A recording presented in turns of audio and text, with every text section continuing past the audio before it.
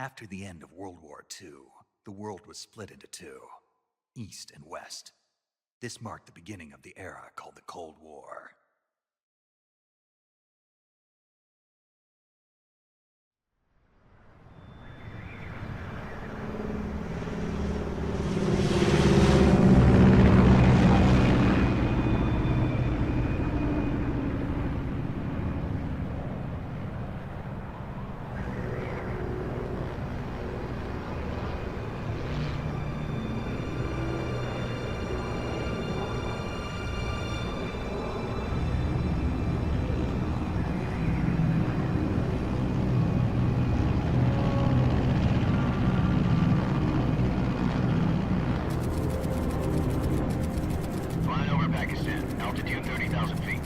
Approaching Soviet airspace.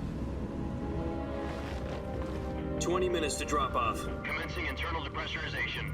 Equipment check. Arm main parachute. All right. You ready to go? Drop zone still showing a high pressure mass. Cav okay. Good. We've got high visibility.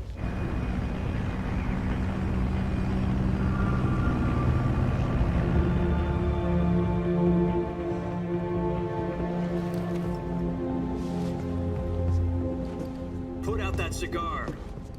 Connecting oxygen hose to interior connector. Put on your mask.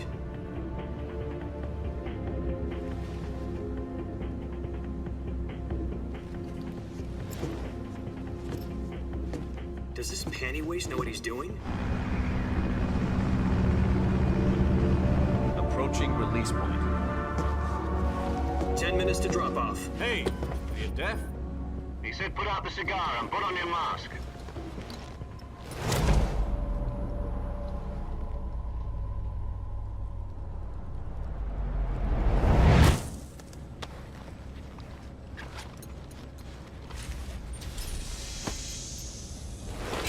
Depressurization complete. Checking oxygen supply. 6 minutes to drop off. Opening rear hatch.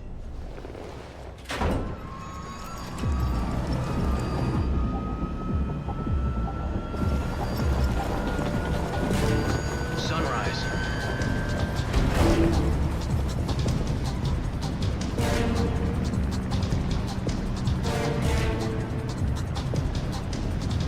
External temperature minus 46 degrees Celsius. 2 minutes to drop off. Stand up. You'll be falling at 130 miles per hour. Try not to get frostbite from the wind chill. 1 minute to drop off. Move to the rear. Activate bailout bottle. This is one for the history books. The world's first halo jump. 10 seconds to drop off. Stand by.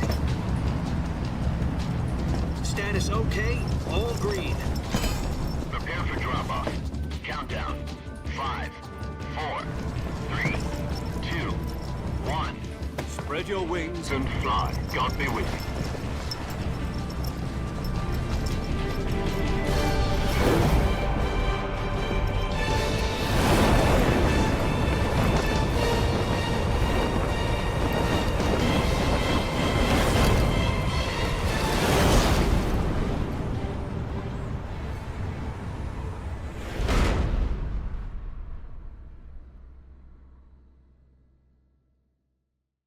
Jack, I've got some important news. The head of the CIA has finally given us the green light for the Virtuous Mission. Virtual mission? No, the Virtuous Mission. The future of our Fox unit depends on it. If it succeeds, we'll be officially organized into a unit. Virtuous mission? Sounds like some kind of initiation ritual. You know, don't get cocky. This isn't a training op. Right. So what exactly is this wonderful mission? Well, about 2 years ago, a certain Soviet scientist requested asylum in the West through one of our moles. His name is Nikolai Stepanovich Sokolov. He's head of the OKB-754 Design Bureau, one of the Soviets' top-secret weapon research facilities, and the East's foremost expert on weapons development. Sokolov? Isn't he that famous rocket scientist? The very same. On April the 12th, 1961, the Soviets achieved the first manned spaceflight in history. The Earth was blue, but there was no God. Well spoken. The rocket that carried Yuri Gagarin into orbit was the A-1, known as the Vostok rocket. Sokolov is said to be the man most responsible for the multi-engine cluster used in that rocket. After Gagarin's flight, Sokolov left rocket development to become the head of the newly established Design Bureau. From a lowly technician to head of a design bureau, that's quite a success story, so why do you want to defect? It seems he'd become afraid of his own creations. Afraid? Call it a crisis of conscience. And for that, he left his country and his family behind and went over the fence? Not exactly. One of his conditions was that his family was also to be taken safely to the west. We used a mole to get the family out first and succeeded in sneaking Sokolov over the Berlin Wall shortly afterwards. I was the one who conducted the operation. The security on the eastern side was still full of holes back then. Then what? We got Sokolov over in one piece, but the whole ordeal had left him exhausted, and we checked him into a hospital in West Berlin. It took him 2 weeks and more than 600 miles to get from the research facility in the Soviet Union to Berlin. He was in no condition to say anything coherent. And it was only a week later that we had something much bigger on our hands. The Cuban Missile Crisis. October the 16th, 1962, President Kennedy received word that the Soviets were in the process of deploying intermediate-range ballistic missiles in Cuba. The President demanded that the Soviets dismantle and remove the missiles. At the same time, he announced a naval blockade to prevent further missile shipments from reaching Cuba. But the Soviets didn't back down, instead placing their armed forces on secondary alert. Soviet transport ships carrying missiles continued on course towards Cuba. US and Soviet forces went on alert for an all-out nuclear war. Frantic negotiations were conducted through the UN's Emergency Security Council and unofficial channels to end the hair-trigger standoff. Finally, on October the 28th, the Soviet Union agreed to remove its missiles from Cuba, and so the world avoided a nuclear holocaust. But in order to get the Soviets to pull their missiles out, we had to make a deal. You mean the one where the US agreed to remove its IRBMs from Turkey? No. The Jupiter IRBMs deployed in Turkey were obsolete, and we were going to get rid of them anyway. They had no strategic value whatsoever to either the US or the Russians. The Turkey deal was a ruse, a cover story that was fed to the other intelligence agencies around the world. So what did the Russians really want? Sokolov. They wanted us to return Sokolov. You mean the Soviets pulled out of Cuba just to get their hands on Sokolov? That's right. What the hell was he working on? At the time, we had no idea. We were running out of time. It was either give up Sokolov or risk full-scale nuclear war. In the end, we had no choice. President Kennedy gave in to Khrushchev's demand. The next day, I got Sokolov out of the hospital, handing him over to agents on the eastern side. Sokolov kept on screaming, "Save me," until he disappeared from my sight. Then a month ago, we received some new information from one of our moles. About Sokolov? Yes. He was taken back to the research facility and forced to continue working on the weapon in question under KGB supervision. What's more, it's on the verge of completion. So what kind of weapon is it? Something to do with space rockets? No, missiles. Same technology. I guess you're right. We don't know the details, but it appears to be a new kind of nuclear device. For half a year now, the Soviets have been conducting frequent nuclear tests at Semipalatinsk. Something to do with the weapon, I assume. We're talking about a secret weapon so big that Khrushchev was ready to pull out of Cuba to get it back. Is Sokolov still in the facility? No. According to our intelligence, he's in Selinoyarsk, a place in the mountains about 3 miles to the west that's known as the Virgin Cliffs. The Virgin Cliffs. Nice name for a virtuous mission. They moved him there just recently. Why? Apparently, they're conducting a field test of the weapon, but it's our best chance to get him back. This mission would never have been possible if he was still in the research facility. This is our last chance. Sokolov must have known that too when he contacted us.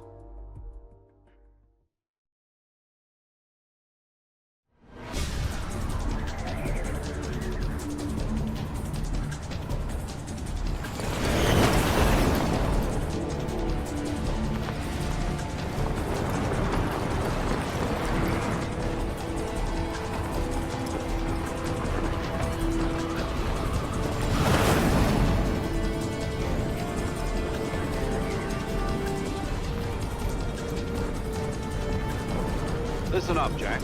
Your mission is to infiltrate Selino-Yarsk in the Soviet mountains, ensure the safety of Sokolov, and bring him back to the West.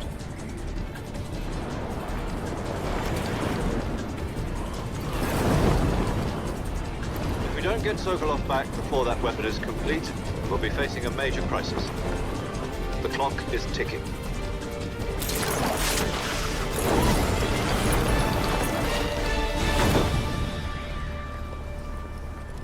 Once we've confirmed the rescue of Sokolov, stand by at the recovery point. A recovery balloon will be dropped at that point. Helium will be pumped into the balloon to inflate it. The process takes about 20 minutes. Once it's complete, the gunship's arm will latch onto the balloon and pull it up. The Fulton surface-to-air recovery system. I'm familiar with the theory. Take it easy. It's been combat-proven. Do you think Sokolov is up to it? The shock will be less than during a parachute jump, and the arm can handle up to 500 pounds. So you're planning on going over the border in a single combat Talon? She's equipped with two 6-barrel 20mm Vulcan cannons, as well as two 40mm machine guns. Sounds like she could hold her own against a battalion of tanks. Even with the fuel in the reserve tank, we're facing a 4-hour time limit. If all goes well, it shouldn't take more than a few hours. Home in time for dinner. But if anything goes wrong, you'll be eating dinner, breakfast, and all the rest of your meals in the jungle.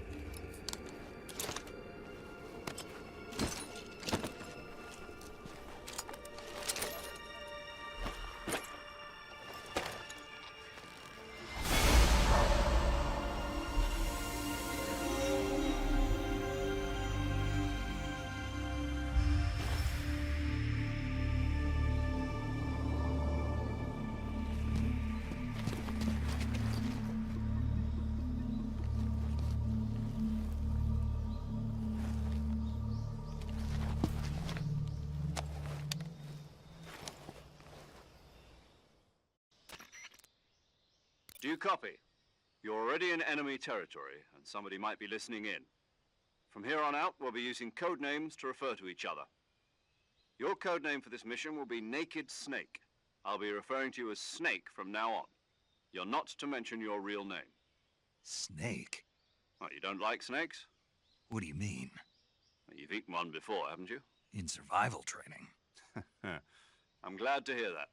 I don't know if I'd ever order one in a restaurant, but... Be careful, you might not have a choice. What about you, Major? What should I call you? Let's see. I'll be Tom. Call me Major Tom. This will be a sneaking mission. You must not be seen by the enemy.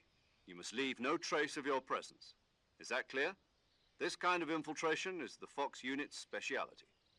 In other words, weapons and equipment are procured on site. That goes for food as well. You're completely naked, just as your name implies. Great. Now I see why you asked me if I like snakes. I suppose calling me Snake was your idea of a joke, too. No. There's a good reason for that. I'll tell you later when the time is right. Gotcha. Getting back to the subject, how exactly am I supposed to feed myself? You've been issued a knife and a tranquilizer gun. Use them to hunt for food. You'll also find some medical supplies in your backpack. Yeah, about the backpack. I lost it in a tree on the way down. I see. Well, you'd better go back and get it then. You know where it is? No problem. I can see it from here. It's stuck on a branch. To climb a tree, Stand in front of a tree that's covered in ivy and press the action button. I'll be monitoring your progress over the radio. We can't risk violating Soviet airspace, but I'll be in the gunship. My frequency is 140.85. I'll give you a call if I need to talk to you. If you need to talk to me, use the send function. Okay, Snake, go get your backpack.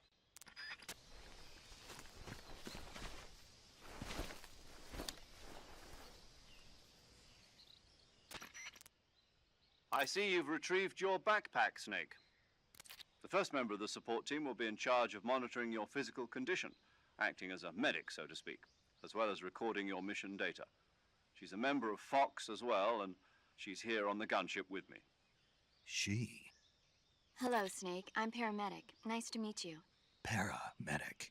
As in a medic who comes in by parachute. Aren't you going to tell me your real name? Are you going to tell me yours, Mr. Snake? My name, huh? It's John Doe. And they call you Jack for short. You're a regular Captain Nemo. A name means nothing on the battlefield. After a week, no one has a name. What's your name? Jane Doe. Very funny. I wasn't joking, but I'll tell you my name only if you manage to make it back alive. My frequency is 145.73. She's also in charge of recording your mission data. Whenever you want to save, send a message over the reserved save frequency, 140.96. So saving lets me record my mission data. That's right. It also records the state of your health. Good to know. There's one more person I want to introduce you to, Snake. Huh? Speaking of snakes, you remember the boss, don't you? A legendary soldier and your mentor. Actually, it was the boss that got the DCI's authorization in the first place. She's going to be serving as Fox's mission advisor. The boss is? She also helped me plan this mission. She and I were at SAS together. Jack, is that you? How many years has it been? Boss? That's right. It's me. Oh. Talk to me. Let me hear your voice. It's been 5 years, 72 days, and 18 hours. You've lost weight. You can tell just by the sound of my voice. Of course I can. I know all about you. Really? Well, I don't know anything about you. What's that supposed to mean? Why'd you disappear on me all of a sudden? I was on a top-secret mission. You didn't need me anymore. But there were still so many things I wanted you to teach me. No, I taught you everything you needed to know about fighting techniques. I taught you all I could. The rest you needed to learn on your own. Techniques, sure. But what about how to think like a soldier? How to think like a soldier? I can't teach you that. A soldier needs to be strong in spirit, body, and technique. And the only thing you can learn from someone else is technique. In fact, technique doesn't even matter. What's most important is spirit. Spirit and body are like two sides of a single coin. They're the same thing. I can't teach you how to think. You'll just have to figure it out for yourself. Listen to me, Jack. Just because soldiers are on the same side right now doesn't mean they always will be. Having personal feelings about your comrades is one of the worst sins you can commit. Politics determine who you face on the battlefield. And politics are a living thing. They change along with the times. Yesterday's good might be tomorrow's evil. Is that why you abandoned me? No, it had nothing to do with you. I already told you, Jack. I was on a top-secret mission. A soldier has to follow whatever orders he's given. It's not his place to question why. But you're looking for a reason to fight. You're a natural-born fighter, but you're not quite a soldier. A soldier is a political tool, nothing more. That's doubly true if he's a career soldier. Right and wrong have no place in his mission. He has no enemies and no friends. Only the mission. You follow the orders you're given. That's what being a soldier is. I do whatever I have to get the job done. I don't think about politics. That's not the same thing. Sooner or later, your conscience is going to bother you. In the end, you have to choose whether you're going to live as a soldier or just another man with a gun. There's a saying in the Orient, loyalty to the end. Do you know what it means? Being patriotic? It means devoting yourself to your country. I follow the president and the top brass. I'm ready to die for them if necessary. The president and the top brass won't be there forever. Once their terms are up, others will take their place. I follow the will of the leader, no matter who's in charge. People aren't the ones who dictate the missions. Then who does? The times. People's values change over time, and so do the leaders of a country. So there's no such thing as an enemy in absolute terms. The enemies we fight are only enemies in relative terms, constantly changing with the times. As long as we have loyalty to the end, there's no point in believing in anything, even in those we love. And that's the way a soldier's supposed to think? The only thing we can believe in with absolute certainty is the mission, Jack. All right, but do me a favor. What is it? Call me Snake. Snake. Oh, right. Your codename is Snake. It suits you well. That's right. The legendary unit that the boss put together during World War II was a snake. The Cobra unit, a group of heroes that brought the war to an end and saved the world. As long as you've got a legendary hero backing you up, you'll be fine. Isn't that right, Snake? Yeah, I can't think of anyone else I'd rather have with me. Oh, and one more thing, boss. Yes? It's good to hear your voice again. Same here. After all, who knows if either of us will make it out alive? Snake, you are always best at urban warfare and infiltrating buildings. But this is the jungle. Survival is going to be key. Those CQC techniques I taught you are sure to come in handy. CQC? Close quarters combat, huh? I've been in the Green Berets for the past few years. I'm probably pretty rusty. Not to worry. I'll be here to help you remember. After all, this is your first actual survival mission. I'll be supporting you over the radio. Where are you, boss? Next to the Major? The boss is communicating with us by radio from aboard a Permit-class submarine in the Arctic Ocean.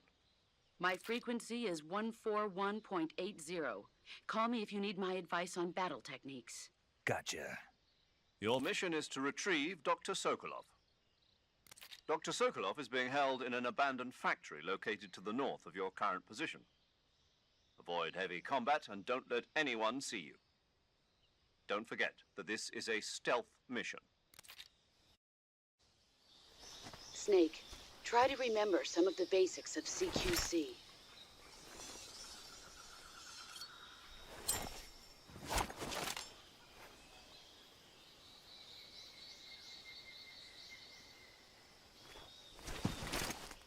Commencing Virtuous Mission now.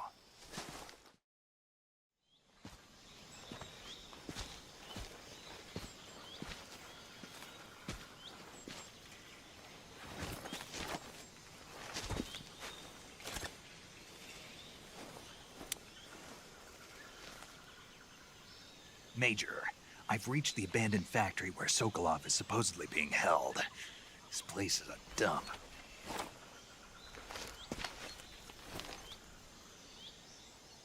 I can't see Sokolov from here.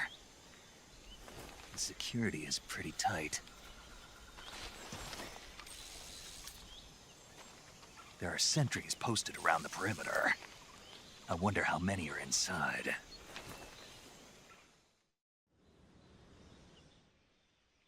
Your objective, Sokolov, is inside the factory. They should be holding him in a room in the northeast section. Northeast section.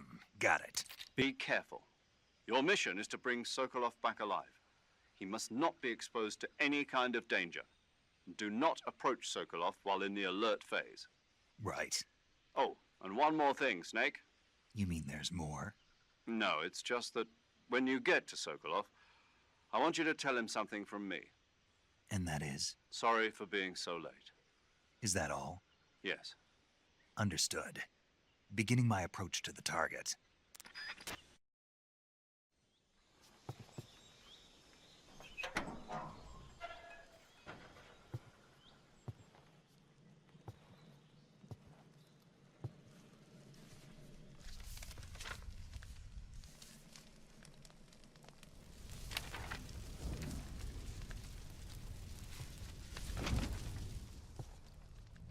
You must be Sokolov. Are you one of Volkin's men? get it from me. No. I'm a CIA agent. I've come to escort you back to the other side of the Iron Curtain. You're CIA? Yeah. I was sent by Major Zero, the man who got you out 2 years ago. Zero? I have a message from him. What is it? He said to tell you sorry for being so late. Did he now? What does it mean? It means he's a man of his word. But we've got no time for this. You have to get me out of here before they arrive. Who's they? Colonel Volgin of GRU. You in the West know him as Thunderbolt. Thunderbolt? Never heard of him. He's a member of the Army's extremist faction, a man who seeks to seize control of the motherland. Ever since the Cuban Missile Crisis 2 years ago, Khrushchev has been pursuing a policy of peaceful coexistence with the West. Despite resistance and criticism from hawks in the army and the provincial authorities, Khrushchev has managed to suppress the opposition so far. But the failure of his agricultural policies has put him in a precarious position. And on top of that, the tragedy last November. President Kennedy's assassination. Precisely. In a sense, Khrushchev has lost his biggest partner, and his power base is rapidly crumbling away.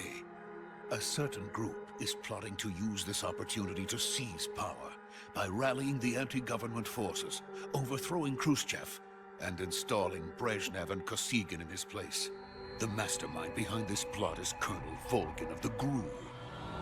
He has control over another secret weapons research facility much like this one, OKB-812, known as the Granin Design Bureau, and is using it to further his plans.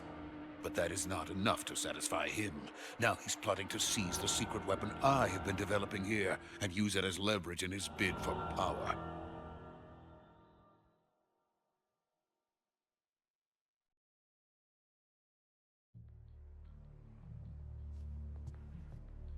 The intelligence says that they are going to make their move during the test. Then, the soldiers outside. Exactly. They wouldn't need that many men just to keep me inside. Their orders were to prevent Colonel Volgin from capturing me. Even if it meant killing me in the process, or so it would seem.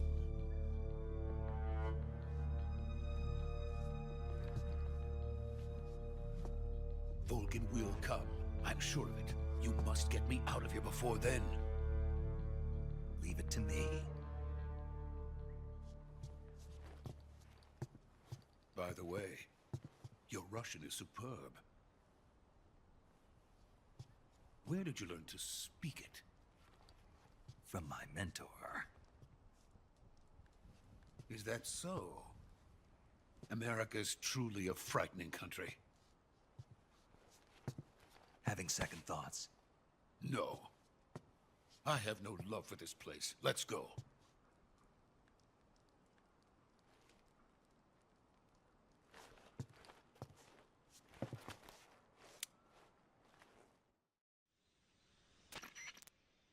Major, this is Snake. Sokolov is safe with me. He's doing fine. No injuries. Good work, Snake. Now hurry up and get Sokolov to the recovery point. We'll rendezvous with you there. Roger. What about the sentries? I managed to get past them. I see. What about the boss? We lost contact with the boss some time ago. What happened? It's probably just a weak signal. Just hurry and get Sokolov out of there.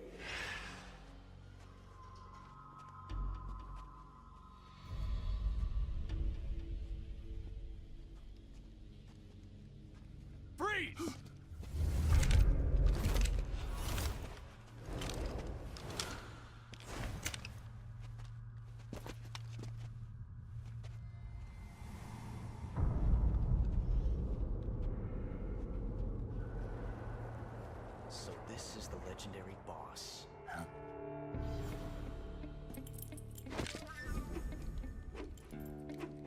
Huh? We meet at last.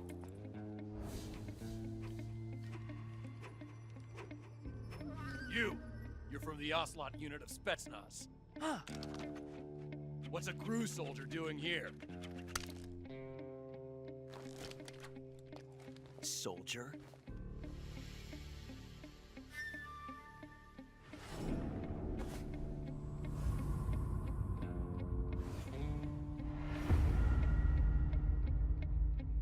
He's the Ocelot commander. Ha! That's Major Ocelot to you. Don't you forget it.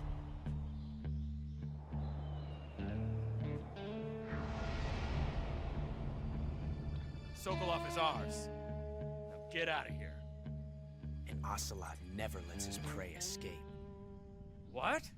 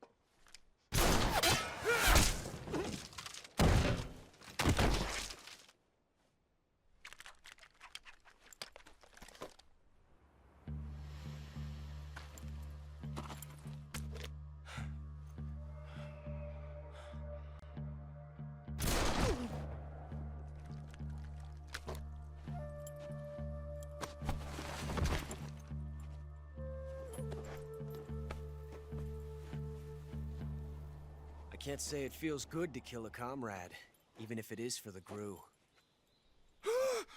Sokolov, take cover. Huh.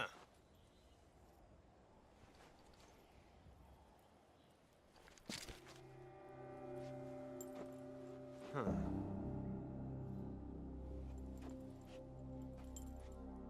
You're not the boss, are you?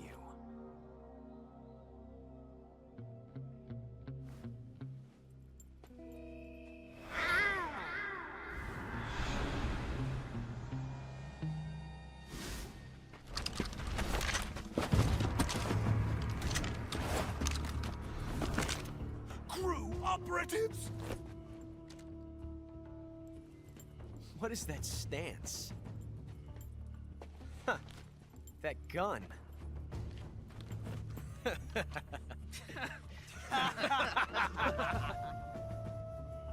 If you're not the boss, then die.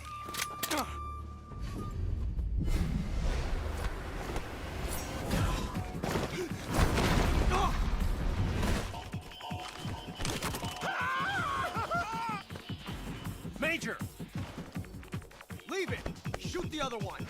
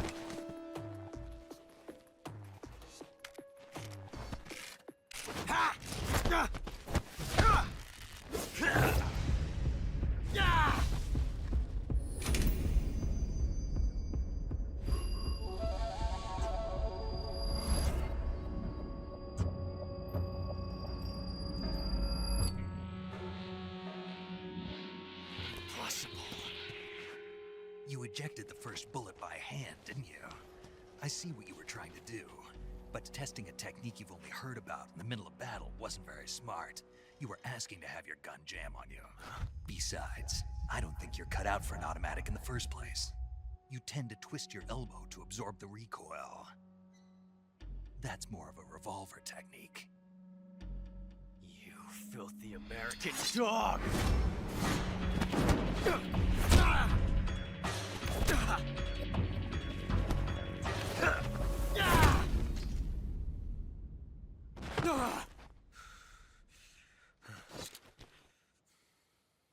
But that was some fancy shooting. You're pretty good.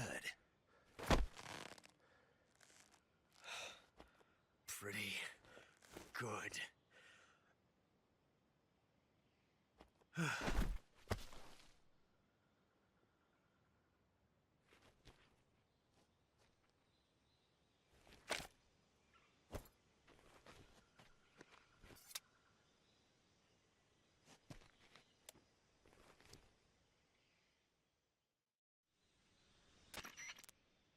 Major, do you read me? I read you. Snake, you all right? I've run into a few snags. These guys were after Sokolov too. Apparently they were taking orders from a GRU colonel named Volgan. A GRU colonel? Part of an internal Soviet power struggle, according to Sokolov. Something between the KGB and GRU. Between Khrushchev's supporters and Volgan's. Sokolov was being guarded by the KGB and hunted by GRU? Snake, it sounds like this could be even hotter than Cuba. I don't like it. Something about the whole thing stinks. I agree. You'd better hurry. Sokolov ran off by himself, but I'll catch up to him. We're counting on you.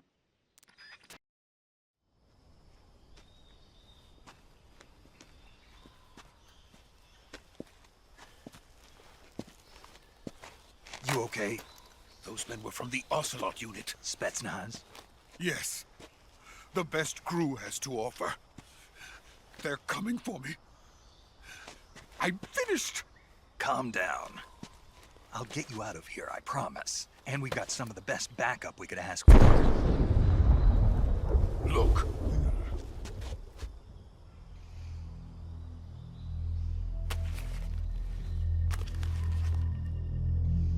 That's what they were making you build? Yes. The Shagohod. The treading behemoth. A tank capable of launching nuclear IRBMs. It can launch nuclear missiles from that kind of terrain? Oh, yes. And without support from friendly units. A nuclear-equipped tank capable of operating solo.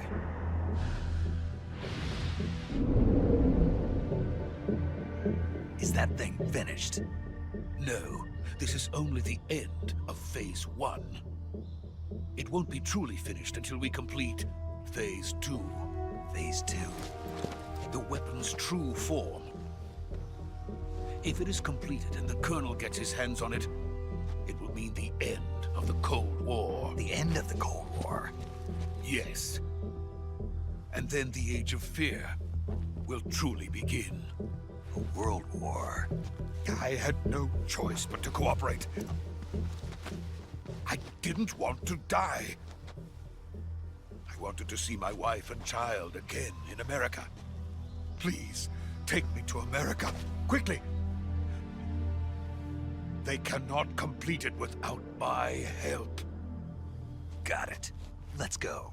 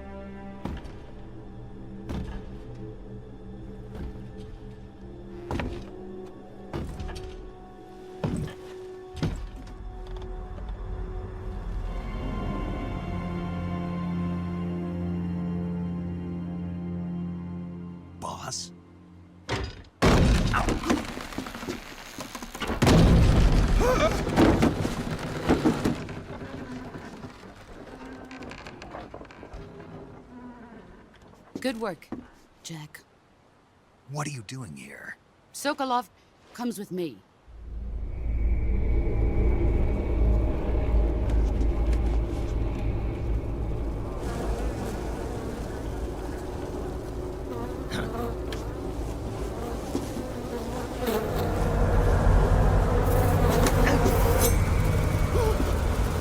Hornets.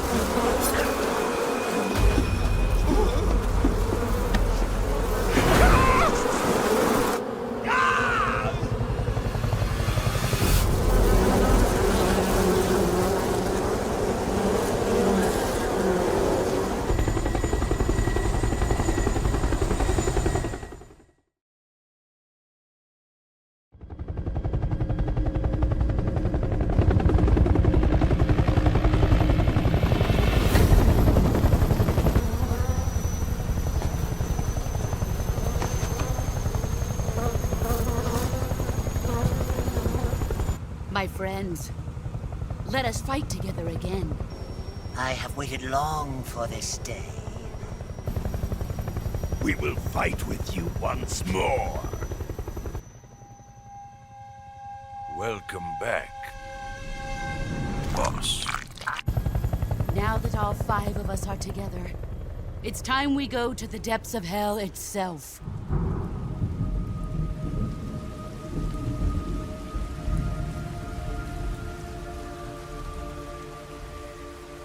It's raining blood. Is he crying?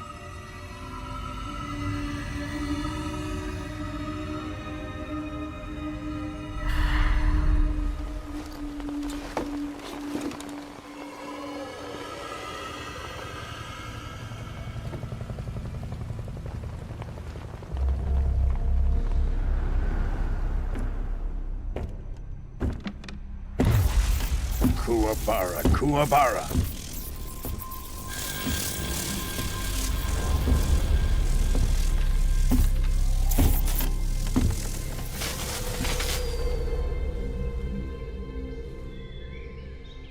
Ah, what a joyful scene. Colonel Vogan. Welcome to my country. And to my unit.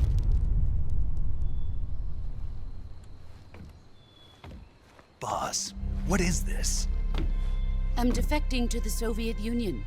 Sokolov is a little gift from my new hosts. Recoilless nuclear warheads.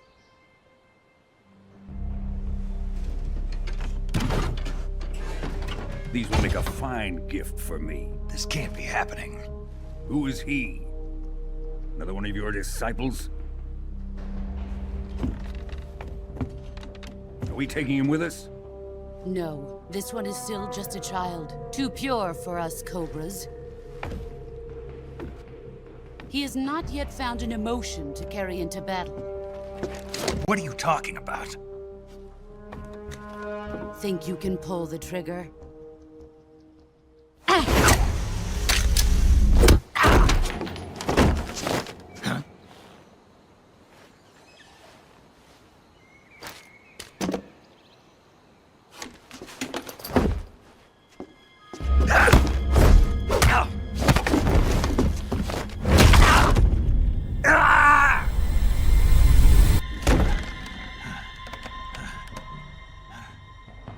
He's seen my face.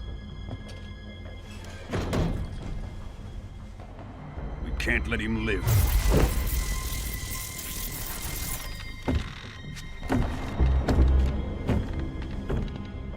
If Khrushchev finds out about this, we're finished.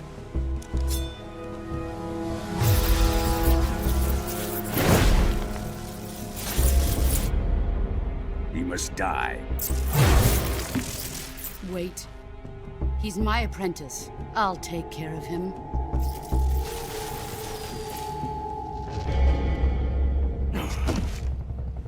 Jack, you can't come with us.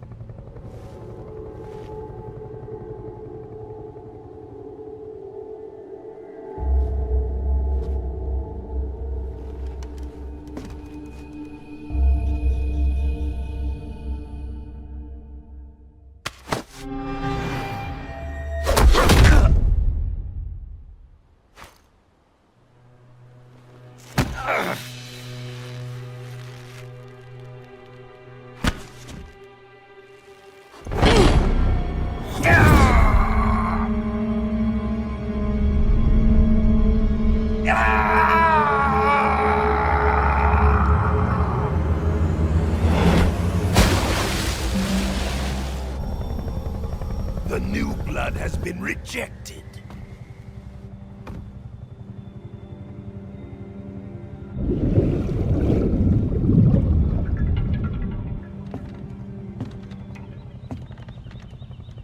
Are we done here?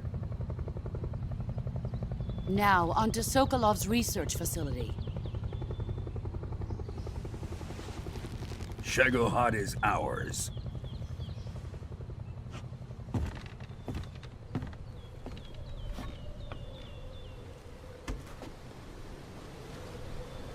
Drift away.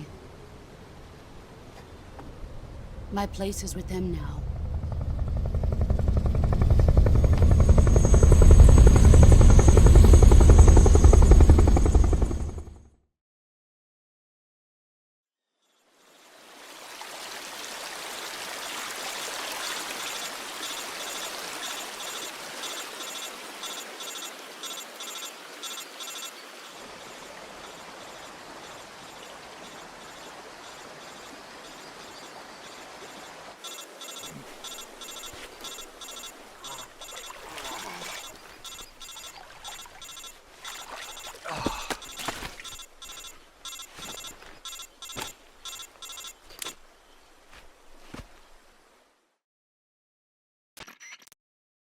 Snake, can you hear me?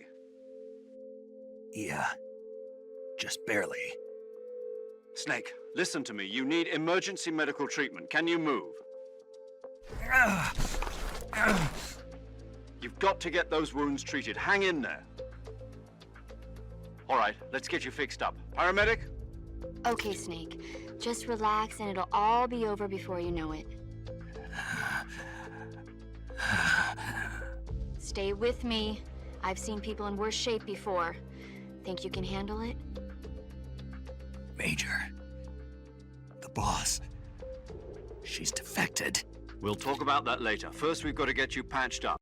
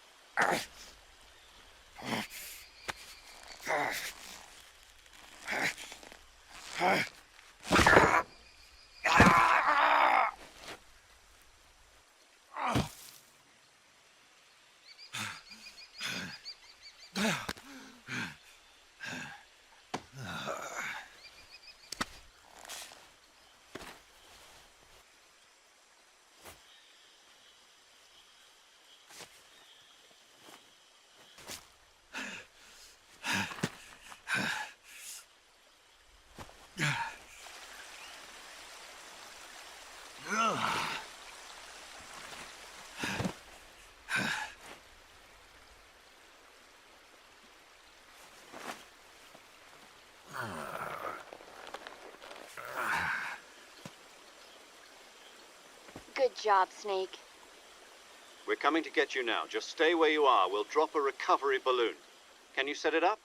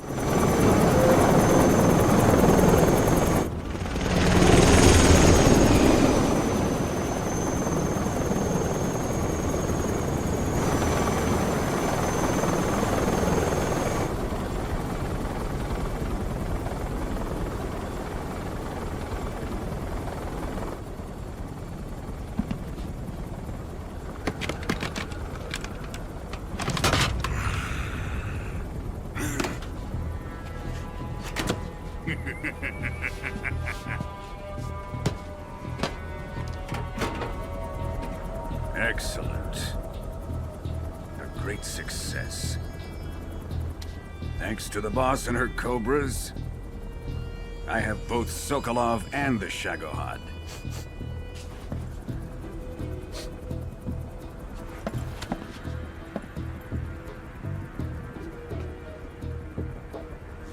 What are we going to do with the girl?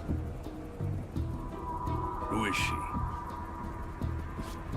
Apparently she's Sokolov's woman.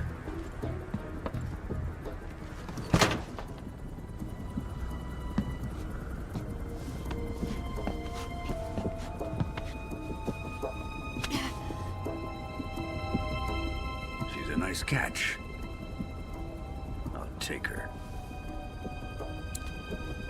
Not so fast, my dear.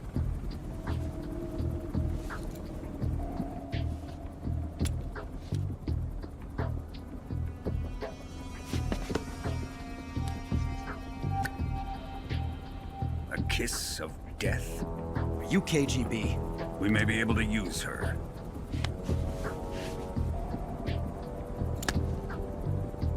She has spunk.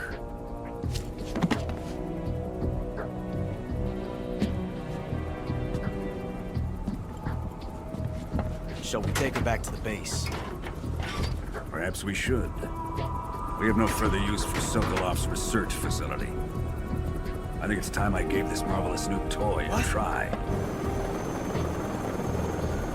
Colonel, even if they are our enemies, they're still our countrymen. But it won't be me that pulled the trigger. It'll be our friend, the American defector. You're going to nuke your fellow Russians? Remember the Alamo. Colonel!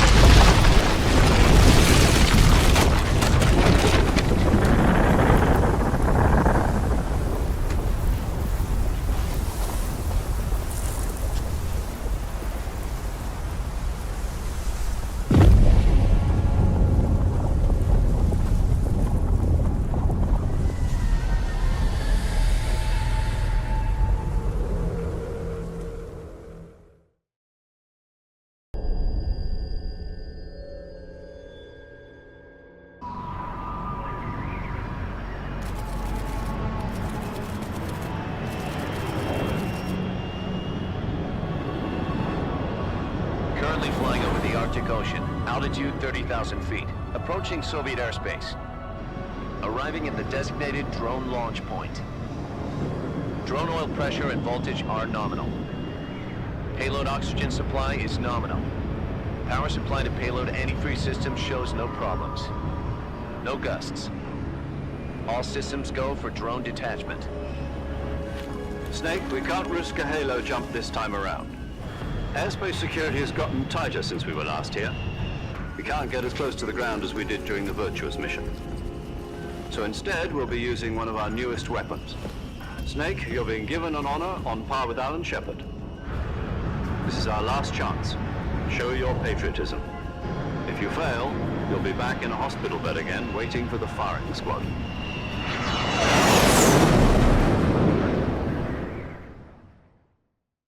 So how does it feel to be a patient in one of the most advanced ICUs in the world? Would you do me a favor and tell the suits about visiting hours? I'll never get better with them assaulting me day and night with their questions. Must be part of the top brass's inquiry. More like an interrogation. According to them, I'm a traitor and an accomplice to the boss's defection. They're just looking for a scapegoat. Does that mean they're after you, too? Let's just say neither one of us is going to be made a national hero out of this. Does this mean Fox is going to die? No. This fox is still one step ahead of the hounds. The reason I came to see you today, Jack, it's time for Fox to clear its name. What are you talking about? The situation has changed. We've still got a chance to come out of this one alive. Yeah, what kind of chance? Don't get too excited. Here, have a cigar. It's Cuban.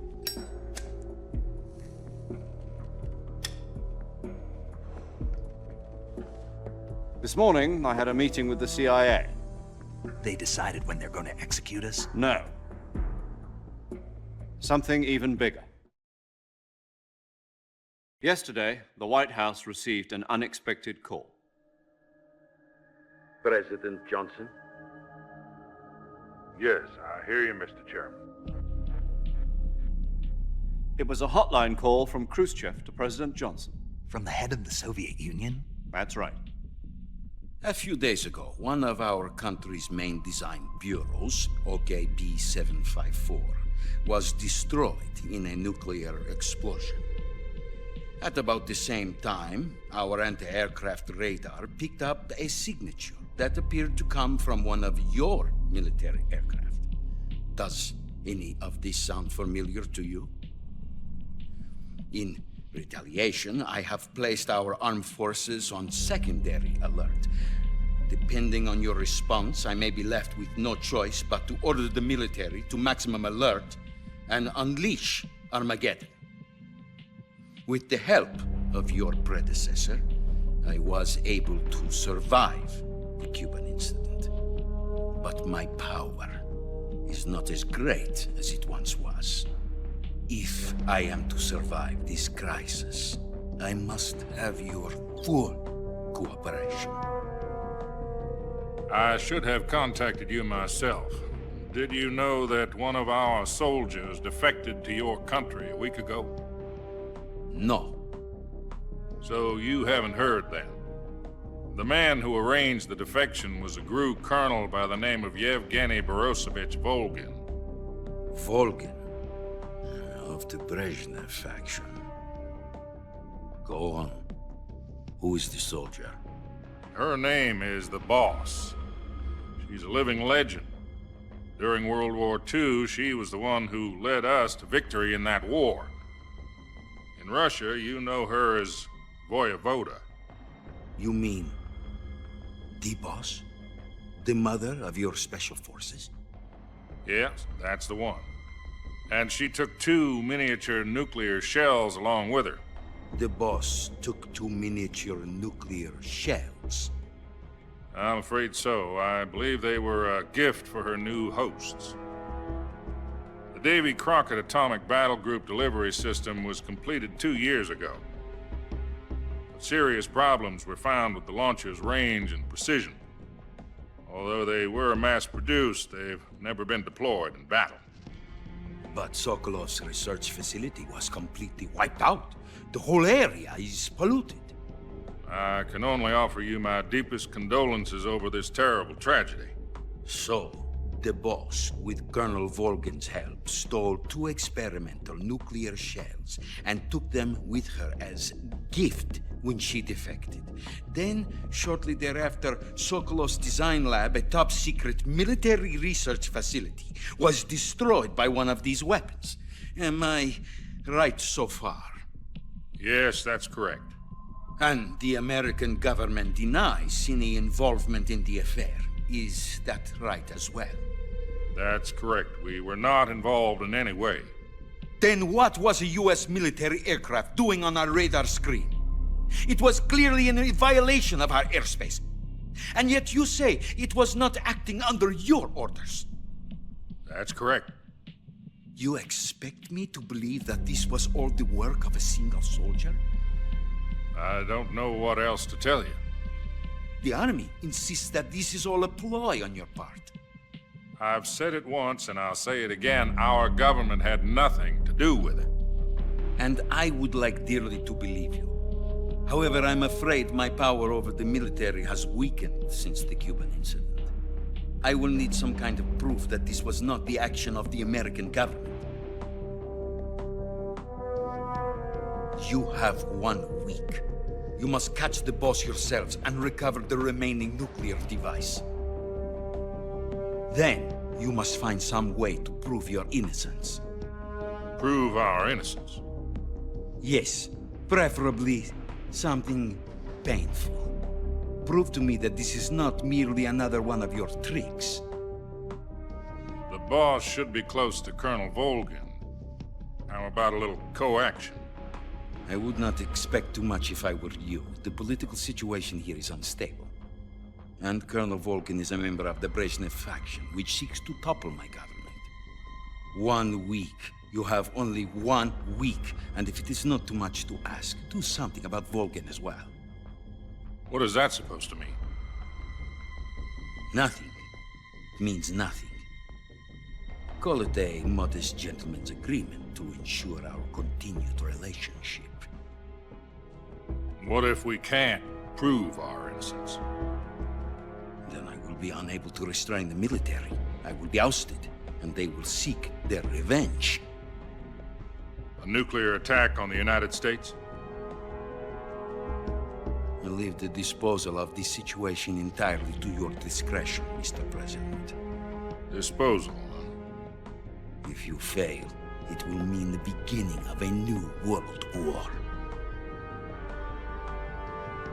To put it simply, in order to avoid a full-scale nuclear conflict, we have to prove that America was not involved in that explosion.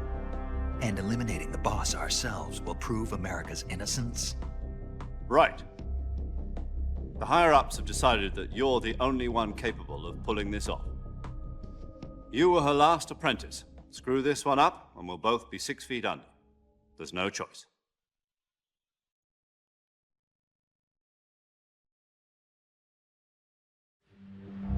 Are the Russians going to be helping us?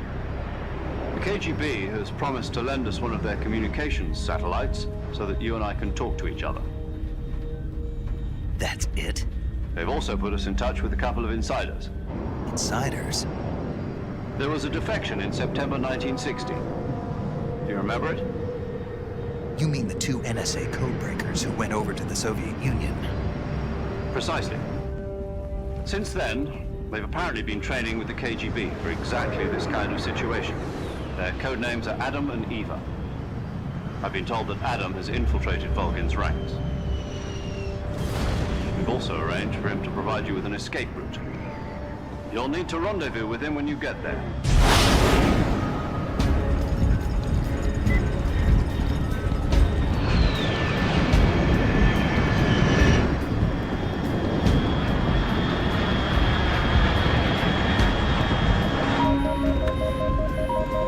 Control, unidentified aircraft detected. Altitude 30,000 feet.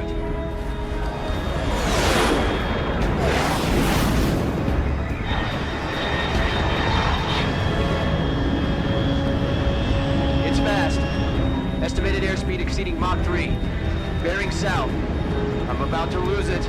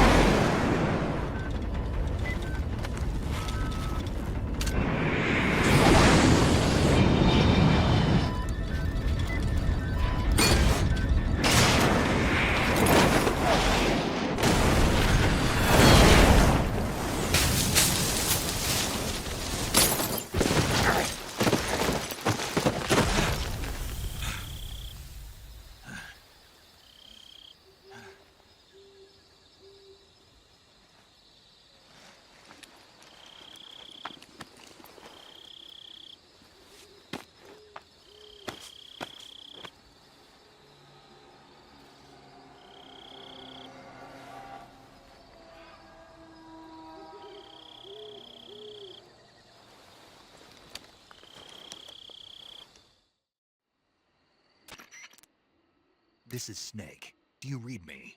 Loud and clear. Glad to see you landed safely. I got blown pretty far off target. Snake, let's go over your mission objectives one more time. Rescue Sokolov.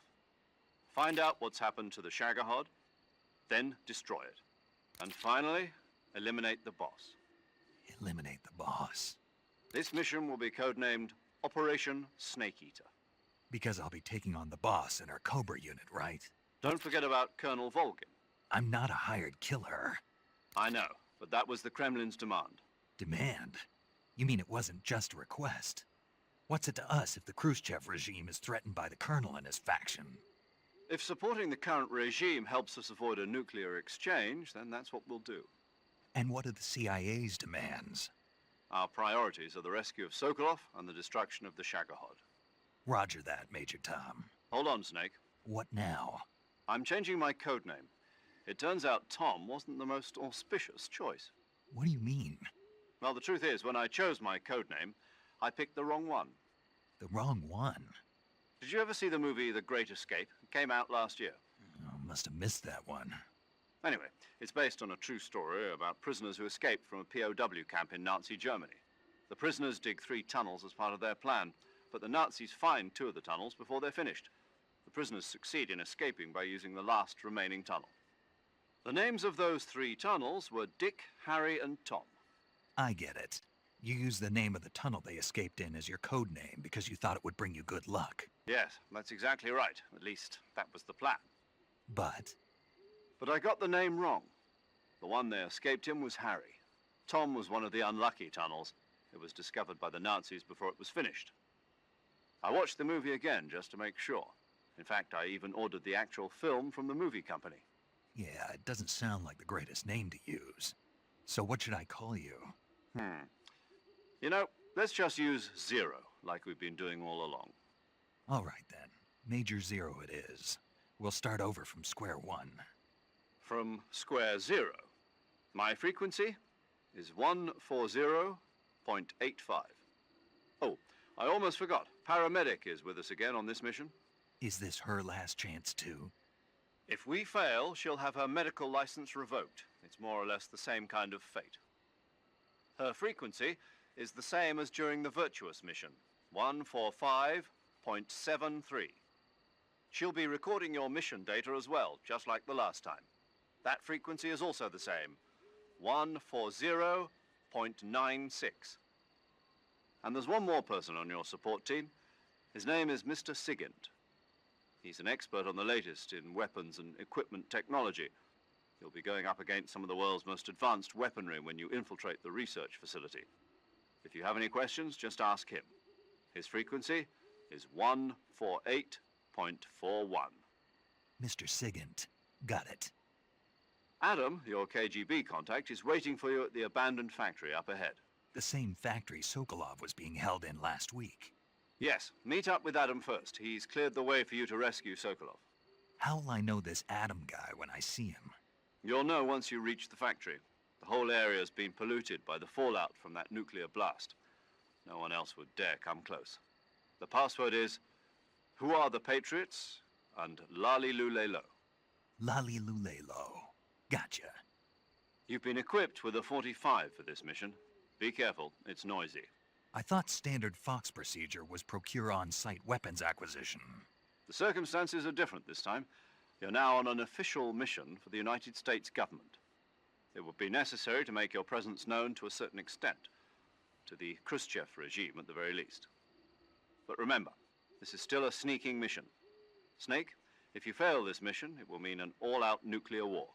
Keep that in mind and proceed with extreme caution. Understood. Commencing Operation Snake Eater.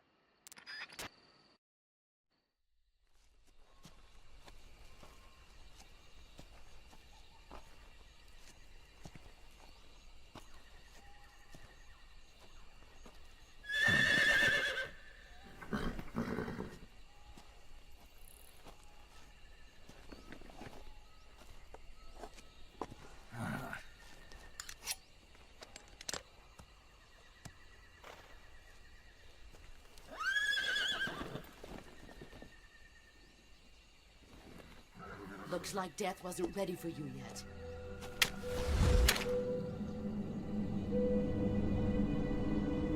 Boss. That arm still hurt? What are you doing here?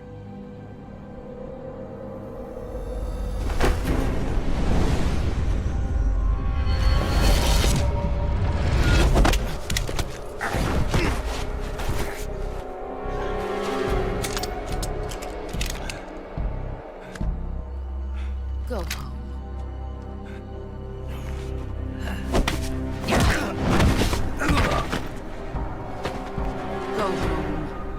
sons are waiting up ahead. You don't have a prayer of finishing your mission. You're not even armed. Boss!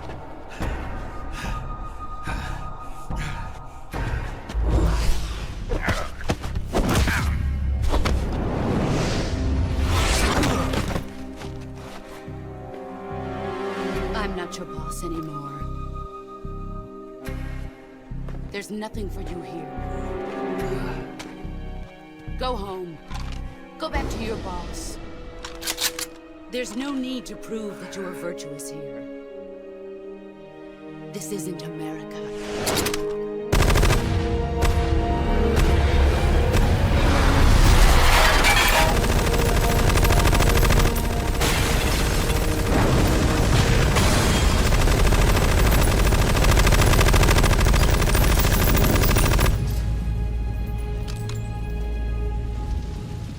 That should stir things up a bit. You'd better hurry.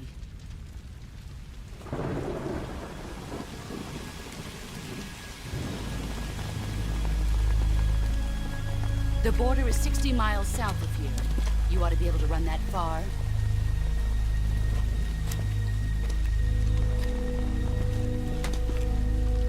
Why'd you defect? I didn't. I'm loyal to the end, to my purpose. What about you, Jack? What's it going to be? Loyalty to your country or loyalty to me? Your country or your old mentor? The mission or your beliefs? Your duty to your unit or your personal feelings?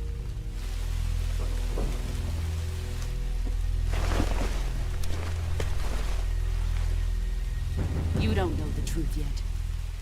But sooner or later you'll have to choose. I don't expect you to forgive me.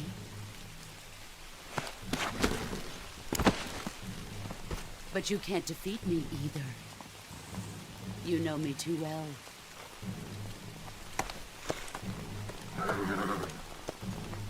Just look at that bandana. If you can't put the past behind you, you won't survive long.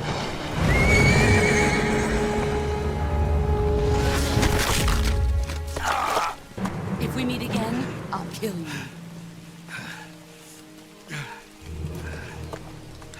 Now, go home.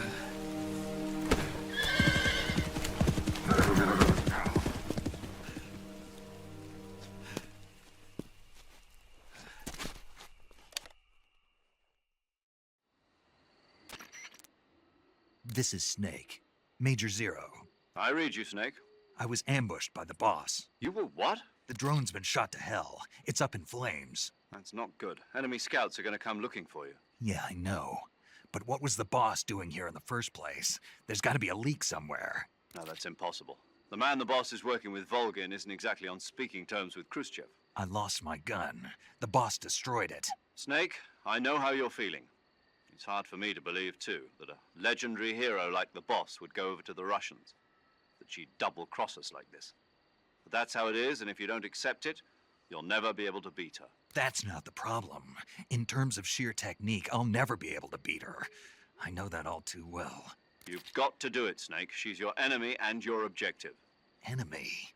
We were together for 10 years, and now you tell me she's my enemy? Enough. Hurry to the factory where Adam is waiting. Scouts have probably already been sent out to investigate the explosion. You've lost your weapon, right? That means you've got no chance of winning in a battle situation. Whatever you do, don't let them see you.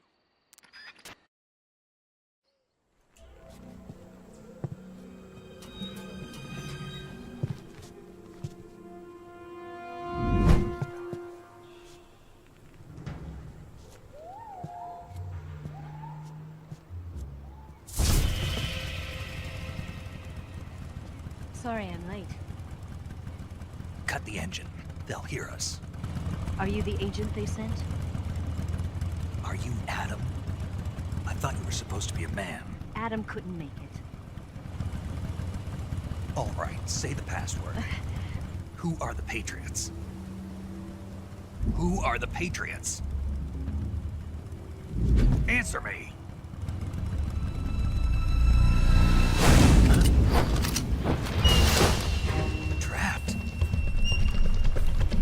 Take it down!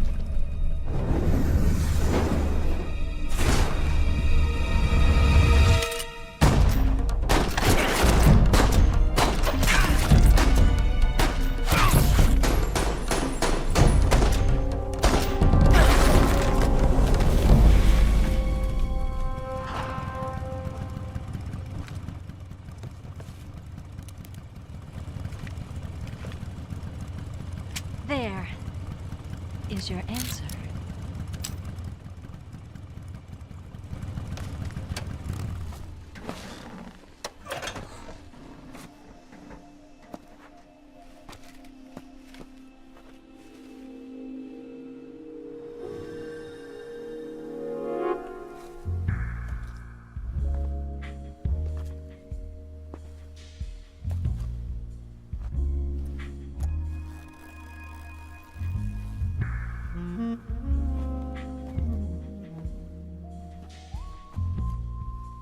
The name's Eva.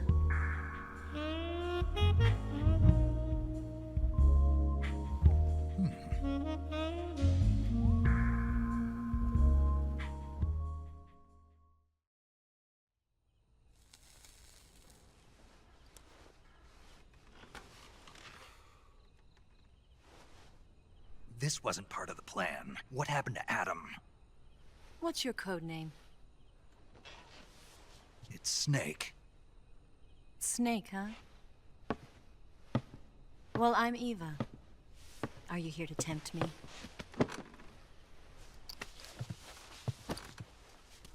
What happened to Adam? Colonel Volgin is a very suspicious man. He decided Adam wasn't the right person for this mission. And you were? Yes. Why? Because I can do things he can't. I heard you used to be a codebreaker for the NSA. I was. 4 years ago, I defected to the Soviet Union with Adam. Mauser military. The broom handle. It packs quite a punch. Nice to have when you're on a bike. You held it sideways and used the muzzle jump to create a horizontal sweep. That was impressive. Bet you've never seen that technique in the West. It's imitation, isn't it? Yeah. It's a Chinese Type 17 pistol. Around here, even that's hard to come by. Don't worry, though. The one I've got for you is American-made.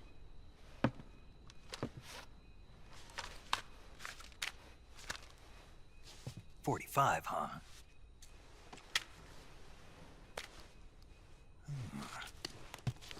Incredible. Do you like it? The feeding ramp is polished to a mirror sheen. The slide's been reinforced, and the interlock with the frame is tightened for added precision. The sight system is original too. The thumb safety is extended to make it easier on the finger. A long type trigger with non-slip grooves. A ring hammer. The base of the trigger guard's been filed down for a higher grip. And not only that, nearly every part of this gun has been expertly crafted and customized.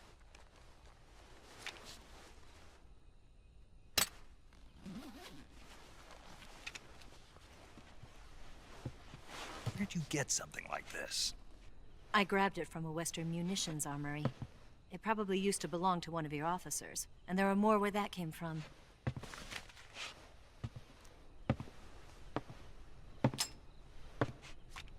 You had this with you, didn't you? Better take this too. What's that? A disguise to make you look like a scientist. A disguise? Yes. You're here to rescue Sokolov, right? Sokolov's still safe then? Yes. He's being forced to continue his work on the Shagohod. Where? At the lab. They've got a whole army of scientists there developing new weapons. Security is tight, but if you disguise yourself as a scientist, you might be able to sneak in. Can we get Sokolov out of there? We'll see, won't we? Tell me how to get to the lab. The safest way in is from the rear. First, you'll need to head north through the jungle. You'll come to a heliport used for shipping materials. Pass the heliport and continue north, and there will be a large crevice. Descend into that area and you'll reach a cave. Move through the cave and you will arrive at a mangrove swamp. After the swamp, there'll be a warehouse. Make your way through the warehouse and you'll come out just south of the lab. Got it. And just what are you doing there? In close-range combat, a knife can sometimes be more useful than a gun. By doing this, I'll be able to hold a knife at the same time and still keep the gun steady. That way, I can instantly switch between a gun battle and a knife fight.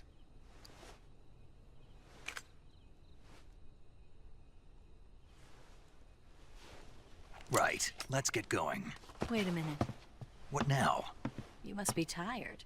Why don't you take a little rest? I'll be fine. You'll never make it in your condition. It's a jungle out there. There's still an hour before dawn. It's dangerous to be out in the jungle at night without a guide. What about you? I have to get back. I can't be gone for too long. They'll start to suspect something.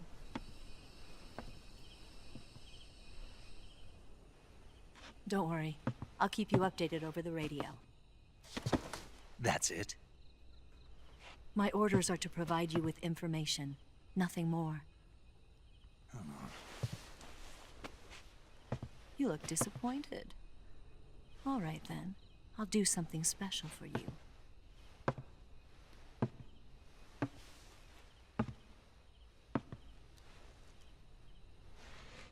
I'll stand watch until dawn. Now be a good boy and lie down.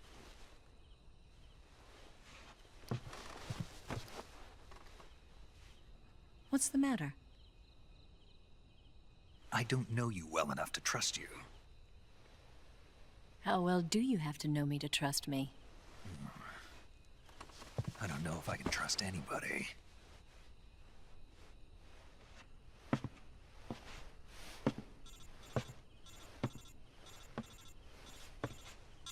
Gonna get that?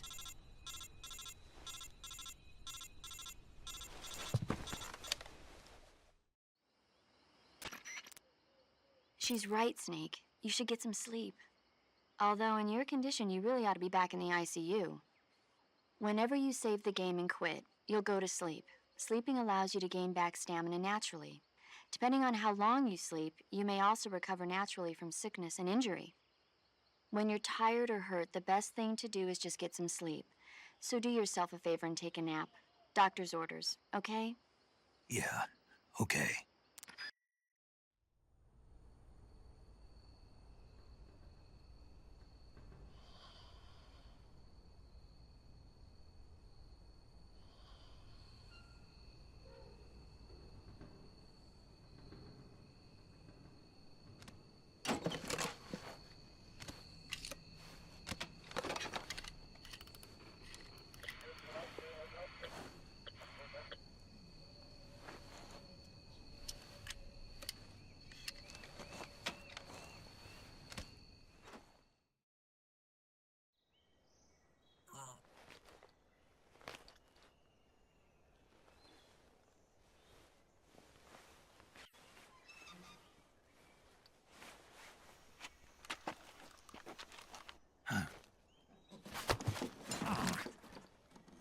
What's the matter? We're surrounded. I see 4 of them.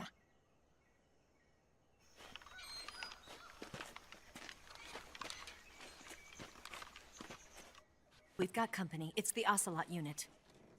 Let's get out of here. Hurry. Don't forget your gear. Here, give me a hand.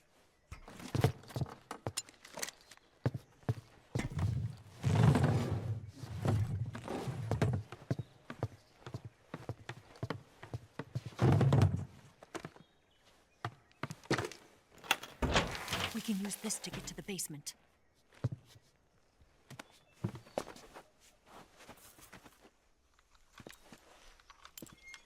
Damn it, Ocelot.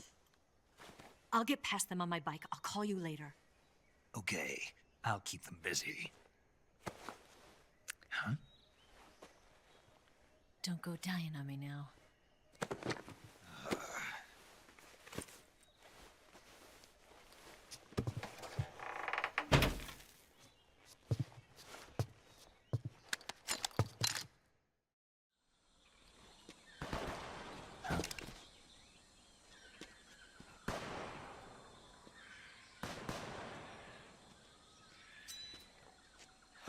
waiting for this moment.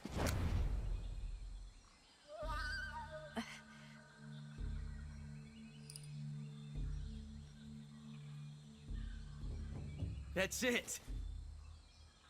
That's the stance. I don't think so. What? A female spy?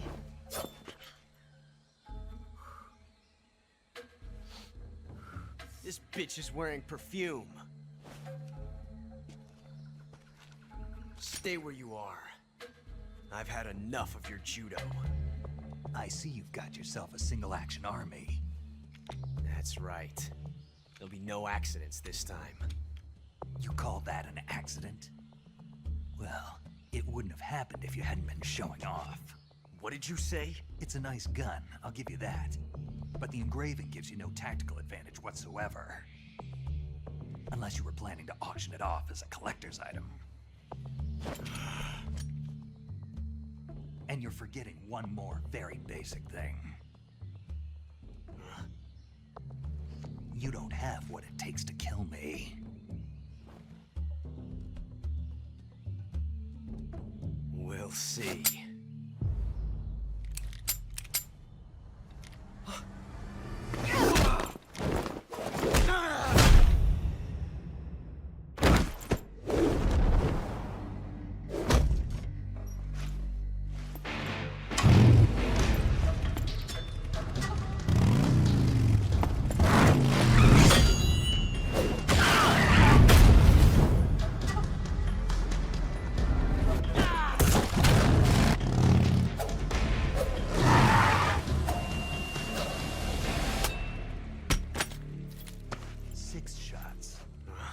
That thing only carries 6 shots. The Makarov carries 8.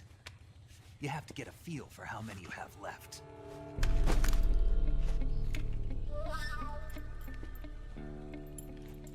This is a high-class weapon. It's not meant for shooting people. Damn!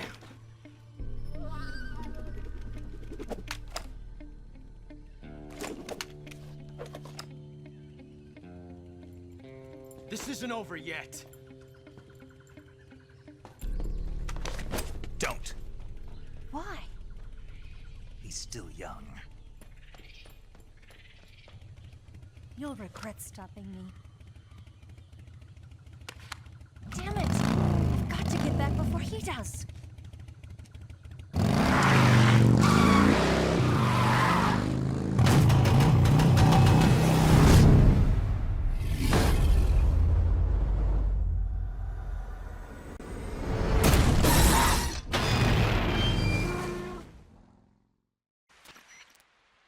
Snake, are you there? Eva, Did you miss me? did you make it without any trouble? No one saw me. So you're back with Volgin. In a matter of speaking. What about the boss? Yeah, she's here too. Better be careful. Thanks, I will. The boss and I get along pretty well, though. I guess we traitors have a lot in common. Why would anyone want to defect? Betraying your country like that, I just don't get it. Are you talking about the boss? Why do you do it? Weren't you born and raised in America? Yes, in a small rural town. I never even knew there were other countries, other cultures, other ways of thinking. Until I went to work for the NSA. And one day, I'd found I'd lost faith in the things I'd been taking for granted. What did you see? What was it that made you want to change sides? You wouldn't believe me if I told you. Try me. I saw the universe. The universe? Not the actual universe. The universe as the intelligence community sees it. I realized that the gravity in this universe was holding me back. That's all. People and countries are both changed by their environment and by the times. That sounds like what the boss was saying. There's a world of difference between this country and America. But it's only a difference of position, a difference of perspective. Coming here made me realize something. Half of what I'd been told was a complete and utter lie. The other half was a conveniently constructed lie. Where's the truth, then? It's hidden in the lies. Are you lying, too? Who knows? I've been trained to make even the most severe falsehood sound like the honest truth. Weren't you? No. I believe because I have to, even if it is a lie. That's part of my mission. I'll have to remember that. If you need me, give me a call on the radio. My frequency is 142.52. See ya.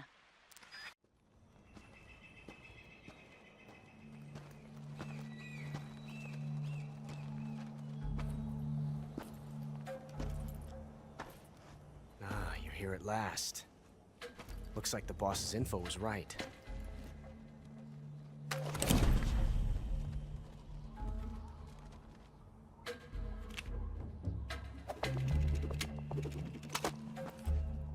Twice now you've made me taste bitter defeat.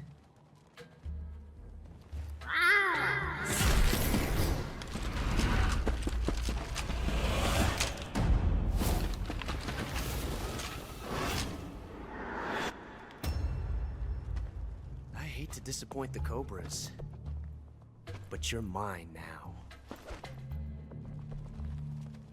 All of you, leave us.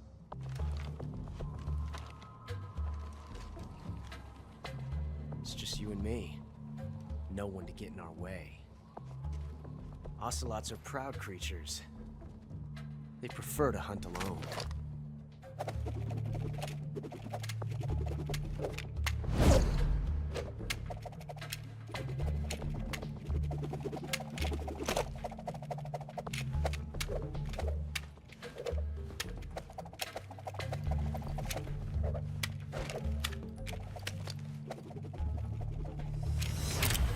Shots.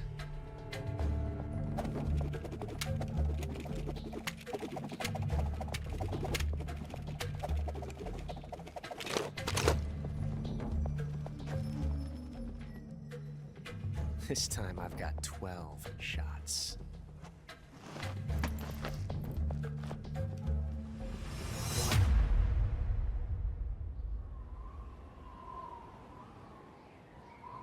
Okay.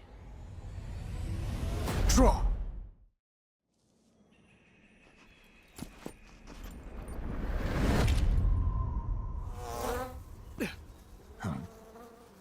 Damn it. He found us. Huh?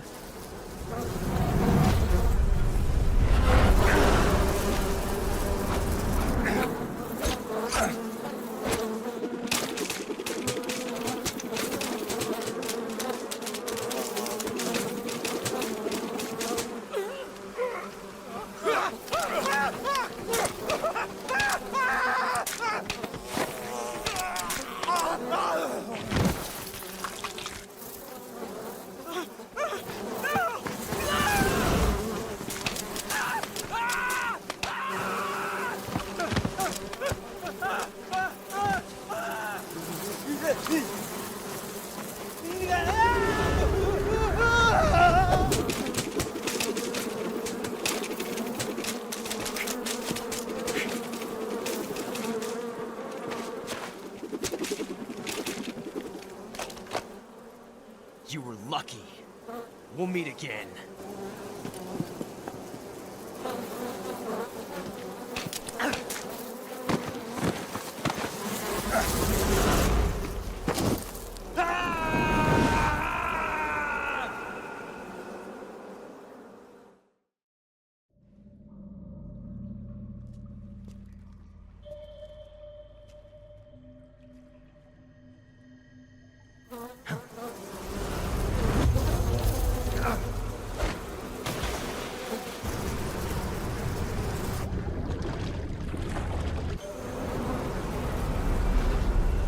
I've caught you at last.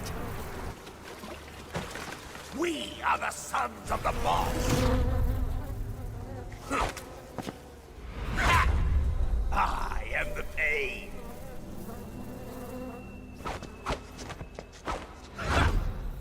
I will guide you to a world of anguish beyond your imagination.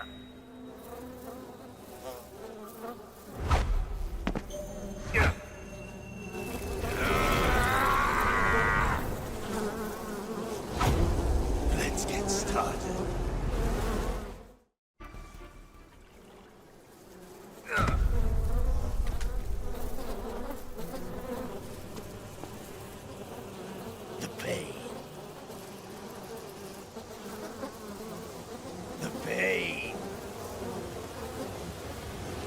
the pain! The pain!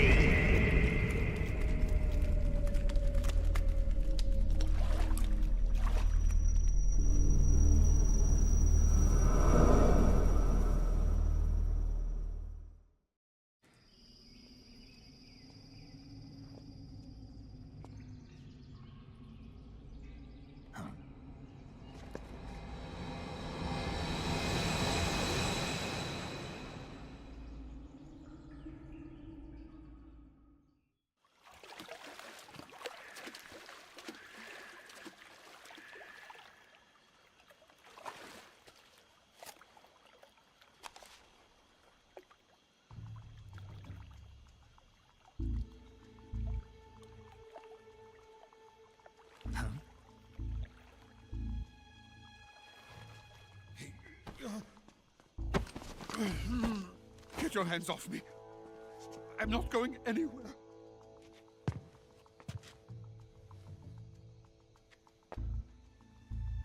Really now?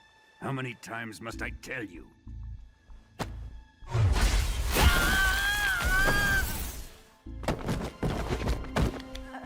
Tanya!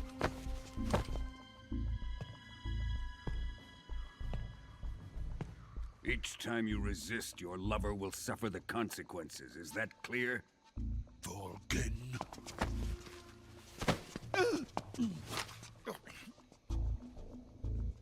Damn you!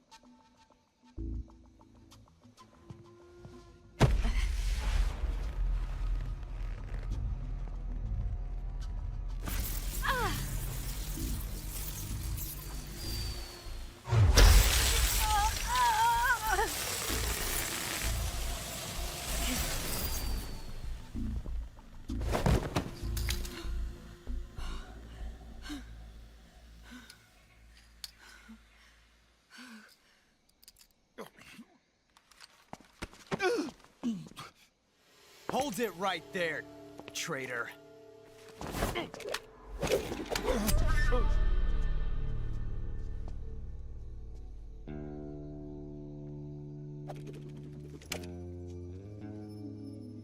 Let's find out just how lucky you are. Watch closely.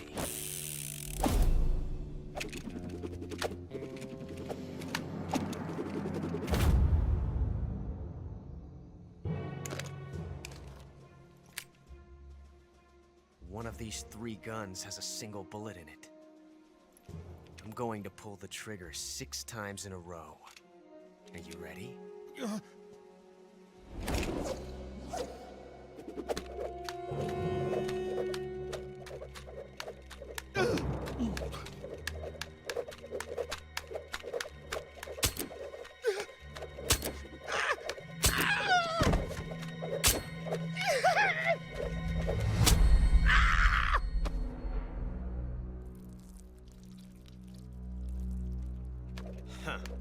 Looks like your luck hasn't run out yet.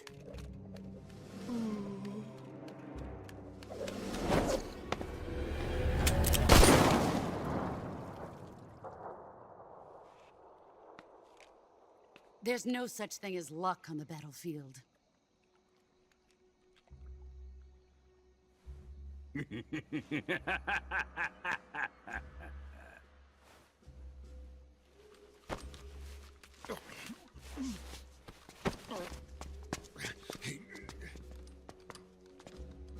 You'd better stay in line from now on.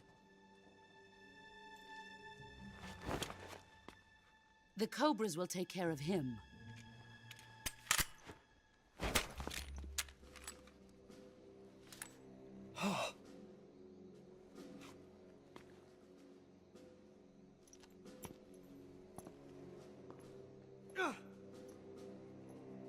Has the CIA dog been disposed of yet? The pain is dead. What?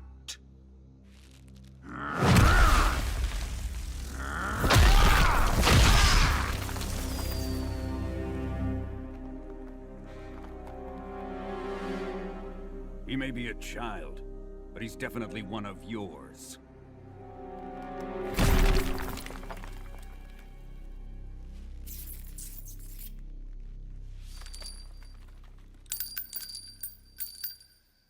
I fear Khrushchev may have a hand in this. We have no time to lose. You must eliminate him before the final test. Don't worry. They'll be able to handle it.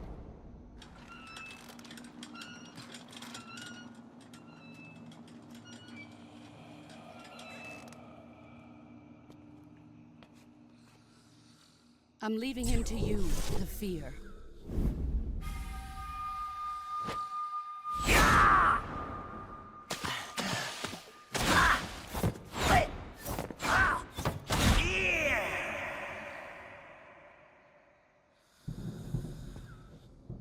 The old man is always sleeping. Is he all right? The end is saving what life he has left in him for battle. Normally, he's dead. But he'll wake up when the time is right.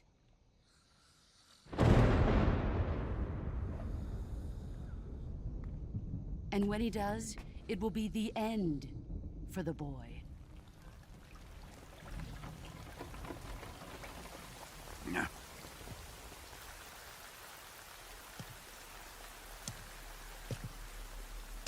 Sokolov isn't worth your love. You can entertain me until the rain stops.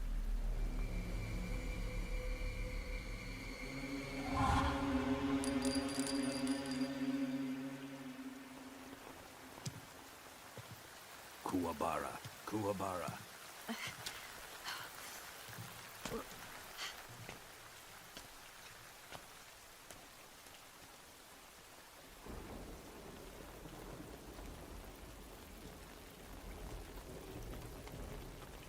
The sorrow, is that you?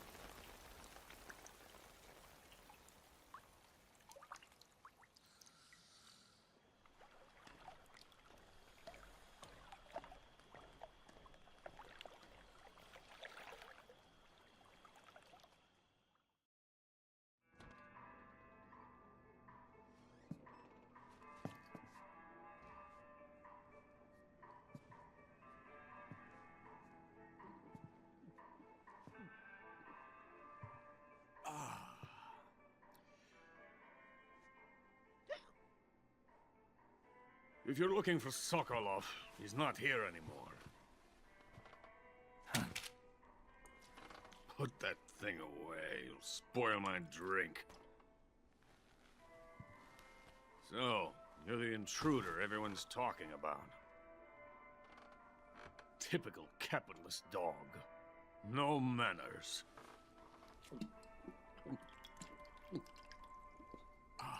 And who are you?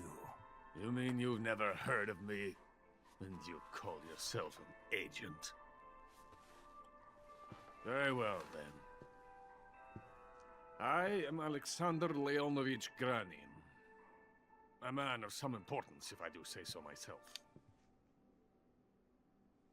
I am the foremost weapons scientist in the Soviet Union, and the head of the glorious Granin Design Bureau. This is the Order of Lenin. It is an honor of the greatest magnitude, given along with the title of Hero of Socialism to only the finest workers. It was awarded to me in recognition of my brilliant contributions to society. Since the Great Patriotic War, I have created countless weapons in the service of our great communist society.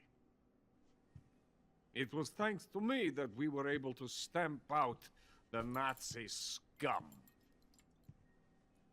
It was I who created the basic design for the mobile ballistic missile system you know and fear as SS-1C.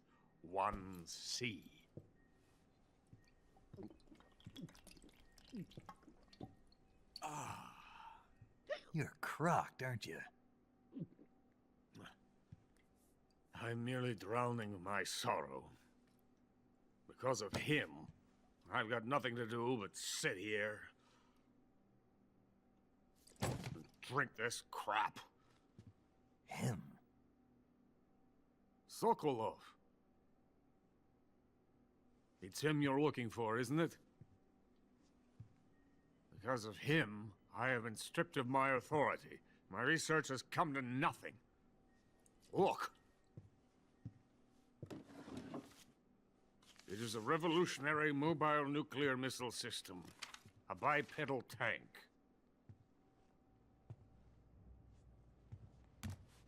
A bipedal tank? Yes, a walking tank. A robot. Are you familiar with the theory of the missing link between apes and humans? Well, this technology will be the missing link between infantry and artillery.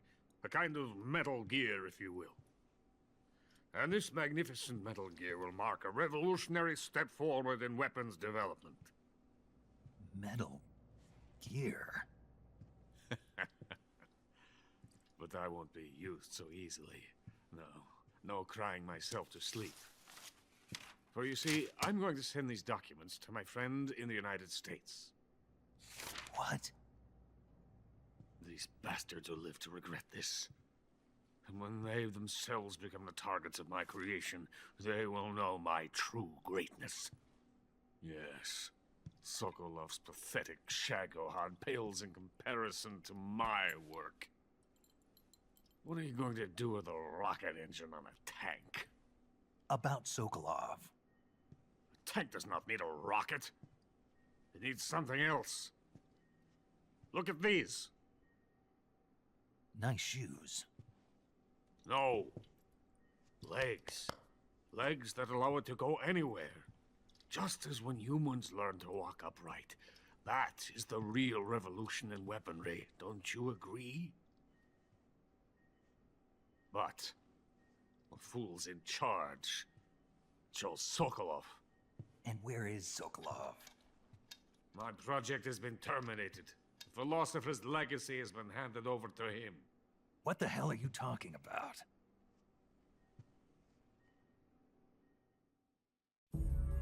The philosopher's legacy.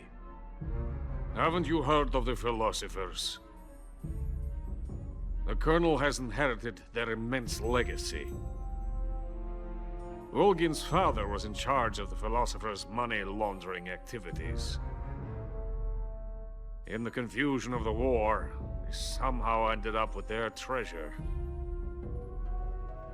And Volgin inherited that treasure illegally. We never need to worry about the military budget. The development costs at our facility are all paid out of the Colonel's deep pockets. The weapons born here will be the genes for creating an entirely new form of warfare. The funding for my research came out of that legacy. Came out of it. Now, my money, my men, all have been diverted to the Shagohod project. Tomorrow, they will be conducting the final test, while Sokolov is making the final preparations in the weapons factory at Volgin's main base, the great fortress of Grozny Grad. Here I am, playing host to an enemy spy and drinking myself into a stupor. That's where they moved Sokolov? Yes. And the Shagohod is there too? Of course. Hey! You're not thinking of going to Grozny Grad. Are you mad? It's an impenetrable fortress. I'm sure it is. You'll be killed. I'll take my chances. Wait. What? Listen to me, you fool. I want to help you. Help me? To thank you for your compliment. What compliment? My shoes. Tatiana gave them to me. I wanted to thank you for complimenting me on them. I'll tell you how to get into the fortress. In return, I ask only that you get that idiot out of there and destroy the Shagohod. There is an underground tunnel that runs around the perimeter of the fortress. You should be able to use it to sneak into the base. Head for the mountains. The entrance to the tunnel is located there. Take this.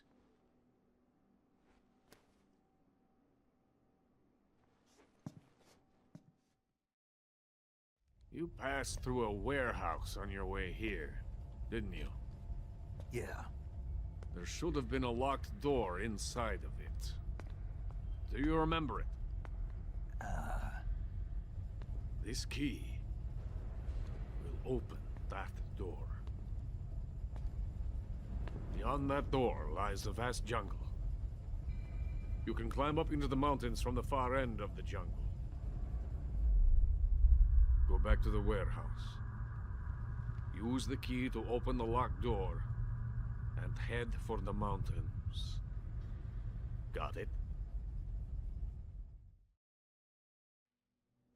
Why are you helping me? Unlike Sokolov, the thought of defecting has never once crossed my mind. I love my country. I love this land. I cannot even imagine living anywhere else. I wish to remain a hero of the great motherland.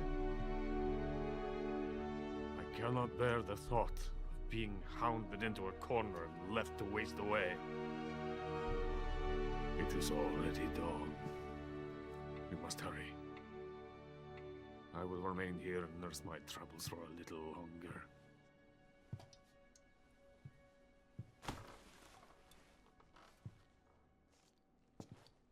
To capitalism!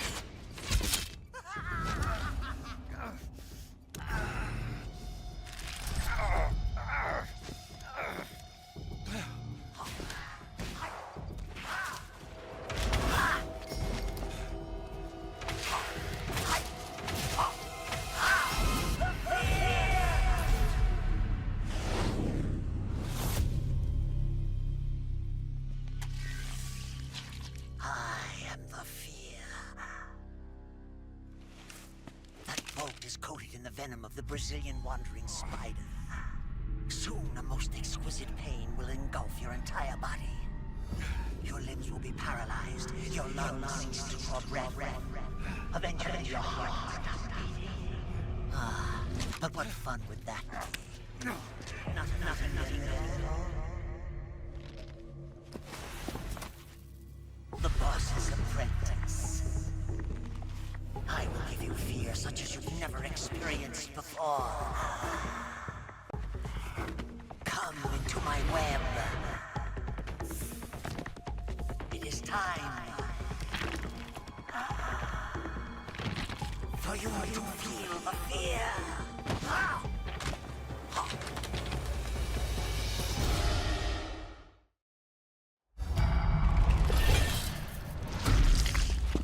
The fear.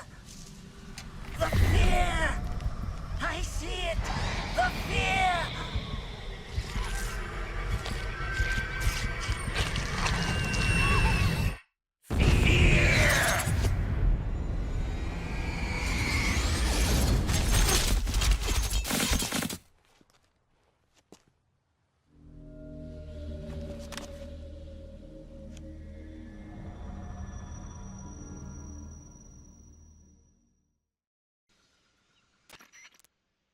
Snake, are you there? Eva, where are you? In the fortress, in Groznygrad. Dr. Sokolov is here too. Is he all right? He's fine. Right now he's busy putting the finishing touches on the Shagohod. Good. That means they haven't killed him. Not yet anyway, but you better hurry. They've already finished the Phase 2 tests. Once the final preparations are complete, they'll have no more use for him. The Colonel won't have any qualms about killing him if he thinks the CIA is closing in. Eva, you can't let Sokolov out of your sight. I know. Snake, Do you know where Groznygrad is? Granin told me that I should be able to get there from the mountains to the north, through an underground tunnel. Granin told you? Yeah, he even gave me the key to the warehouse. Why? Because he was drunk, I guess. You've got to be kidding me. Hell if I know. Snake, there's one problem with that route. What problem? The mountain entrance to the underground tunnel that leads to the fortress is sealed. You need a key to get in. A key? What about the key Granin gave me? That key won't work. But don't worry, I'll figure something out. I have an idea. There are some ruins at the top of the mountains. Meet me there. The top of the mountains. Got it. Wait, there's something else I've got to tell you. Now what? I heard that one of the Cobras is waiting for you in the jungle at the foot of the mountains. He's a legendary sniper called the End. Yeah, I've seen him before. That ridiculously old guy, right? Don't underestimate him. He's known as the father of modern sniping. Is he alone? No spotter? None. He's all by himself. Apparently, he doesn't need a spotter. You can't be serious. The entire forest is on his side. The forest? Stay alert. Yeah, I'd hate to have it be the end for me.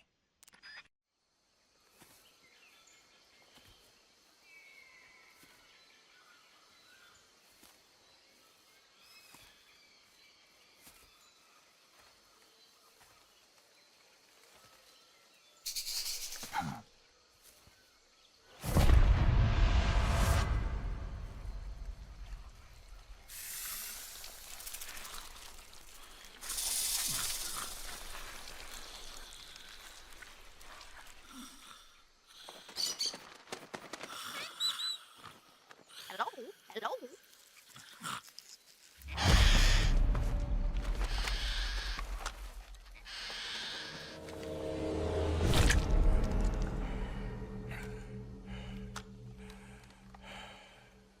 I beg of you, grant me the strength to take this final prey.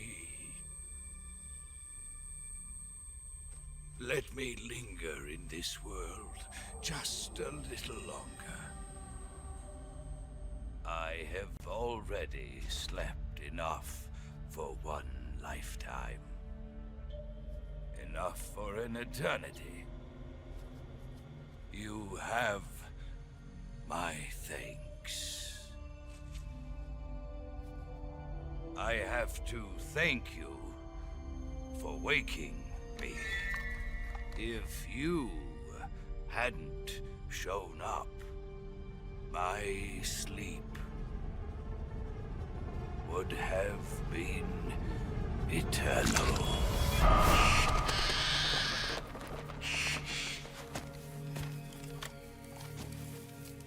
Do you hear me, Snake? I am the End.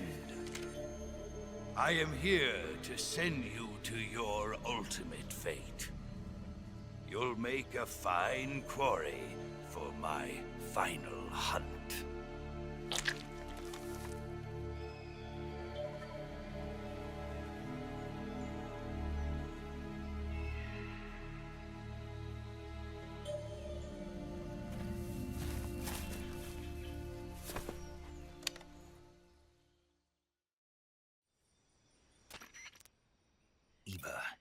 I found that sniper you were talking about. That's the End. He's a legend, known as the father of sniping. I've got experience sniping in urban and marine environments. What about the forest? Never. I see. Well, that forest is divided into 3 areas, a river, a plateau, and a clearing. He should be lying in wait for you in one of those places. Sounds like this may take a while. It'll be a test of endurance. Be careful, though. From what I've heard, the End has an almost supernatural knack for camouflaging himself. So, whoever moves first loses. This guy's over 100 years old, though, so I should have the advantage in terms of stamina. I wouldn't be so sure if I were you. Why's that? I've heard that his body is photosynthetic, like a plant. What is he, some kind of monster? On top of that, he can speak to the forest, too. So in other words, he knows it inside out. Uh-huh. But he doesn't know you. I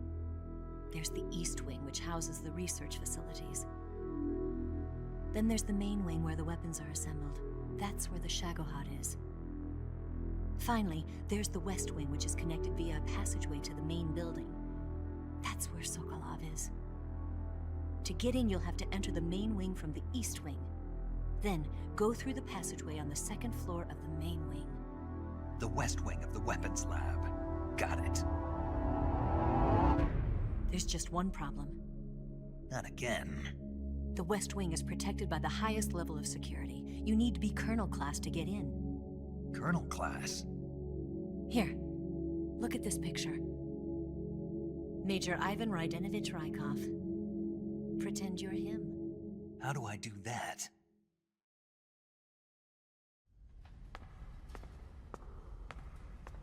Steal his clothes. You look similar from behind. They won't know the difference. Your face might be a problem, so you just have to figure something out.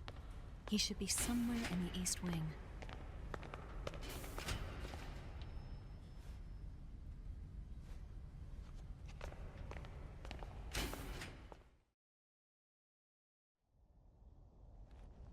Oh, right. But how am I supposed to escape once I get Sokolov out of there? Command said you're supposed to have something ready for me. And I do. There's a lake 30 miles north of here. I hid a wig there. A wig? It's a state-of-the-art ground effect vehicle. A ground effect vehicle? I can't fly one of those. That's okay. I happen to be an excellent pilot. Taking off from a lake is trickier than it looks. It's not like riding a motorcycle. You've got to be more delicate. Of course I will. You've seen how good I am with the bike, right?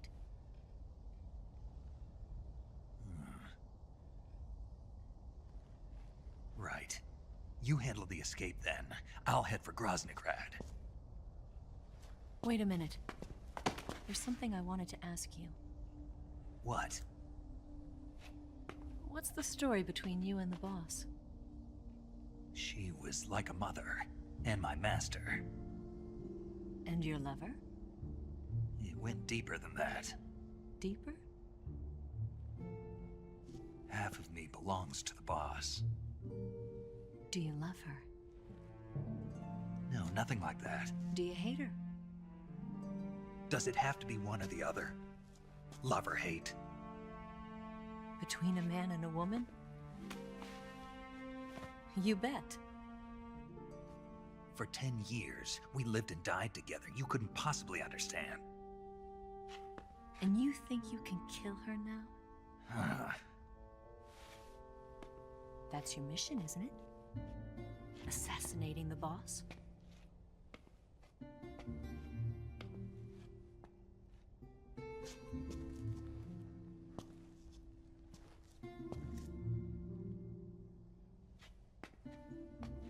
Snake? Is there anyone you like? Someone special? I've never been interested in other people's lives. You were interested in the boss. She was different. Really? How do you feel about me? I should be asking you the same question. Me? I can fall in love if it's part of the mission. Even with you.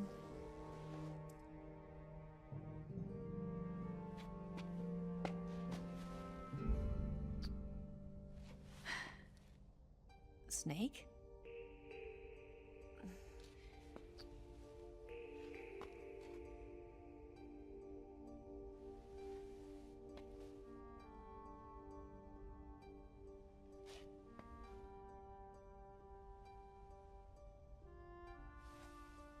What's wrong? Huh?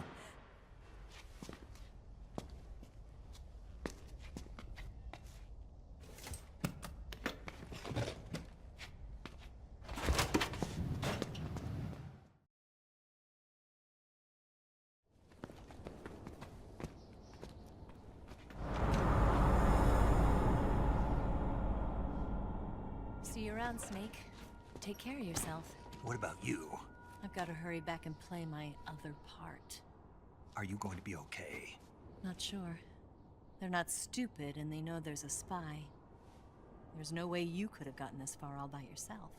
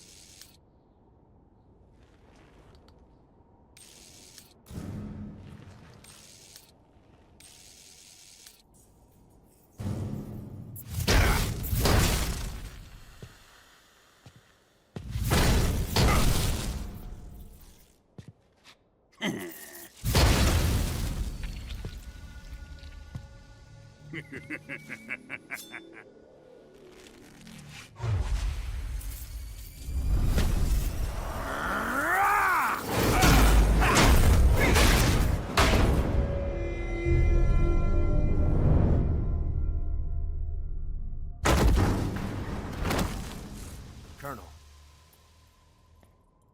Did he talk? No. He died before I could get it out of him.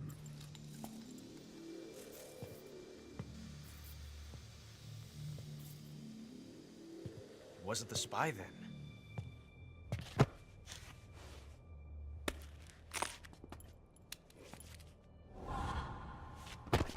Look at this. A transmitter? Exactly. Planted to keep someone informed of his location.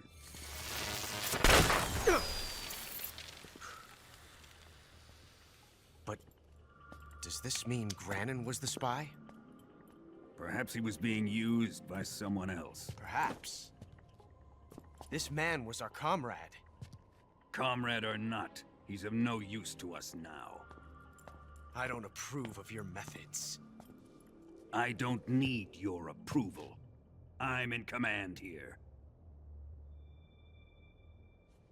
And that nuclear shell? Still feeling sore about that, are you? What are you gonna do? Report it to the authorities? This is war, Major. A Cold War, fought with information and espionage. We must root out spies wherever they hide. It is kill or be killed. Potential threats must be weeded out. Your feelings are a menace to the unity of our organization. Someone is guiding the enemy's hand. A single man can only accomplish so much. Make no mistake, there is a spy among us. But casting suspicion on our own comrades... The C3 explosives have been stolen. You think it was the American? No. He could not have reached this fortress yet. Then... who? I'd be careful about suspecting your own men. Boss! Where have you been? The fear and the end have fallen.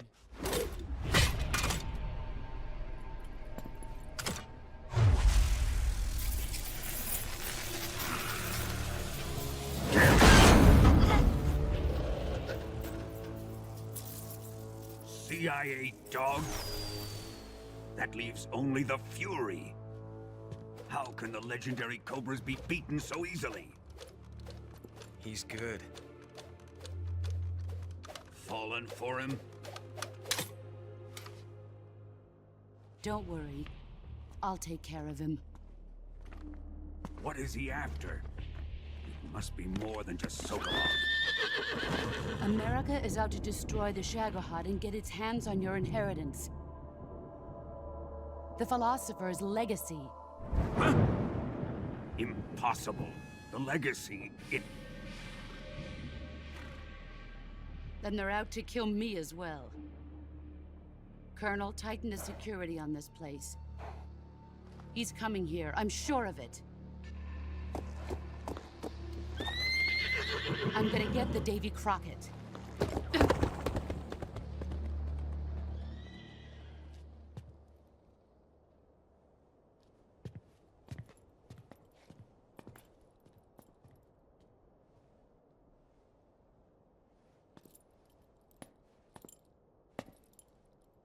Hmm?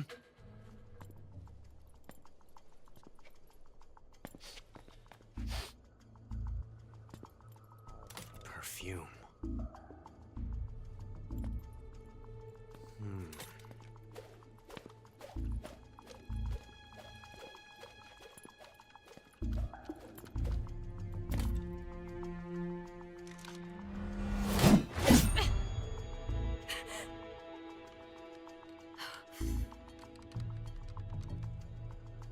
Nice boots. Make sure you polish them up properly.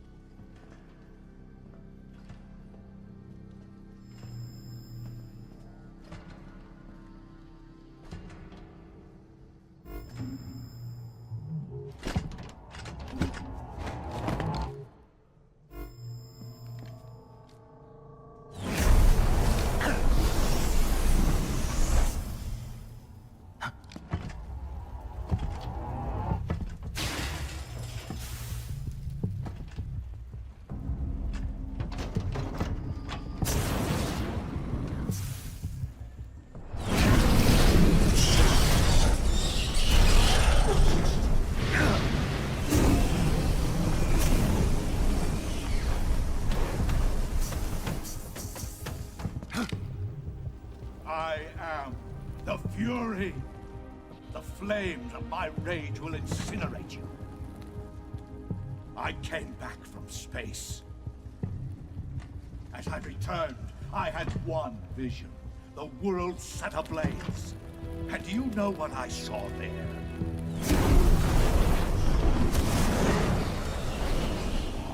Fury.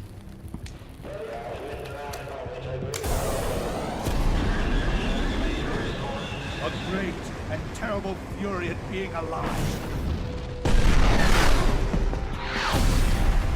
Now, you're going to feel the scorching heat of that horrible blackness.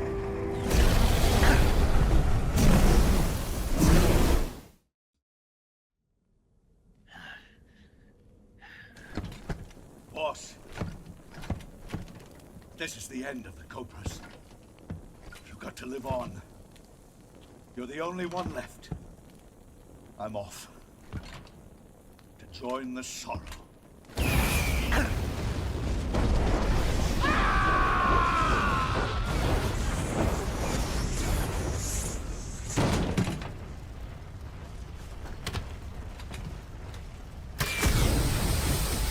Behold, the flames of fury. The fires of hell will purge me clean.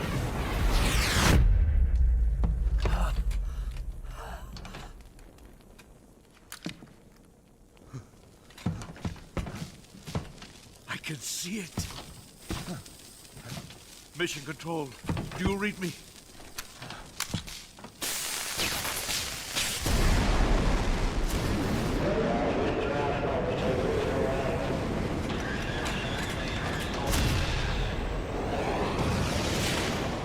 I'm coming home. I see the Earth.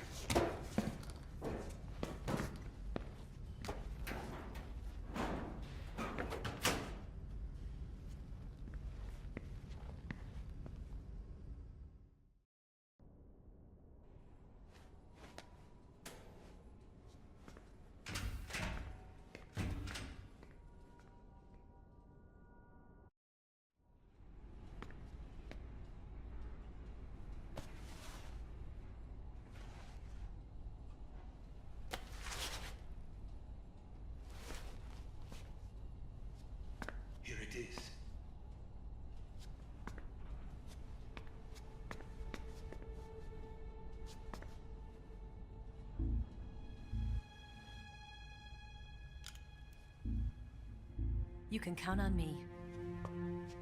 What about the philosopher's legacy? I don't know anything about that. What are you? Are you trying to kill me? What's the matter? I know nothing, I swear it. No one but the Colonel knows of the legacy. I see. No, don't. Oh.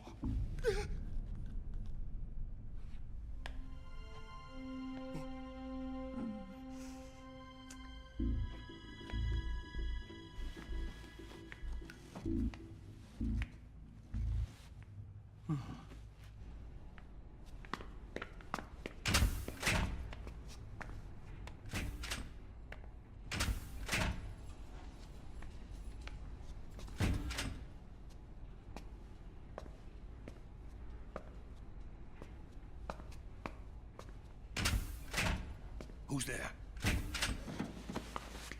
You're the man from the CIA. What are you doing here? I told you before, didn't I? I'm going to get you out of here. A man of honor, just like your commander. But I'm afraid you're too late. Too late? Don't tell me. The Shagohods. Exactly. The final preparations for Phase 2 are complete. Sokolov, what exactly is Phase 2? To put it in technical terms, it's a composite range extension system for medium-range ballistic missiles. The Shagohod was originally designed as a tank that could launch nuclear missiles from any type of terrain. There was just one problem we couldn't figure out how to solve.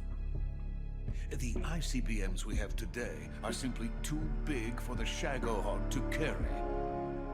But the military would not hear of it. They demanded a weapon that could launch a nuclear missile directly into the American homeland. That is when I came up with the idea for Phase 2. But there's no way you could load an ICBM onto the Shagohod. So how'd you do it? By accelerating the Shagohod itself. Accelerating it?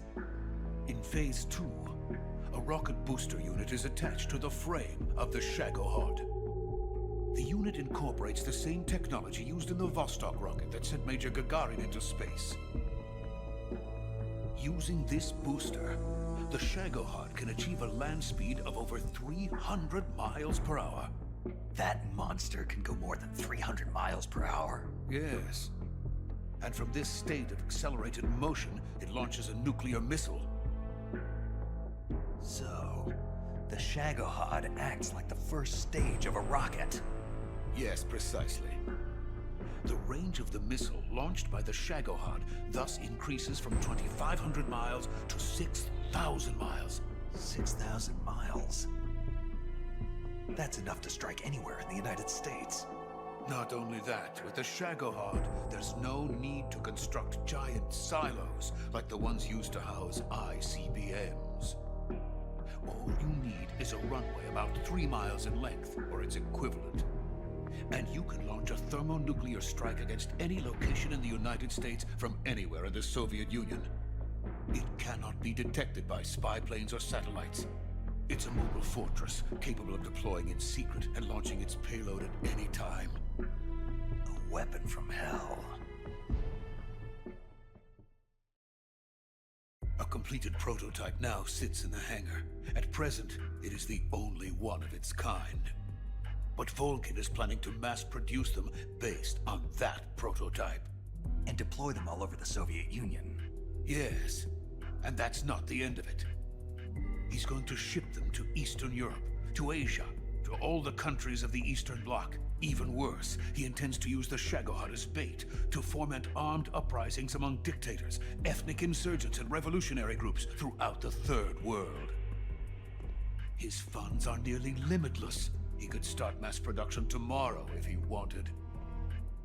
The reason that tensions between East and West have settled into a Cold War is because each side fears the other's power. Deterrence. The idea of using threats to keep one's enemy in check is the perfect word to sum up this state of affairs. But the Shagohod goes far beyond the level of threat. It will render the concept of deterrence utterly meaningless. If such a weapon is unleashed on the world, it will not be long before all nations are engulfed in conflict. The Cold War will end, and the entire planet will be consumed by the fires of war. Vulcan and the Shagohod will be at the center of it all.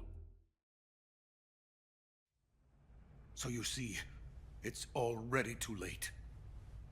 No, it's not too late. What do you mean? We've still got a chance. All we have to do is destroy the prototype and the whole facility before they can mass produce it. But just tell me what I need to do to destroy this place. All right. The liquid fuel used in the rocket engine is stored in a tank. If you can blow it up somehow. Some C3 ought to be enough to blow the entire hangar to smithereens. C3? You mean that cutting-edge plastic explosive? It could be molded into any shape. The bomb of the future. Where can I get it?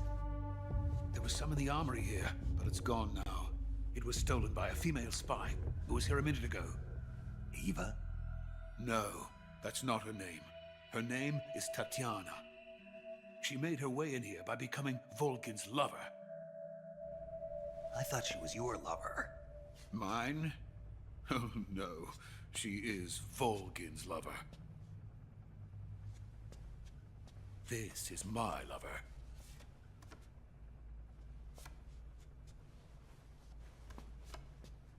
Who are they? My wife and daughter. They're in America. Now I remember. Your family is in the custody of the CIA. How long has Tatiana been here? Only a few weeks. A few days before the Virtuous Mission, then. She said that Khrushchev sent her. What did you just give her? All of the experimental data for the Shagohod. Please, it is essential that you destroy the Shagohod. I will, but first I've got to get you to safety. No. I'm not going. My mission is to rescue you. Leave me. Sokolov! Khrushchev has abandoned me. I cannot return to my country. I would most certainly be sent to the gulags. What about the US? Yes, I once thought of that. My family's waiting for me there. But even if I fled to the United States, I would once again find myself creating weapons of mass murder. In the end, it doesn't matter where I go. I am still a weapons scientist. To be honest with you, I'm tired. Every day, I help create things that should never be used. Things that should never have existed in the first place. Every day, without sleep. Without a word of praise from others. And my creations do not even benefit mankind. They are merely the tools of politicians. All I wanted to do was build space rockets. But it was not to be. The space race between America and Russia became the prey of politicians. The space race and the arms race are one and the same. Missiles, rockets, what's the difference? Scientists are always being used. Please, watch over my family.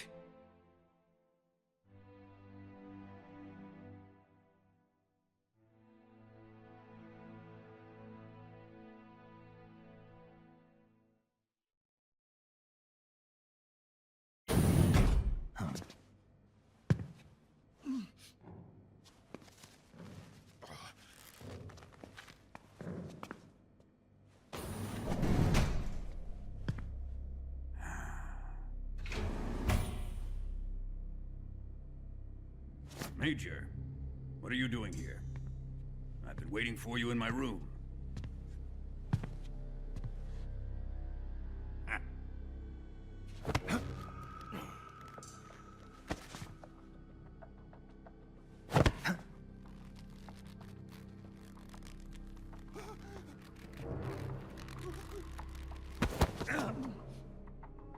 Who are you? Don't play dumb with me. If you think you can fool me, you're sorely mistaken. I know the Major better than anyone else. I come here looking for Tatiana, and what should I find? But a greasy freebooter.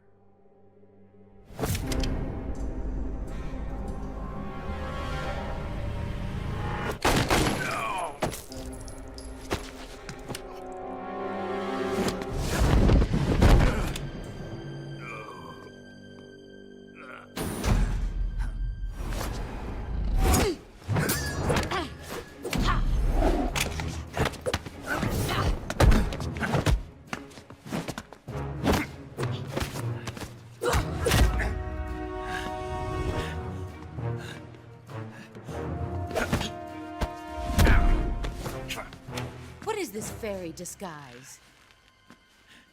It's gonna rub off on you. And then you'll lose sight of who you really are.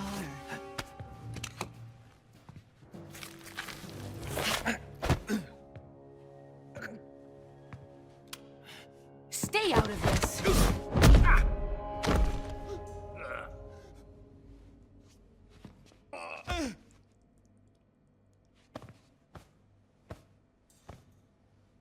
I see why they call you the boss. What was that? Some kind of judo?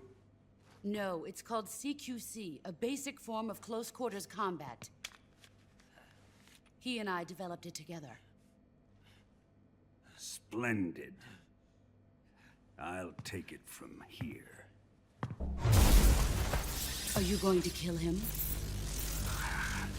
Of course. But first, I will make him pay for hurting Ivan.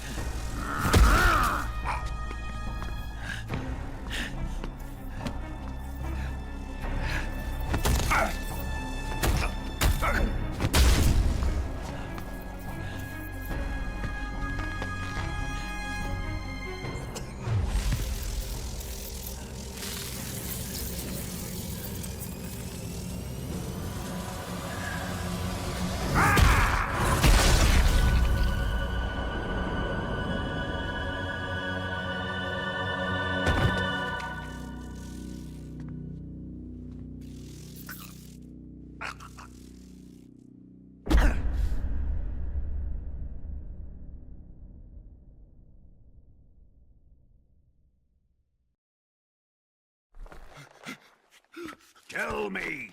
Stop it! Who have you been talking to? He doesn't know what you're talking about. You'd better start talking. Please, stop this! Who is Khrushchev's lapdog? How can you do this to him? I know you gave the data to someone. I'd never do it You! like that.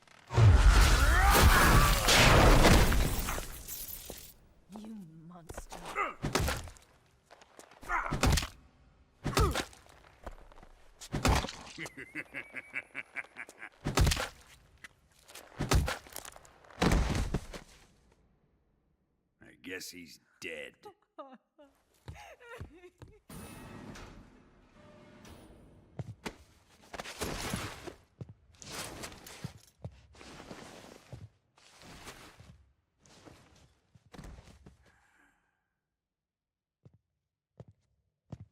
Now then, I hope you'll prove more entertaining than he was. But first, let's take a look at your body, shall we? You've certainly seen your share of battles. Consider yourself lucky. I am about to show you what hell is really like. Well then, let's get started. What is your target? Is it the Shagohod? Or Sokolov? Or maybe it's the Legacy? Answer me! Who is helping you? Who let you in here? You're a tough one, but even you must have your limits. And I am a patient man.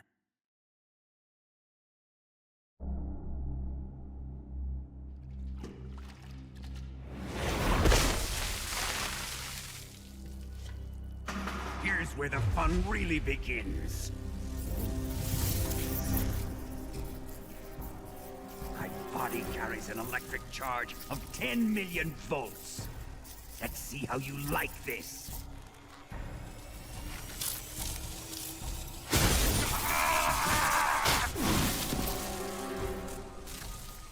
Now answer me.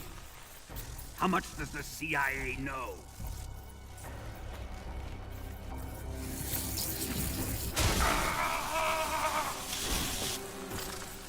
They're after my legacy, aren't they?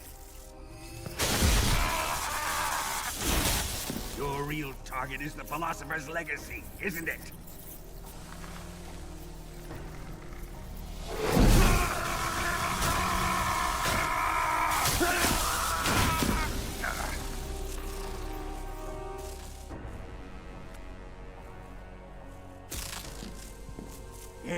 Yes. Let yourself go. That's what I want to see.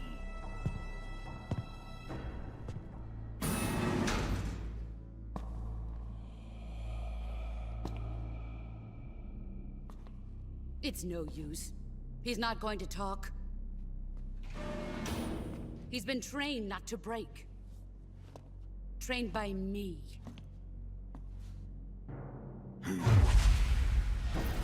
Admit it! We're after the location of the Legacy! The secret fund established by the three great powers during the 2 world wars. That's what you're looking for, isn't it? $100 billion, divided up and hidden all over the world. And you're looking for a record of where all that money is hidden, right?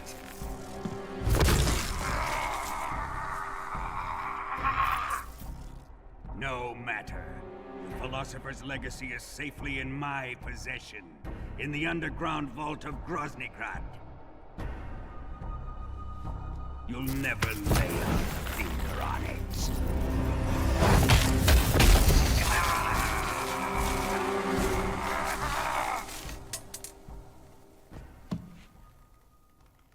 What's this? A transmitter? Who's responsible for this? I am. I planted it on him to keep track of his movements. Why? So the Cobras could ambush him. If they knew where he was gonna be, they wouldn't have gotten themselves slaughtered.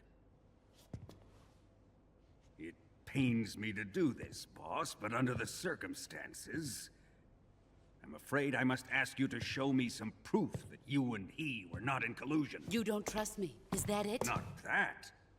But he is your apprentice. What do you want me to do? Let's see. Cut out his eyes. I don't like those blue eyes of his. There's nothing more important to a soldier than his eyes. You made him a soldier, and now you will unmake him. Yes, it'll make for a touching display. He's all yours. Do it! Ruin him, just as he did the Cobras.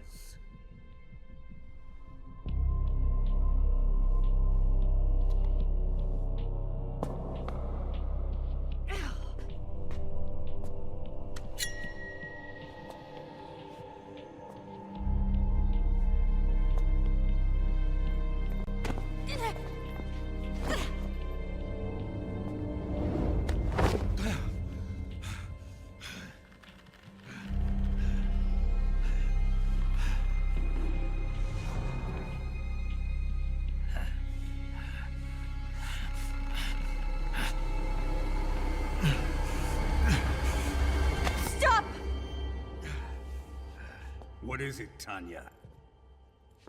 He's suffered enough. Well, well. Why are you protecting him?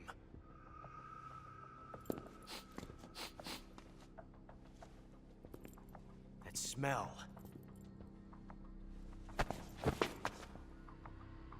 Tatiana, you're the spy. What are you talking about?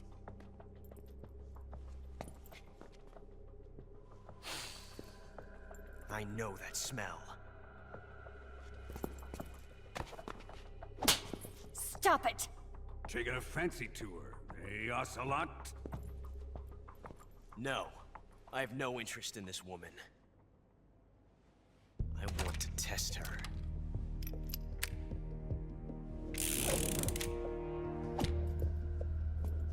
I'll let this be the judge. Do as you like. Here we go.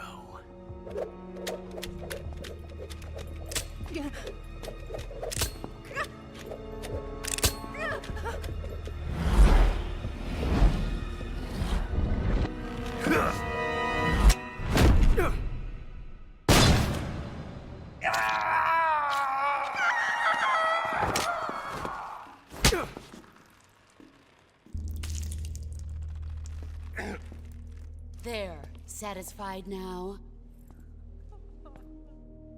Well, that was refreshing. Come, we're going to my room.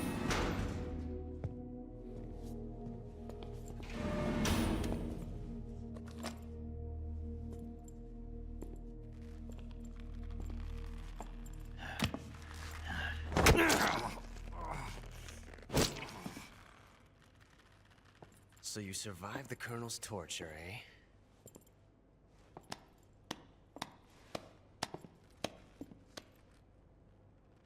Watching this has made me realize something.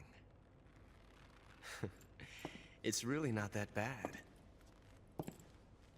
It's the ultimate form of expression.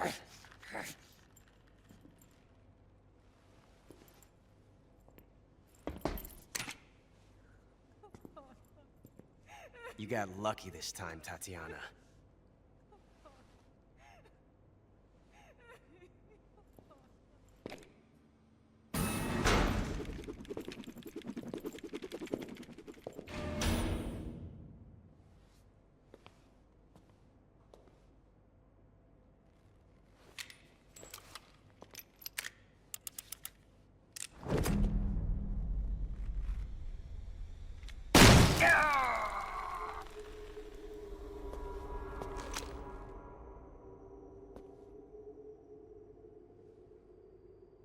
Run!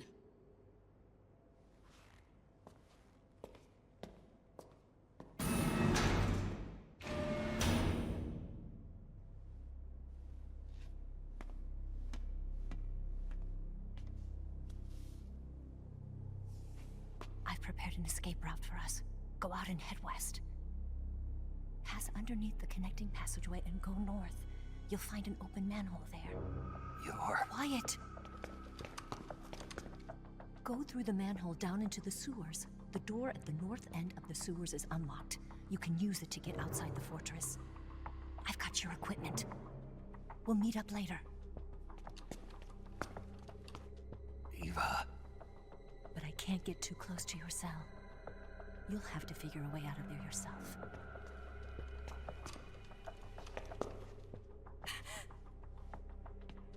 I'll be in touch.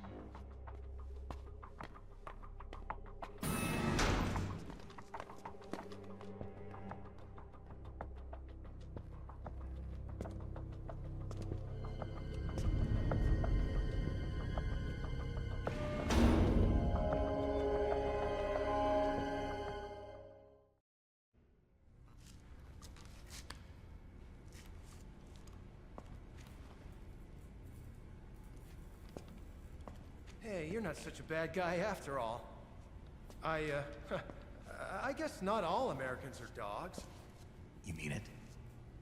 Yeah. You know, before the war started, I used to live in America. I even had a wife and a kid. You must be pretty lonely. Yeah, I am pretty lonely. Really lonely. What's your kid's name? Johnny. Johnny. Nice ring to it. Really? You like it? Well, if you say so, I'll believe you. Actually, my name is Johnny too. All the firstborn sons in my family are called Johnny. My dad's a Johnny, and my son's son will probably be a Johnny too. A whole clan of Johnnies. Why do we have a Cold War anyway? Our two countries used to be such good friends. Yeah, I hear you. I just want to see my family again. Must be rough. Yeah. Not as rough as you have it, though. Well? Don't suppose you could let me out of here? Huh? I can't do that. Hey, don't you go getting any funny ideas. If you try to escape, I'll have to shoot you. I've said too much.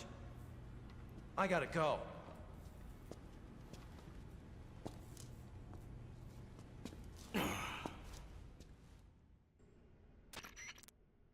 Snake, you say you've discovered a transmitter? Yeah, it was buried in a wound. I think Ocelot did it. He must be expecting me to get out of here. Then you mustn't disappoint him. All right.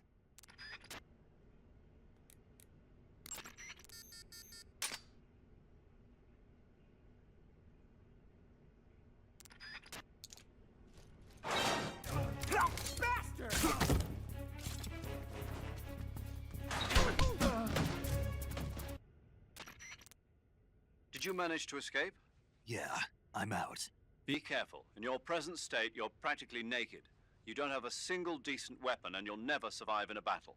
Take some time and pull yourself together. Eva says she's recovered your equipment, so rendezvous with her as soon as possible to get your gear back. Use the escape route Eva set up for you. Go down into the sewers through the manhole in the northwest section of Groznygrad. Start out by exiting the holding cells and heading northwest.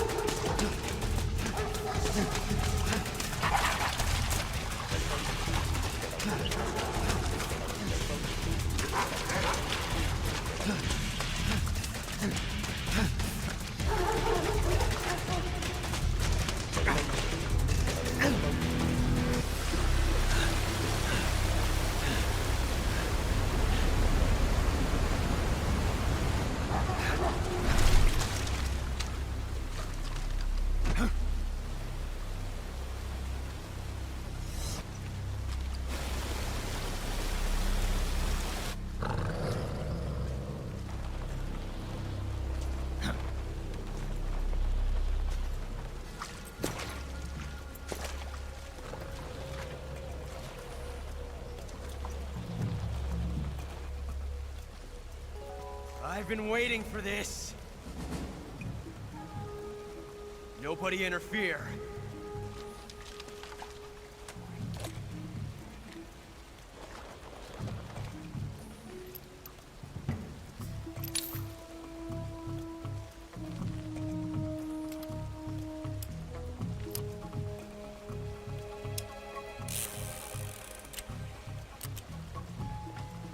This is where it ends.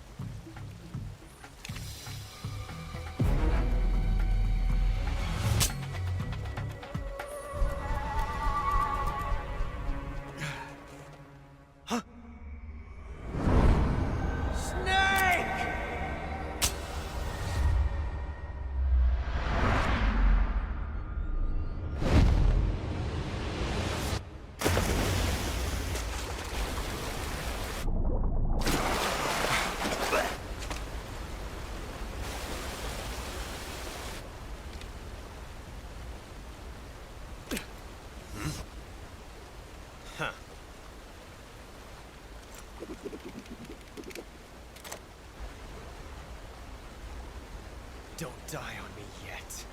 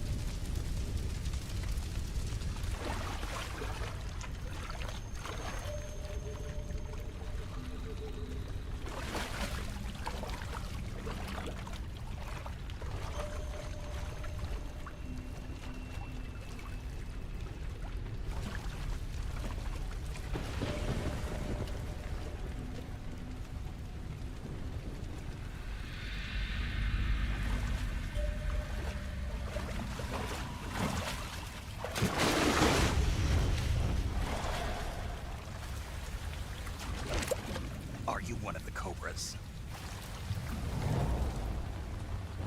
Sad. So sad. A host of sorrows.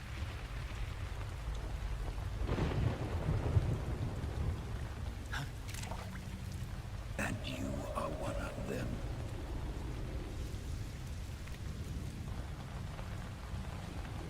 I am the sorrow. Like you, I too am filled with sadness. This world is one of sadness. Battle brings death. Death brings sorrow. The living may not hear them. Their voices may fall upon deaf ears. But make no mistake, the dead are not silent. Now you will know the sorrow of those whose lives you had ended.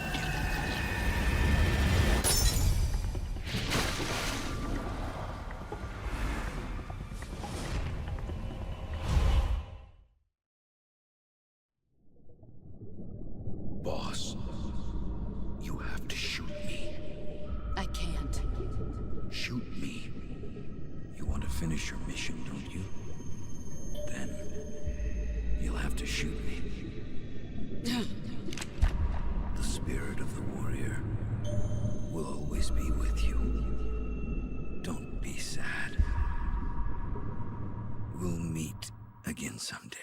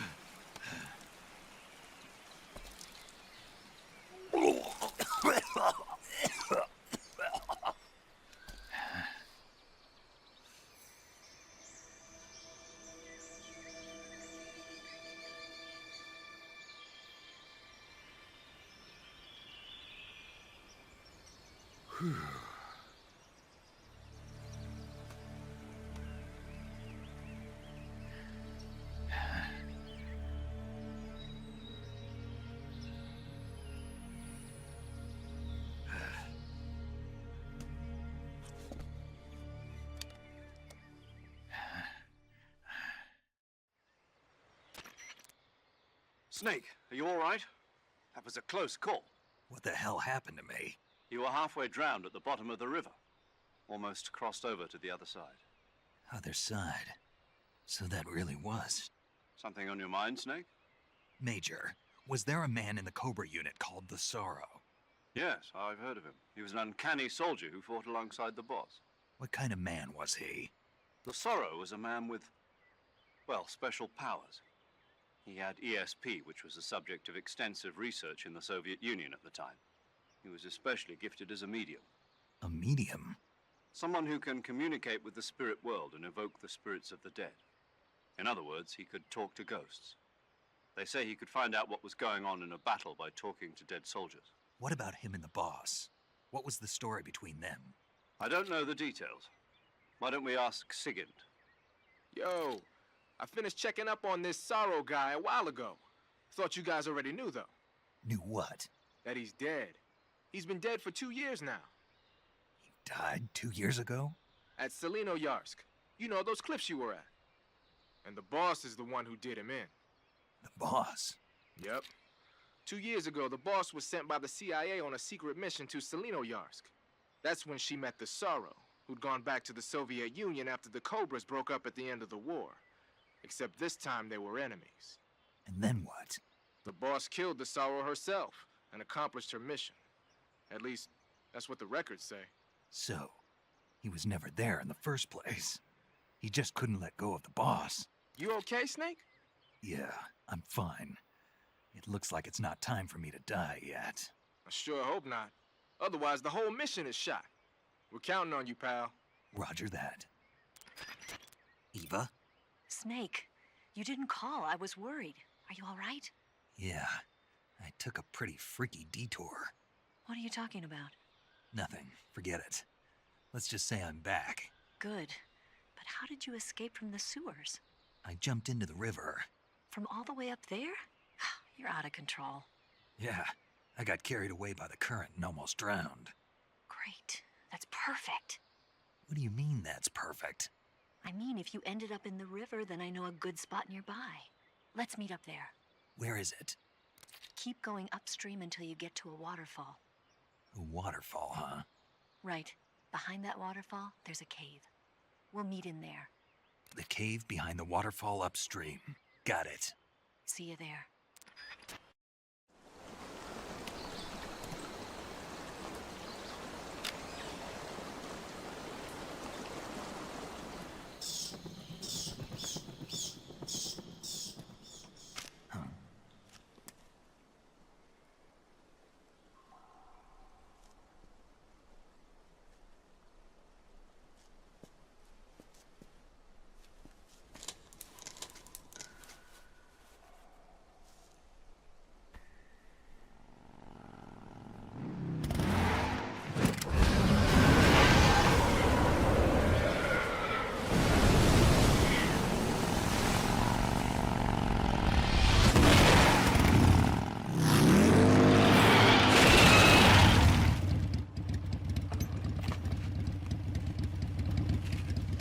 Nice to meet you, Snake. I'm Tatiana.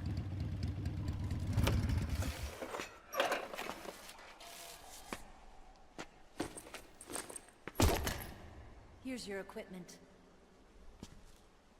Eva, you could use a towel. So could you.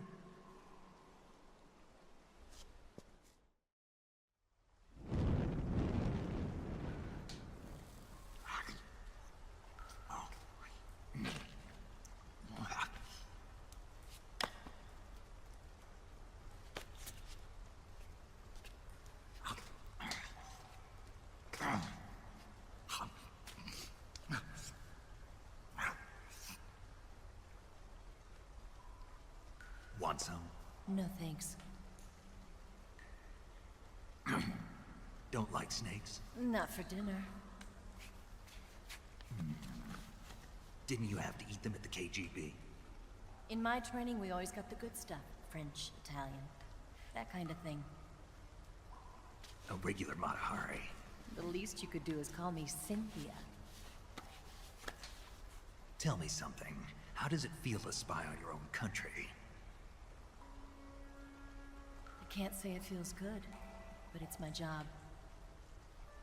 Can't even eat a snake during a mission, huh? I wouldn't mind eating you.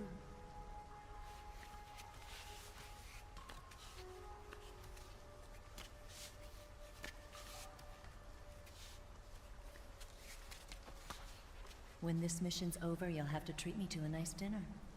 What do you want to eat? Let's see. How about sushi? Sushi? It's Japanese. I hear it's all the rage right now. Supposedly it's made from raw fish. Raw fish? Just the place for my survival techniques.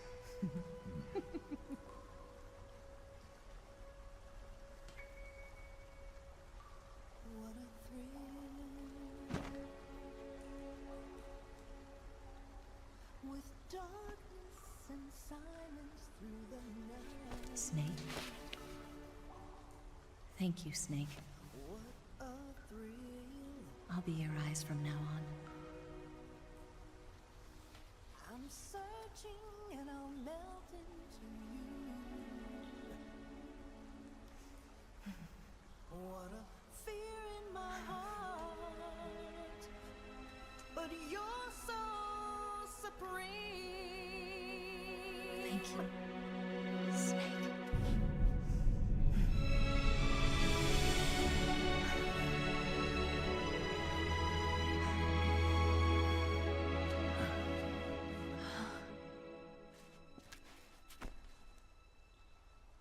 Don't worry about it. Are you all right? It's not like I can't see. I've got one good eye and can still fire a gun. Really? Good.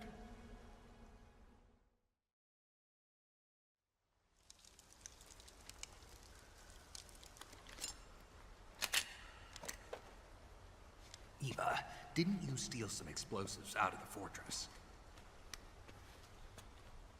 C3, a highly potent explosive from the west.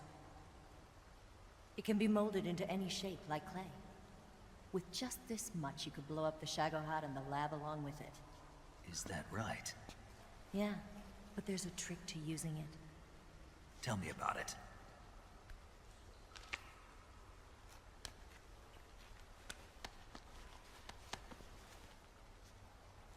Well, what do you think?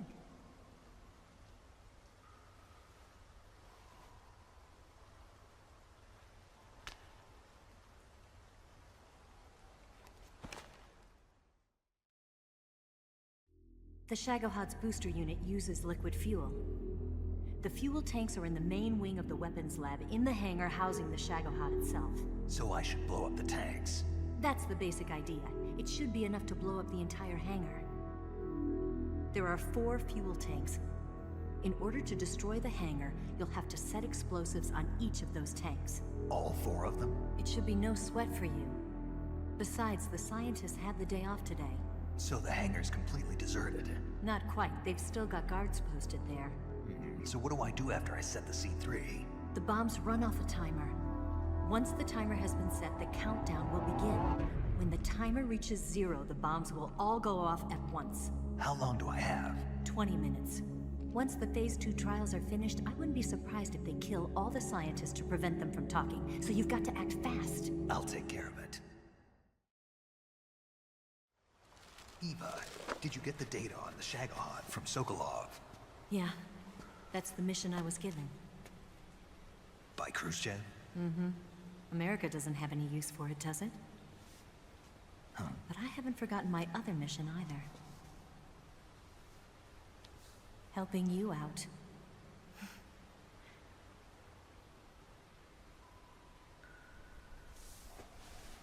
Follow this cave and go up the ladder at the end. You'll come out inside Groznygrad, just southwest of the weapons lab. Do you remember when you went to rescue Sokolov?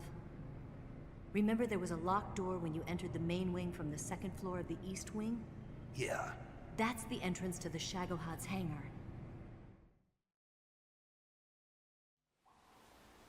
Use this key to open that door. The door right when I entered the main wing? Got it. What about you? I'll get things ready for our escape. There's a rail bridge to the north. I'm gonna set a bomb there, so I'm taking half of the C3 with me. Right. I'll set off the weapons lab then. Try not to be in the neighborhood when it happens. Gotcha. And watch out for Ocelot. He suspects you're not who you say you are. Don't worry. The Colonel still trusts me. And I have my ways. There's not a man alive who can resist my charms. Besides you, of course. I'm just warning you, Eva. That's all. I know. Okay, let's go. You seem like you were born on one of those. If I didn't ride every day, I couldn't go on living. When I'm riding, the wind hits me so hard that it hurts. That pain keeps my mind off the pain of having to be someone else. It's not easy always fooling myself like this. It's only when I'm on the bike that I'm free to be the real me. I only get off my bike when I fall in love or fall dead. What's your name? Tatiana. No. Your real name. What's wrong with Tanya? Okay, Tanya. Don't let anyone see you. Oh, this? It's a button camera. What did you do that for? Insurance. To make sure you don't double-cross me.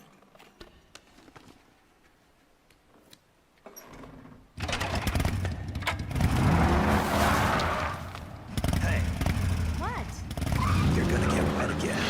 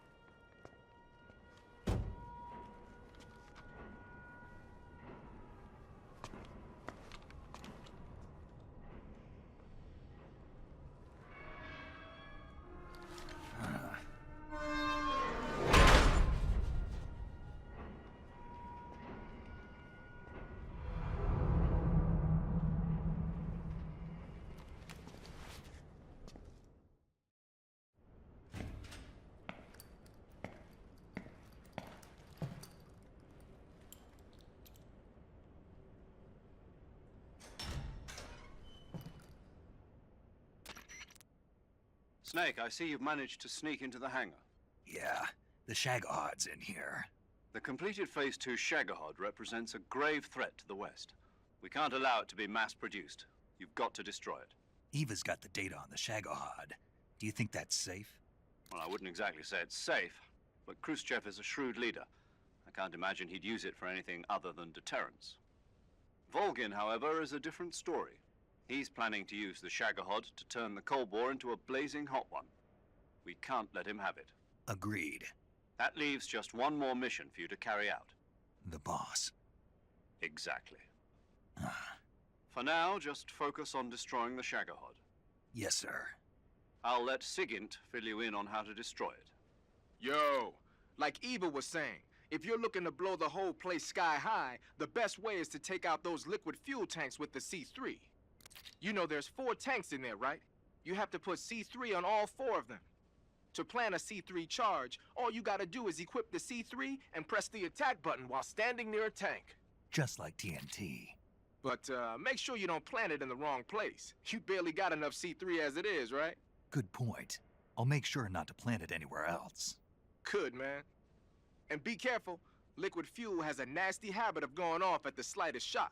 So don't go using any heavy firepower near the tanks unless you're aiming to get yourself barbecued. I'll keep that in mind.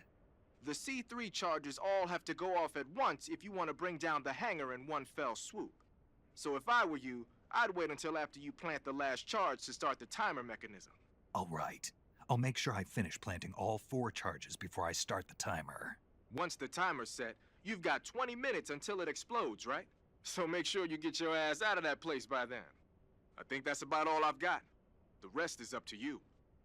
Good luck, pal. We're counting on you, Snake.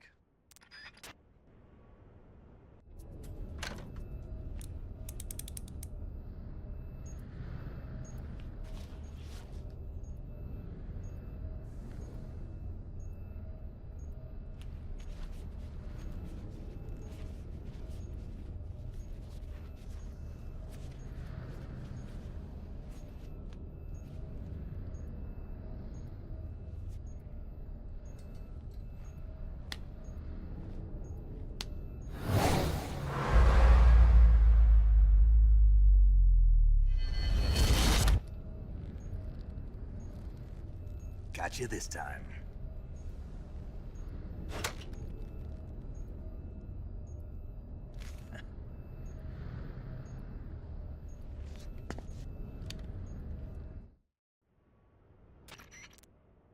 Major, I finished planting the C3. I'm on my way out now. Hurry, Snake. Is Eva taking care of the escape route? Yeah, Are you sure? she can handle it. All right, then. Well, hurry up and get out of there.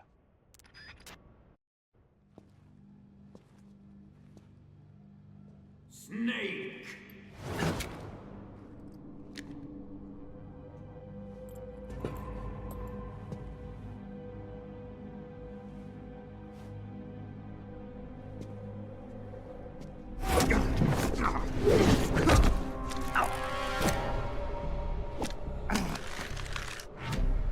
Why'd you come back?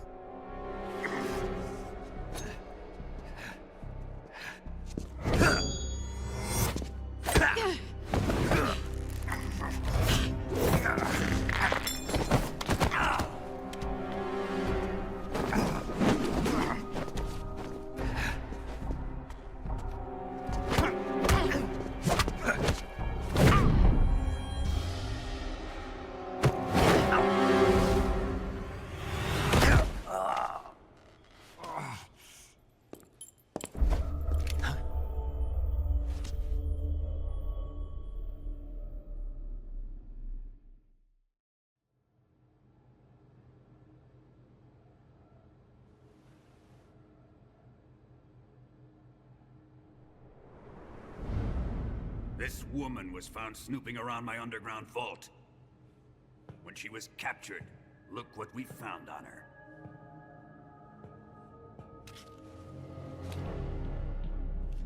The philosopher's legacy.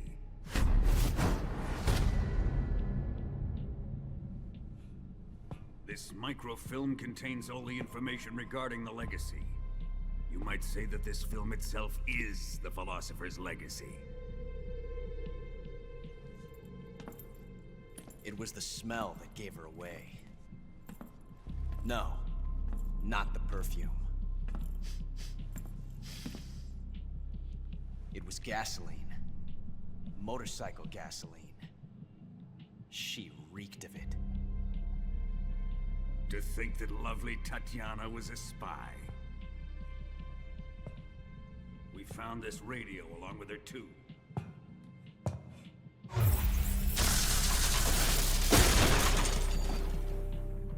Such a fine woman she was.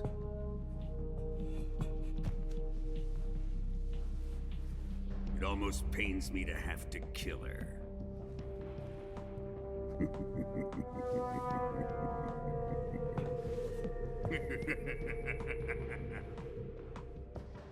Yes, she was an obedient one. She was my precious little pet. Isn't that right?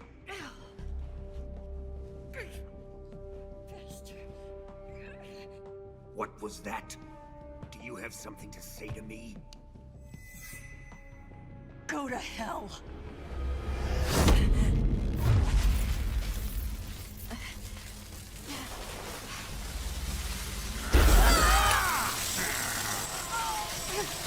You dirty whore. I've had enough kisses from you.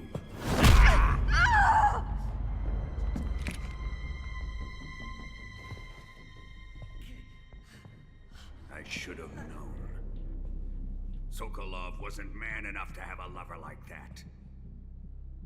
Just like the KGB to send something so beautiful, yet so deadly. What is the philosopher's legacy? Very well. I'll explain it before I kill you. During the last Great War, the most powerful men in America, China, and the Soviet Union had a secret pact. The pact was a blueprint for defeating the Axis powers and creating a new world order. To secure victory in the war, the three countries pooled their resources to conduct the most covert types of operations and research. The atomic bomb, rocket technology, the Cobra unit. And they amassed an enormous sum of money to fund these projects, enough to fight the war 5 times over. That wealth is the philosopher's legacy. After the war was won, the three countries were to divide the philosopher's legacy amongst themselves. This explains why the United States and the Soviet Union were able to steal away the best scientific minds in Germany as soon as the war ended. But our great motherland has far surpassed its pathetic rivals. We possess enormous wealth, the most advanced technology, and overwhelming power, assets fitting of our great country. My father was one of the men in charge of managing the philosopher's legacy. In the confusion that ensued after the war ended, he devised a series of ingenious plots to ensure that the Soviet Union would have total control over the legacy. The money was divided up and laundered through banks all over the world.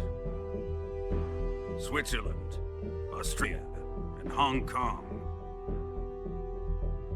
This microfilm contains a record of all those transactions. After my father's death, I learned of this secret and obtained the microfilm. With this money and the support of Brezhnev and his allies, I built this fortress of Groznygrad and Granin's research facility. But that worthless fool Granin failed to produce results. I was forced to turn to Khrushchev's dog Sokolov and his invention, the Shagohod. My position in GRU made it too troublesome to attack Sokolov's facility directly. But the spy network established by the secret pact still existed. I used it to contact the boss and suggested that she defect. The boss was conniving enough to see things my way. The world was once one, but the conflict between the philosophers has torn it in two. We will use the legacy to heal that rift and make the world whole again. To do this, we need strength, an unstoppable trump card with enough power to bring order to the world. That trump card was to be the Shagohod and the Cobra unit.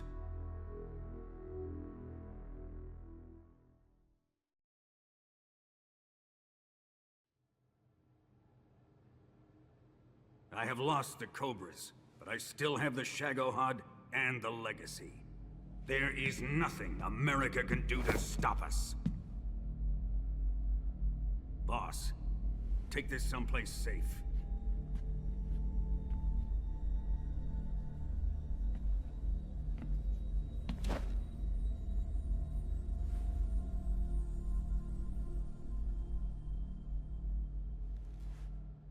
Take good care of it.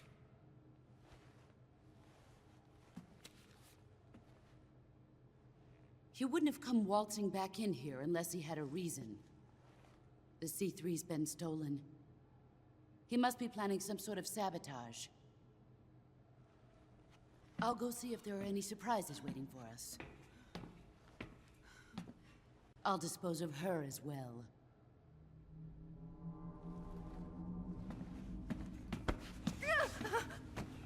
Leave everything to me.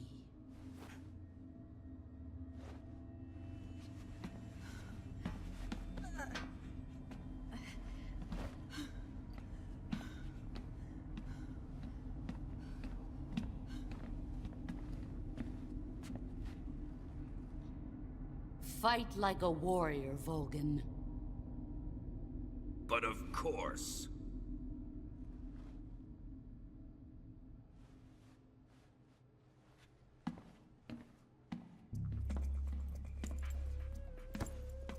Let me face him. I've been waiting for this moment.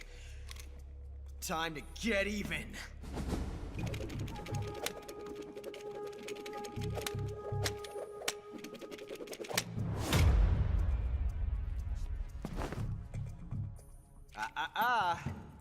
No more judo, and no more field strips.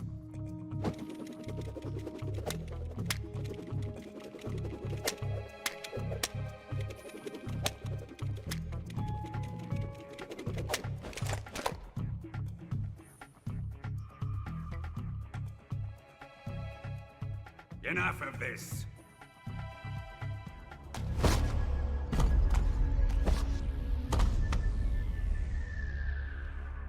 He's mine.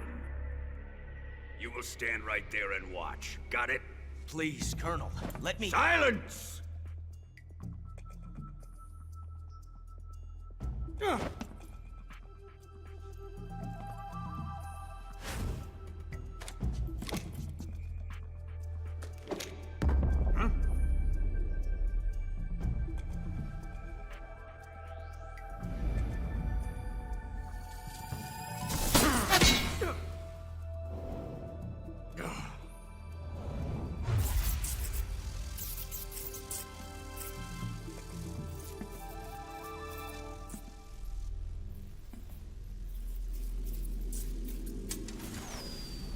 Sorry for the delay. Let's get started, shall we?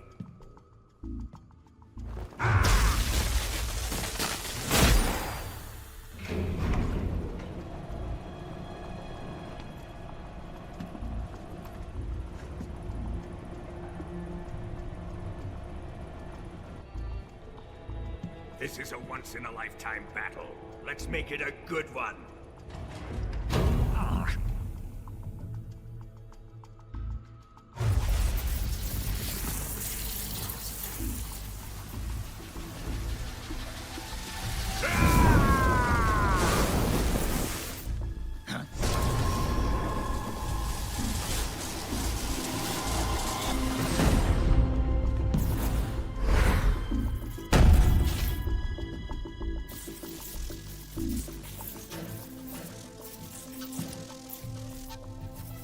It's just you and me now. And I'm gonna enjoy this. Snake!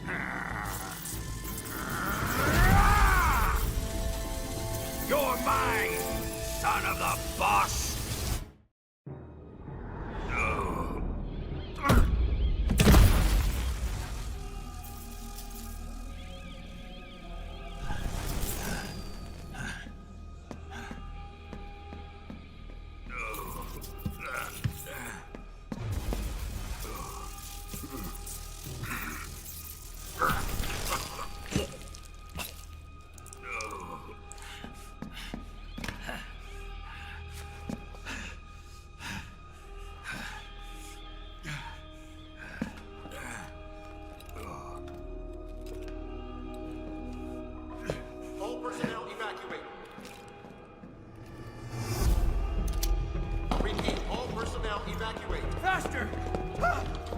This way! Everybody run! Let's get out of here, quick! Hurry! We have to evacuate that way! Hurry up!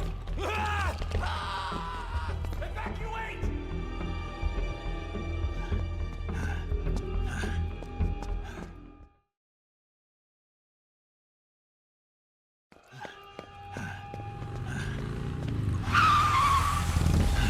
Hop in.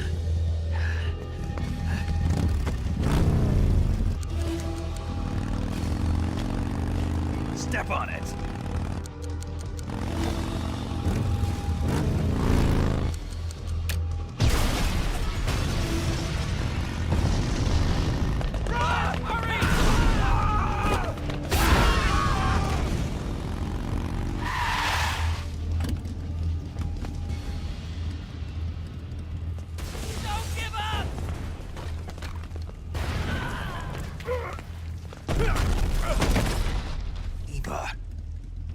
How did you? The boss let me go. The boss? But why? I'll tell you later. Right now, we've got to get to the lake and escape. We can't leave yet. I've still got one last job to do. The boss is already at the lake. Huh? She's at the lake. She's waiting for you there. Waiting for me?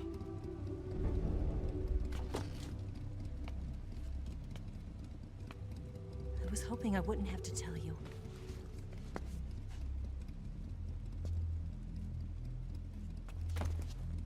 I don't want you to fight her. But I've come to realize that there's a special relationship between you two. Something I can't understand. Something that goes beyond a man and a woman. I envy you. Really, I do. But I guess I just can't understand it. She asked me to tell you something. I've never seen someone with such clear eyes.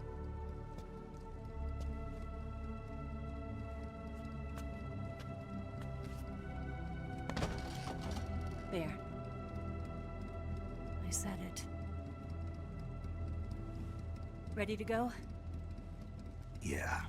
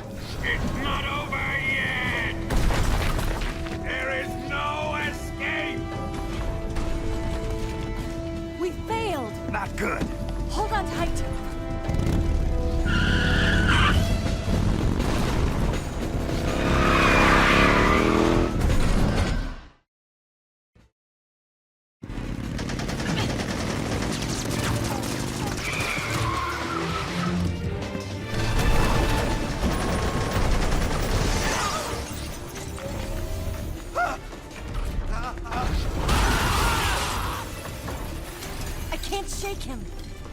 The RPG can't put a dent in that armor. Let's head for the rail bridge. The bridge? I thought you rigged it with C3. I did. We'll lure him onto the bridge. Then blow him up along with it. Good plan. The bridge is on the other side of the runway. We'll have to cut through the middle of the base. You ready? Step on it. If he catches up to us, we're done for. Okay, here we go.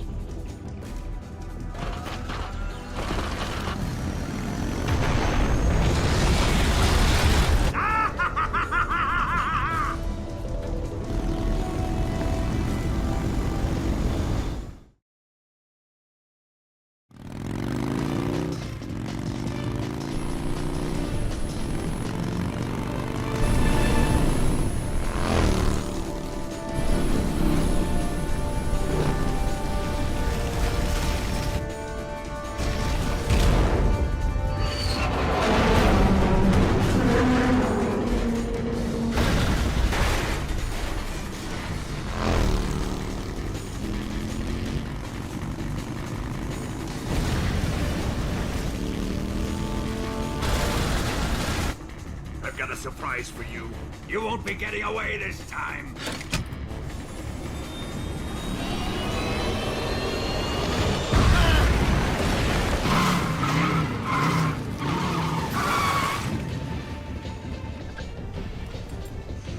Son of a bitch!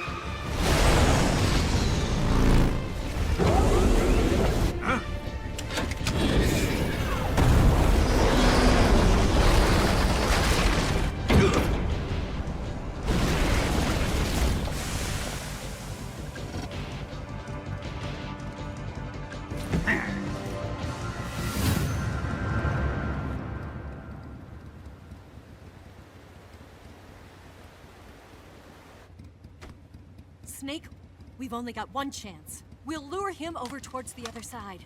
When the Shagohod is on the bridge, shoot the explosives. The bomb is planted on the strut of the bridge.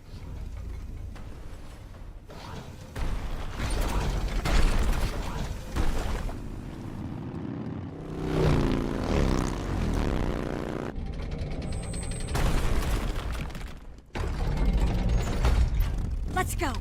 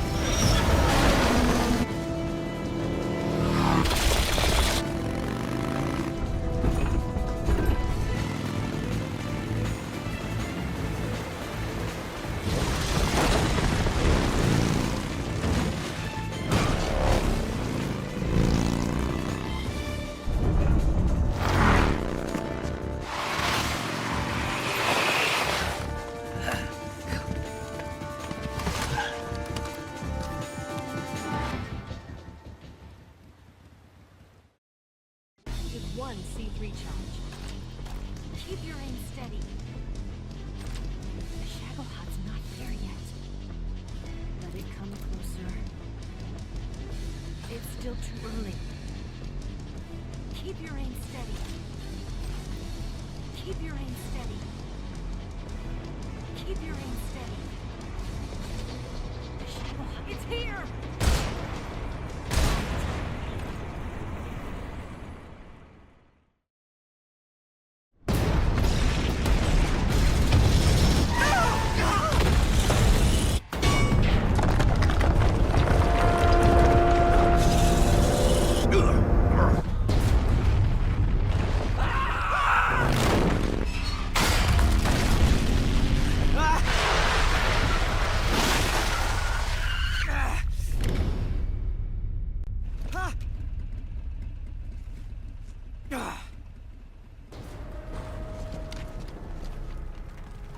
We did it!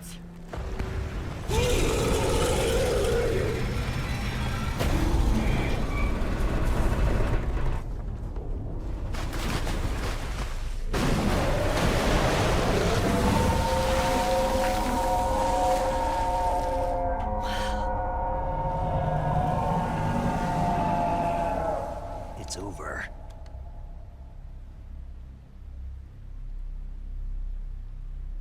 Look!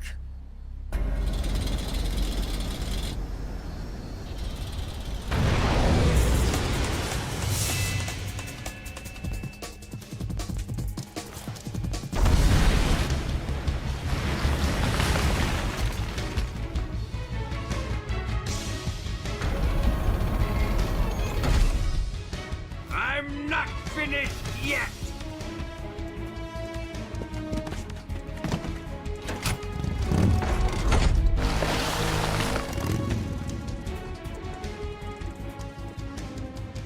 Ava, you take care of the driving. Yeah? Yeah, I trust you. On one condition, though, leave the fighting to me. You got it. I was getting tired of running away anyway. Ava, let's do it.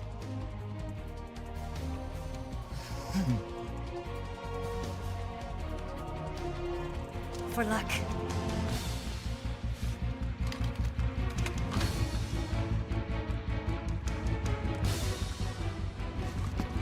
Here goes.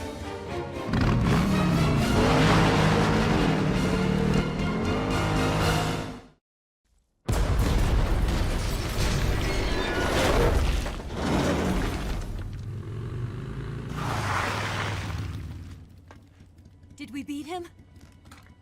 No.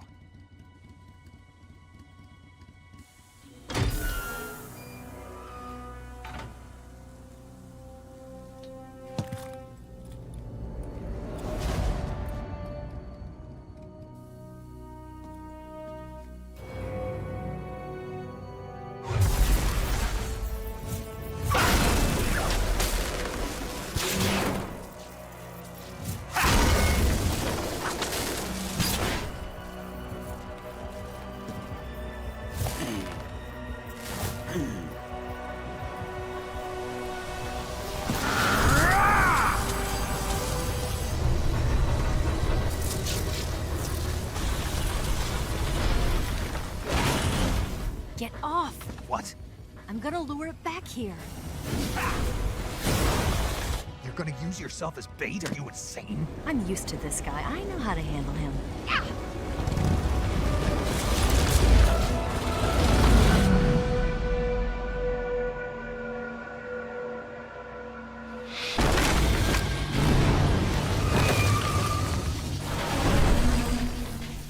Come on, you blockhead! Huh?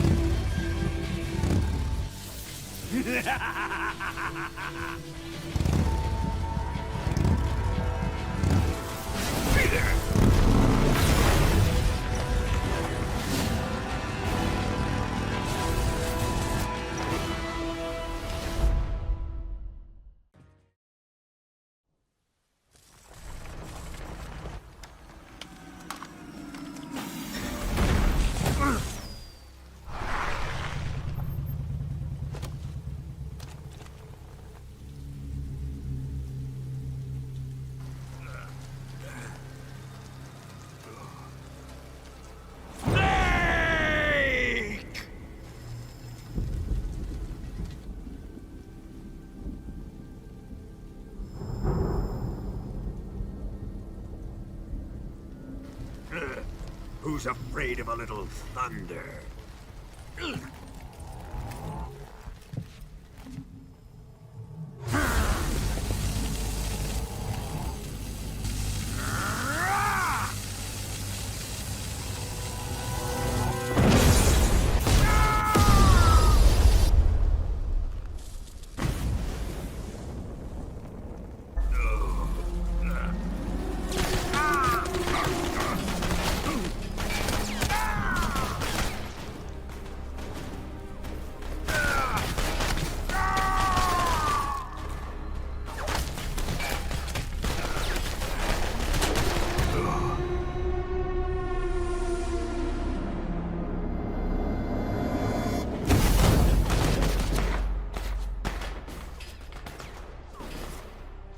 Fried by a bolt of lightning.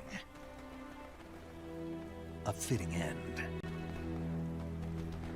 It's finally over.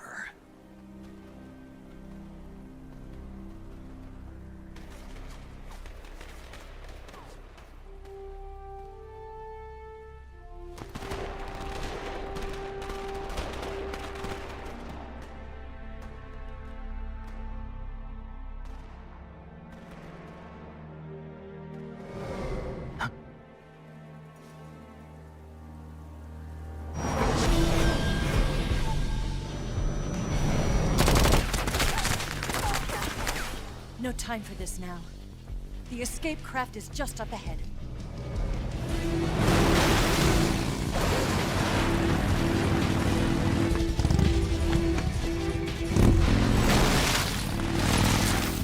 going.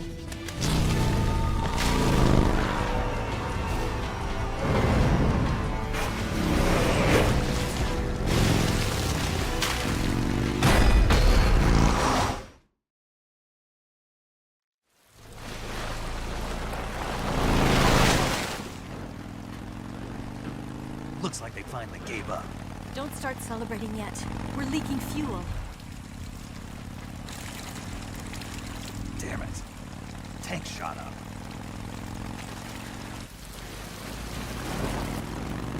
Crap.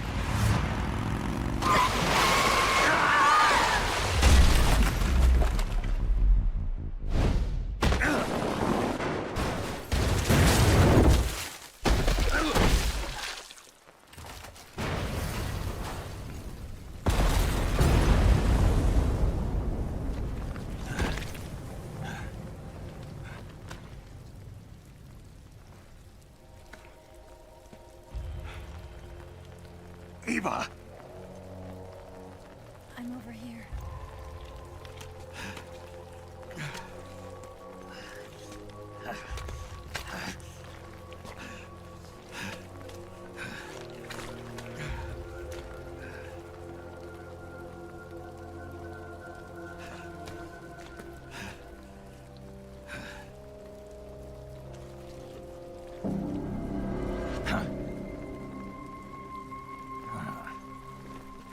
Snake. How's it look? Pretty bad. Not a sensitive bone in your body. Eva, What about you, Snake? I'm fine. That's good to hear.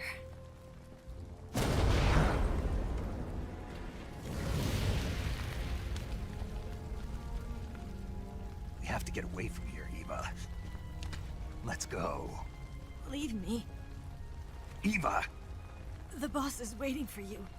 You have to go. Give me a gun. No, we're getting out of here. We're still far away from the lake. I'll never make it. I can't believe this. Uh-huh. I never thought I'd see you act this weak. What do you mean? Listen to me, Eva. We're doing this together. No, you... Eva, I need you. Say that one more time. I need you. I can't fly the wig by myself.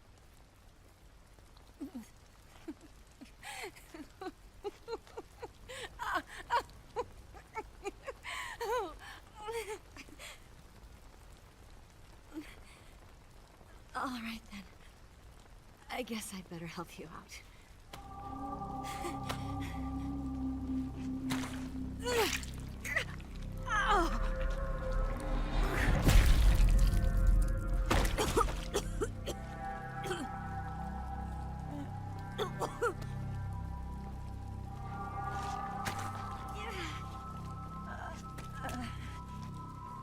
You're lucky to have me.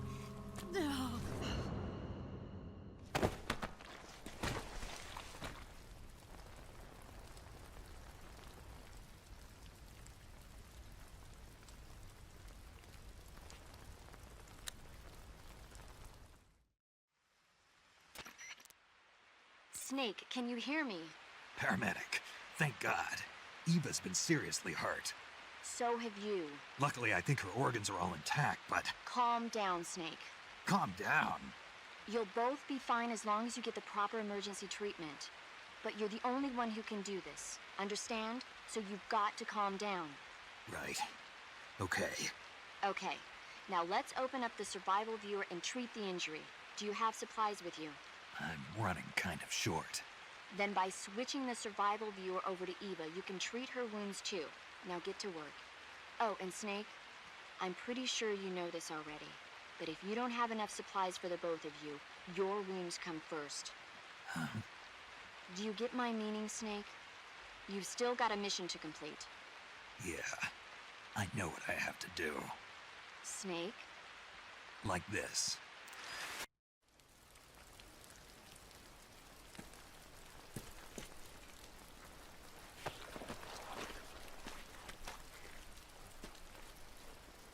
Can you walk? Yeah, I think so.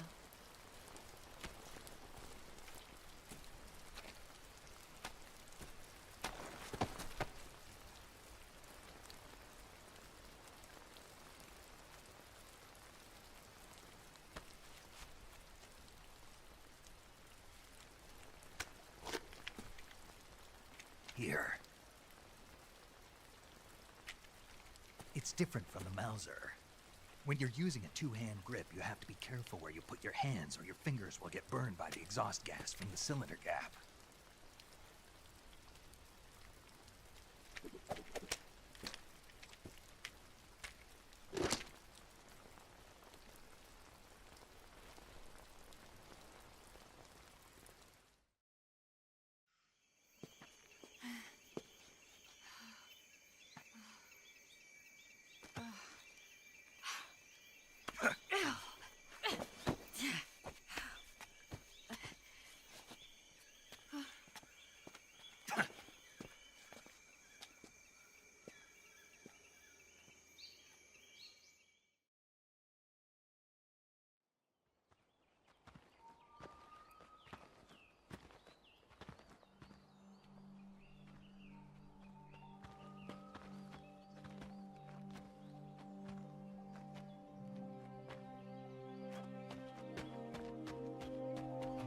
Come on, Snake.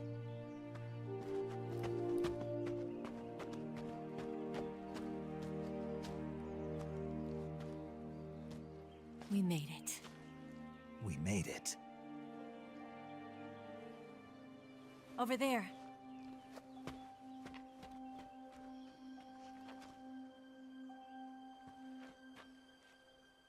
It's the boss, isn't it?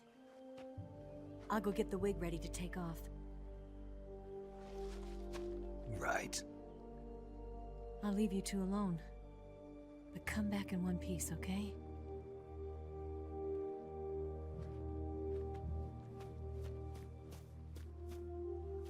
Promise me!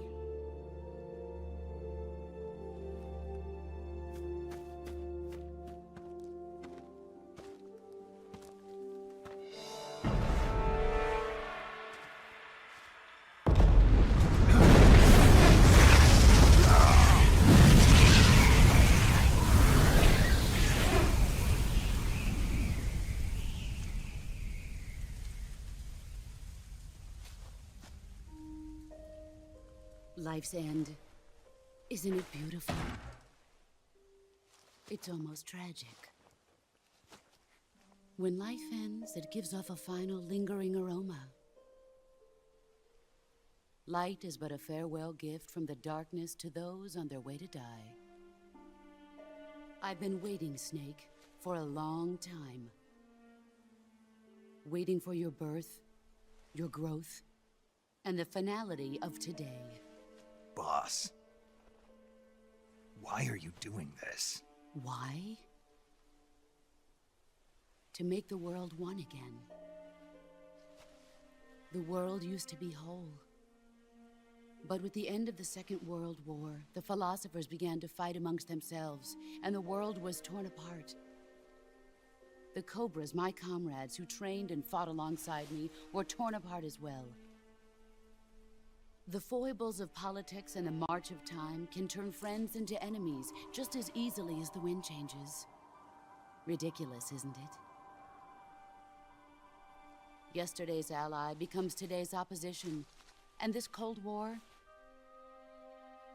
Think back. When I was leading the Cobras, America and Russia were fighting together. Now, consider whether America and Russia will still be enemies in the 21st century. Somehow I doubt it.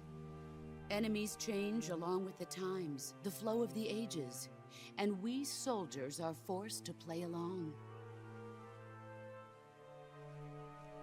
I didn't raise you and shape you into the man you are today just so we could face each other in battle.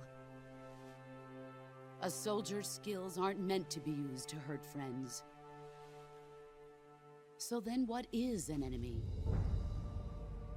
Is there such a thing as an absolute timeless enemy? There is no such thing, and never has been. And the reason is that our enemies are human beings like us. They can only be our enemies in relative terms. The world must be made whole again. The philosophers must be reunited. I will devote my skills to that purpose. And with the Colonel's money, I will achieve that end. Just as I once created the Cobras. They are my family.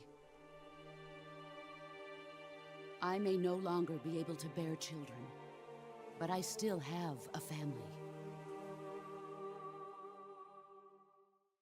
It was November 1st, 1951. I was in the Nevada desert participating in atomic testing. The name Nevada is derived from Spanish, covered in snow, white as snow. And snow is exactly what I saw in that Nevada desert.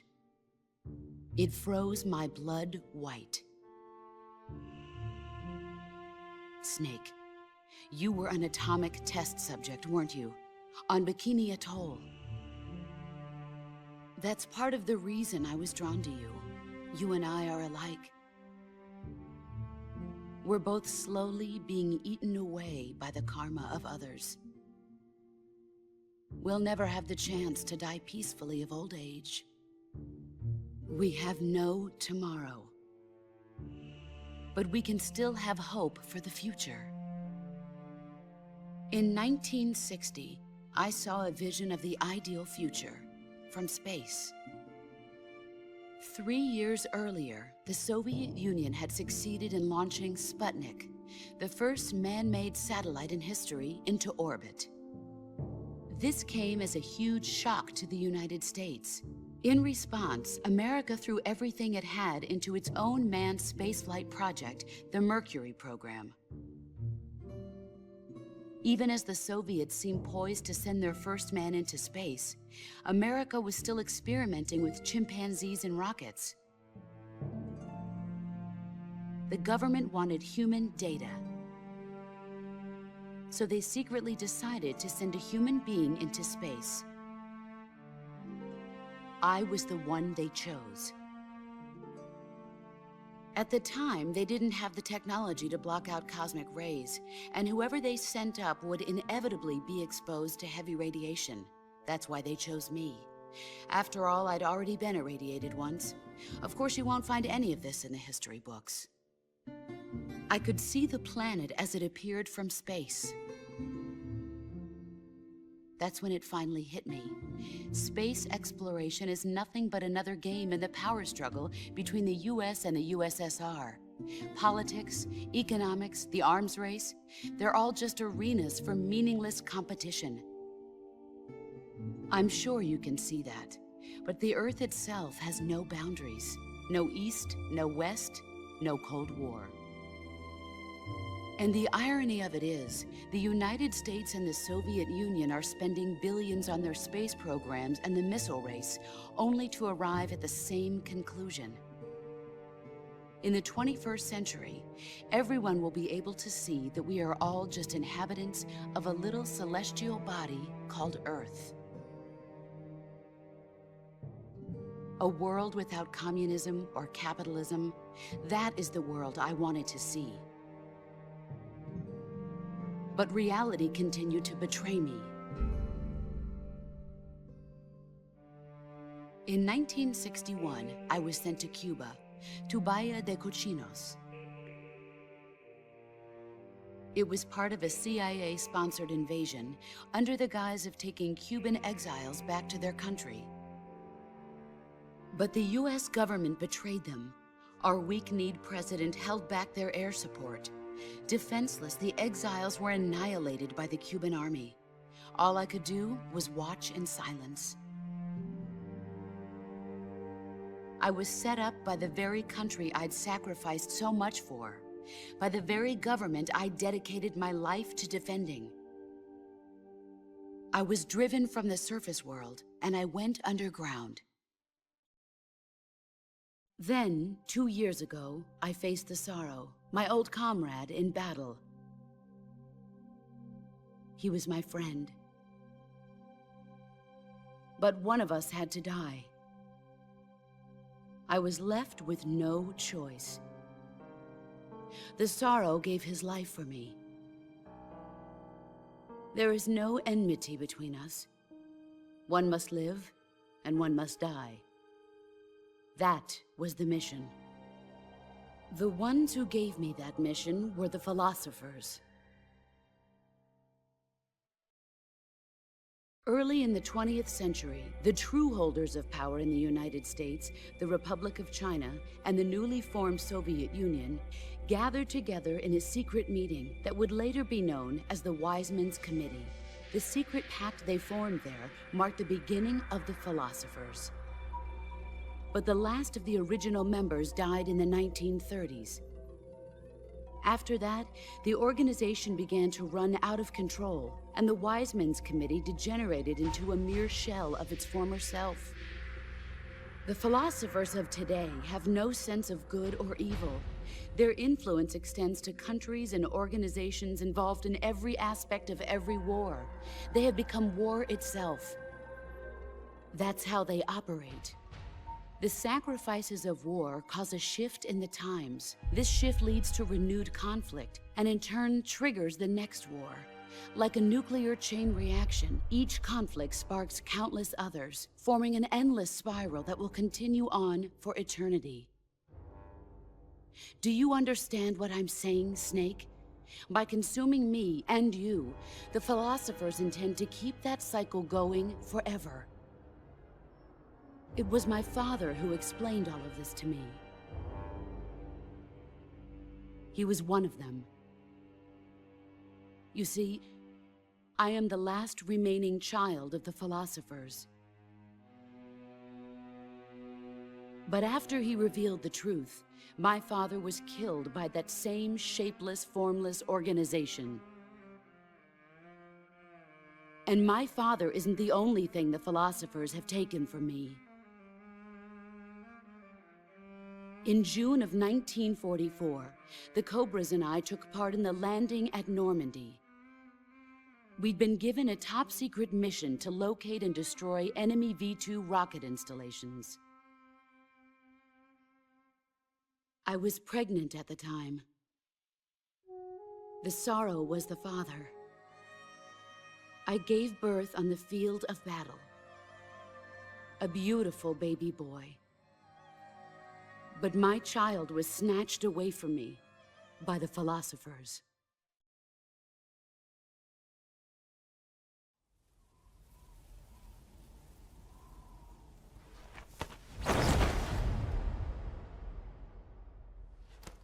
Look at this scar. This is proof that I was once a mother. I gave up my body and my child for my country. There is nothing left inside me now. Nothing at all. No hatred, not even regret. And yet sometimes at night, I can still feel the pain creeping up inside me, slithering through my body like a snake.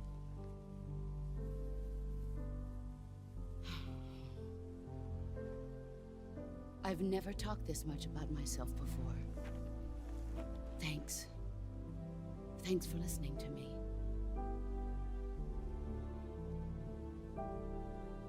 I feel content. Snake? Commence the operation. I raised you. I loved you. I've given you weapons, taught you techniques, endowed you with knowledge. There is nothing more for me to give you. All that's left for you to take is my life, by your own hand.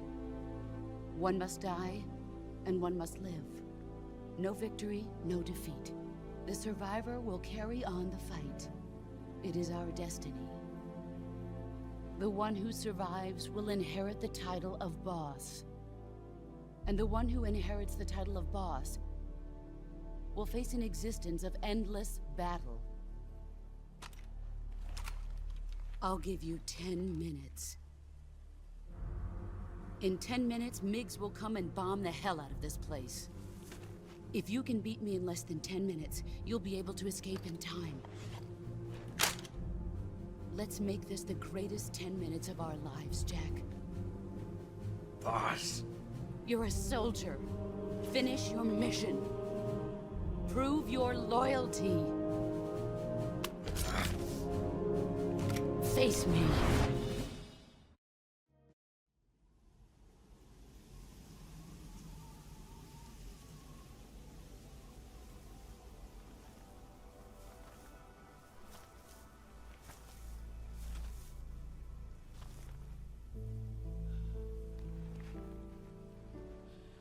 Take this. Keep it safe.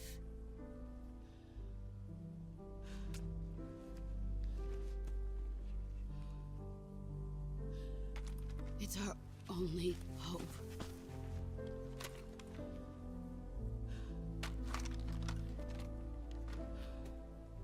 A patriot? Why are you giving me this? Jack. Or should I say, Snake? You're a wonderful man. Kill me. Kill me now. Do it.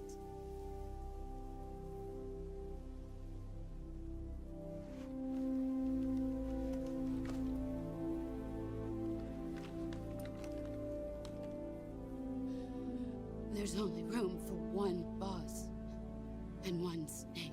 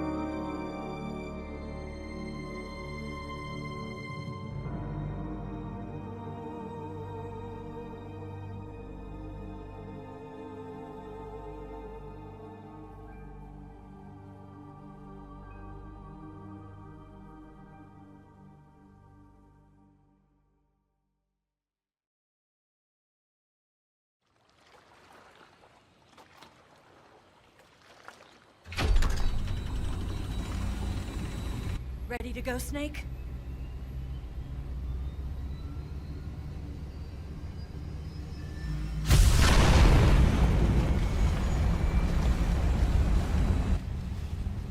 Are you okay?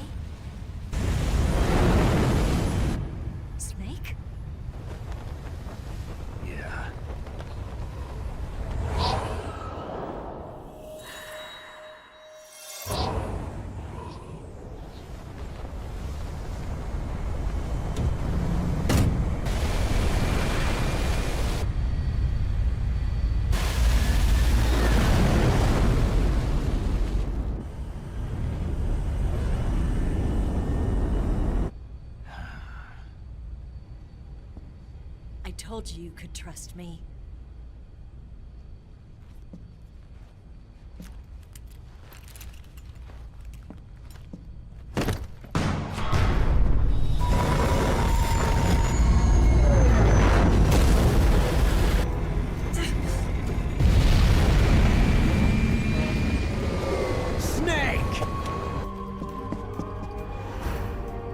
Ocelot! We're not done yet!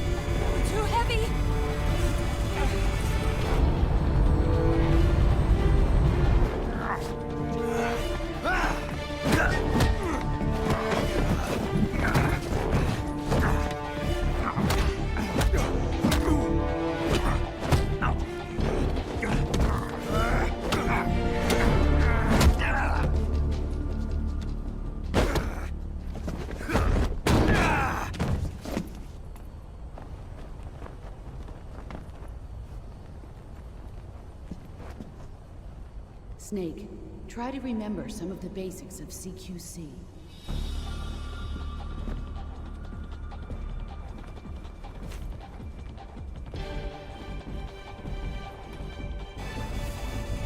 Not good!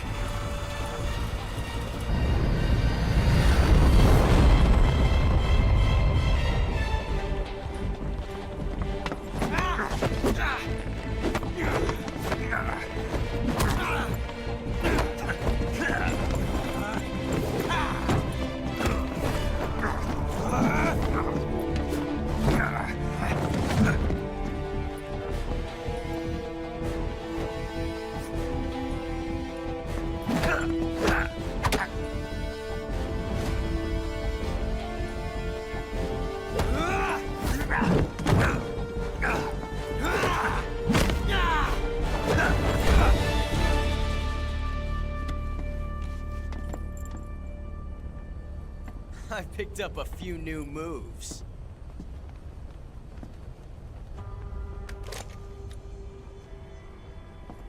Huh.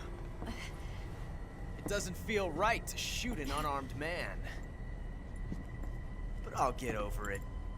Eva!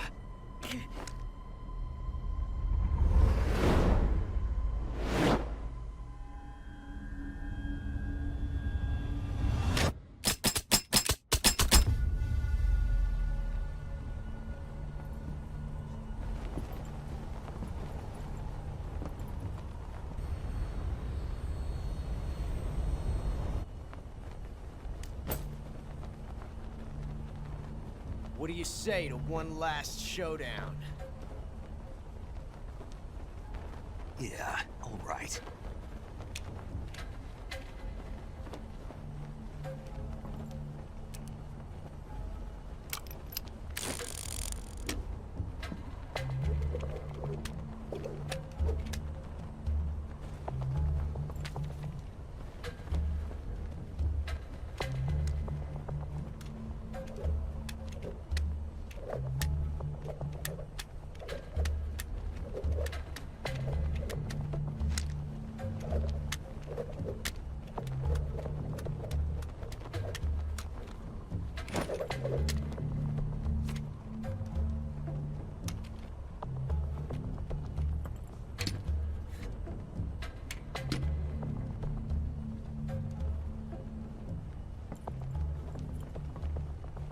What's your name? Snake. No. Not that name. You're not a snake, and I'm not an ocelot. We're men with names. My name is Adamska. What's yours? John. Very well, John. Plain name. But I won't forget it.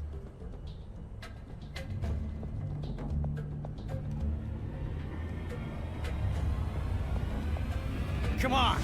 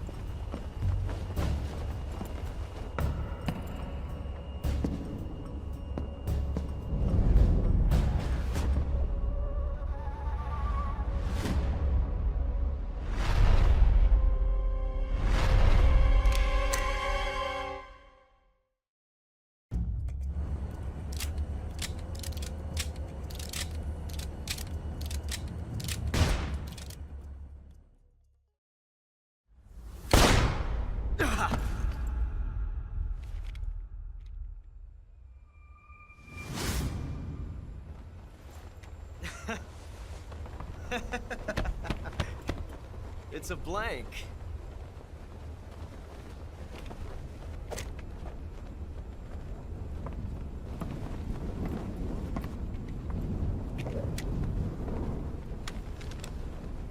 That was fun. Till we meet again, John.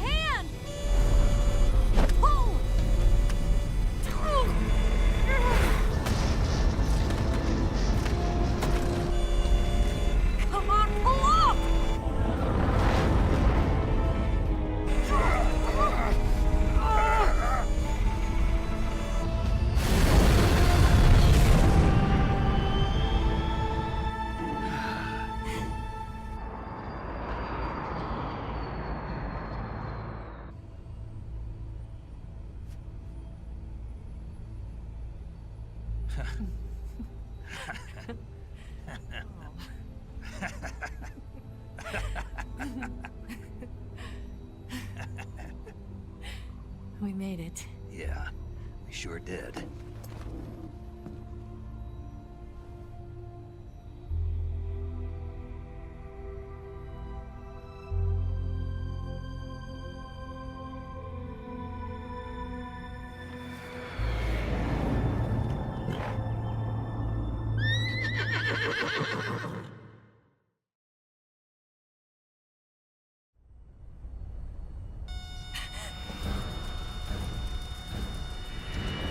Oh no, Migs!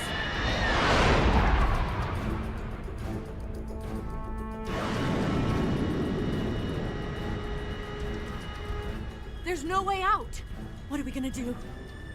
We've come too far to let them stop us now. Those things have got to be armed. It's no use. There's no way we can outmaneuver them.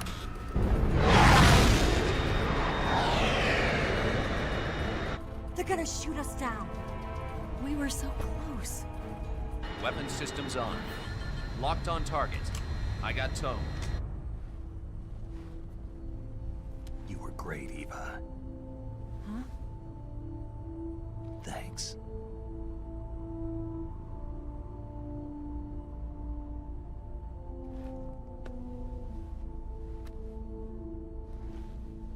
Oak 19, this is Control. Stand by for a direct order from the chairman. Oak 19, return to base immediately. Do you read me? This is a direct order from Comrade Khrushchev. Return to base immediately. Oak 19, do you copy? Understood. Aborting mission. RTB. Look! The MiGs are turning back! Woo!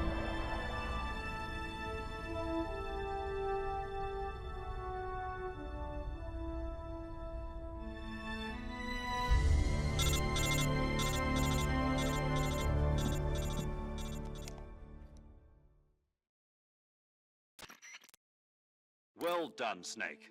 The MiG's disengaged. Most likely under orders from Khrushchev. Is this his way of helping us? Who knows? Maybe he didn't want things to get messier than they already are. Or maybe he just wanted us to owe him one. The important thing is, you made it out alive. As long as Khrushchev is with us, I don't think they'll be coming after you. It should be smooth sailing all the way to Alaska. I'm sending someone out to Galena Base to meet you. To meet me? The DCI and the President himself are waiting at Langley. Don't keep them waiting.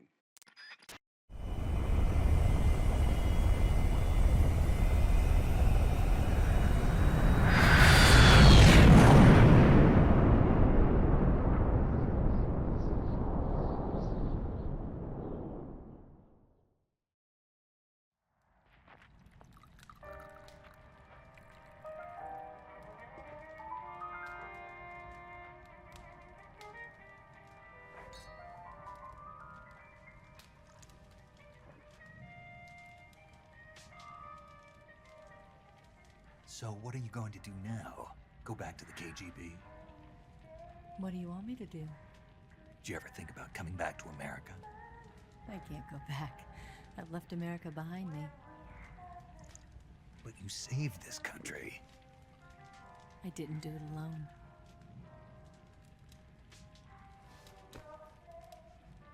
And I still owe you a dinner.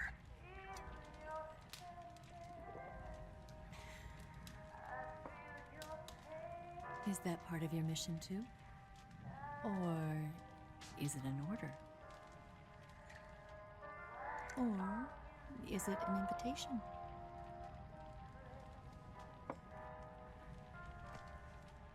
Or a proposal?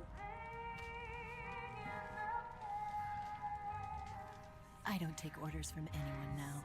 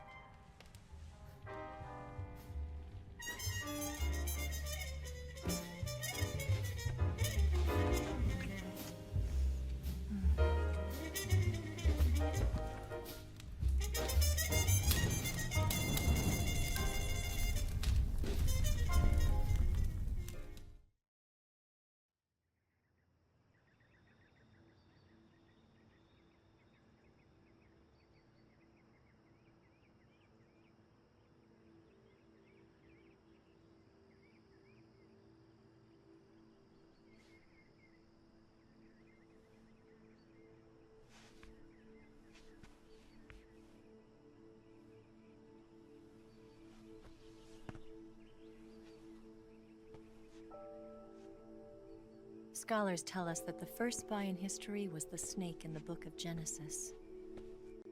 In that story, it was Eve who was tempted by the snake in the Garden of Eden. But this time around, it was I who tempted the snake and got away with the forbidden fruit of knowledge. Forgive me, Snake.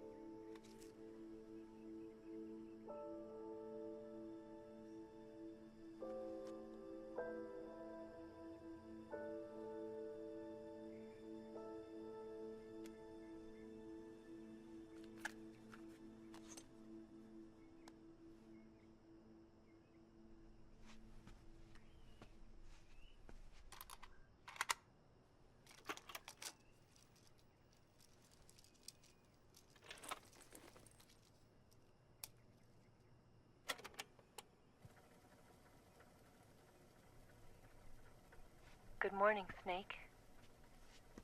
I hope you slept well. First of all, I have to apologize. I wasn't sent by Khrushchev. I'm not a KGB spy, and I never worked for the NSA. I'm an agent of the People's Republic of China for the General HQ 2nd Department of the People's Liberation Army. It was all a lie. I tricked you. And I'm sorry.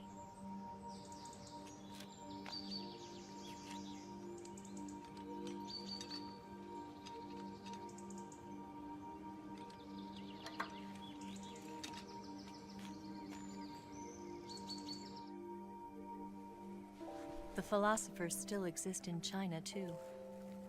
You see, my mission was to find out where Volgin was hiding the philosopher's legacy and steal it. So I infiltrated his base as a KGB spy. The 2 NSA codebreakers who defected in 1960 were actually both men. The real Adam never showed up at the meeting place, saving me the trouble of having to eliminate him. I sneaked in by pretending I was Eva. And you and Sokolov and Volgin, you all believed me. The philosopher's legacy was originally held in common between the US, Soviet Union, and China. We couldn't let the Russians and the Americans take it all for themselves. The Chinese government had its eye on the legacy, too.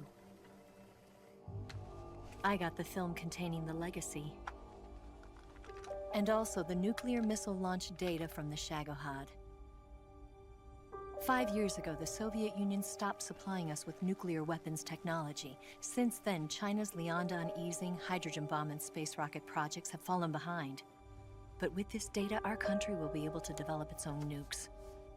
We'll create a deterrent force to rival those of the US and Soviet Union. Everything has gone according to plan, thanks to your help. I too am one of the philosophers.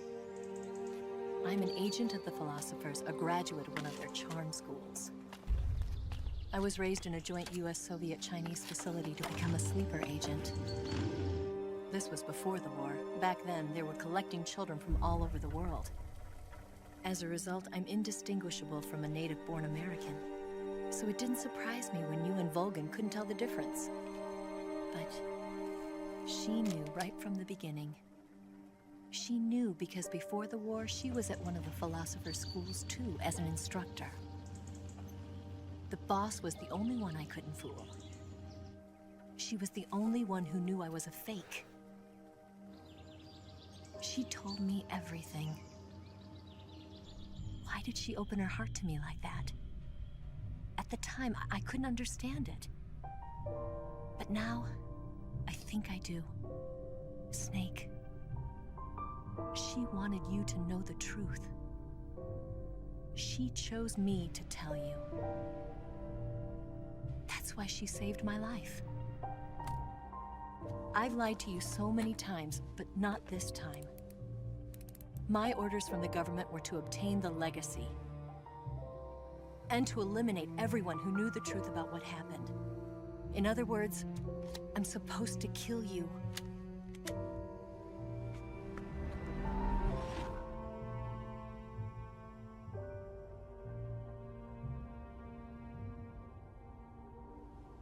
But I can't do it. Not because we loved each other. And not because you saved my life. But because I made a promise to the boss. And I intend to keep it. I just wanted you to know. And you have to live.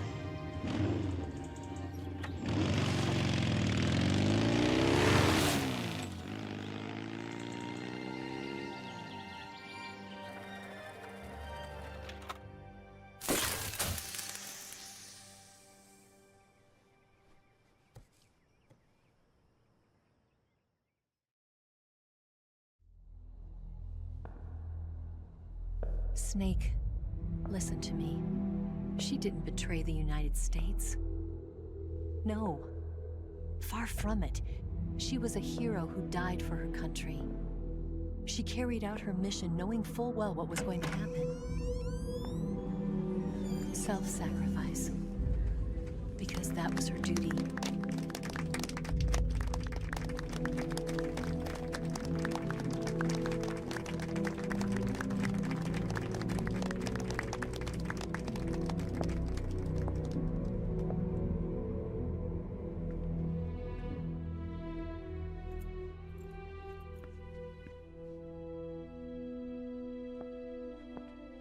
You are above even the boss. I hereby award you the title of Big Boss.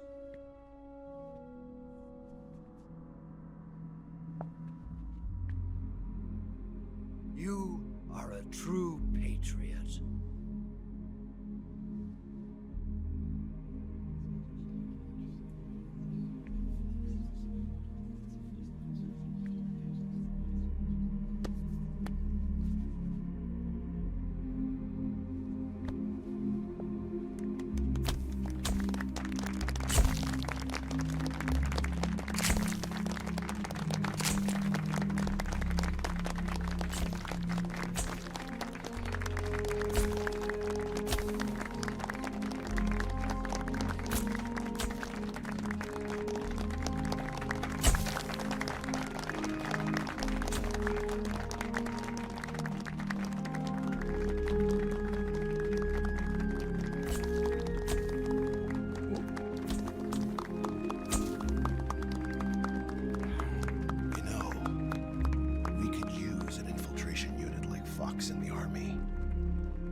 Someone like him to handle our top secret sneaking missions for us. A man who combines the qualities of a soldier and an agent. The boss's defection was a ruse set up by the US government. It was all a big drama staged by Washington so they could get their hands on the philosopher's legacy. And the boss was the star of the show.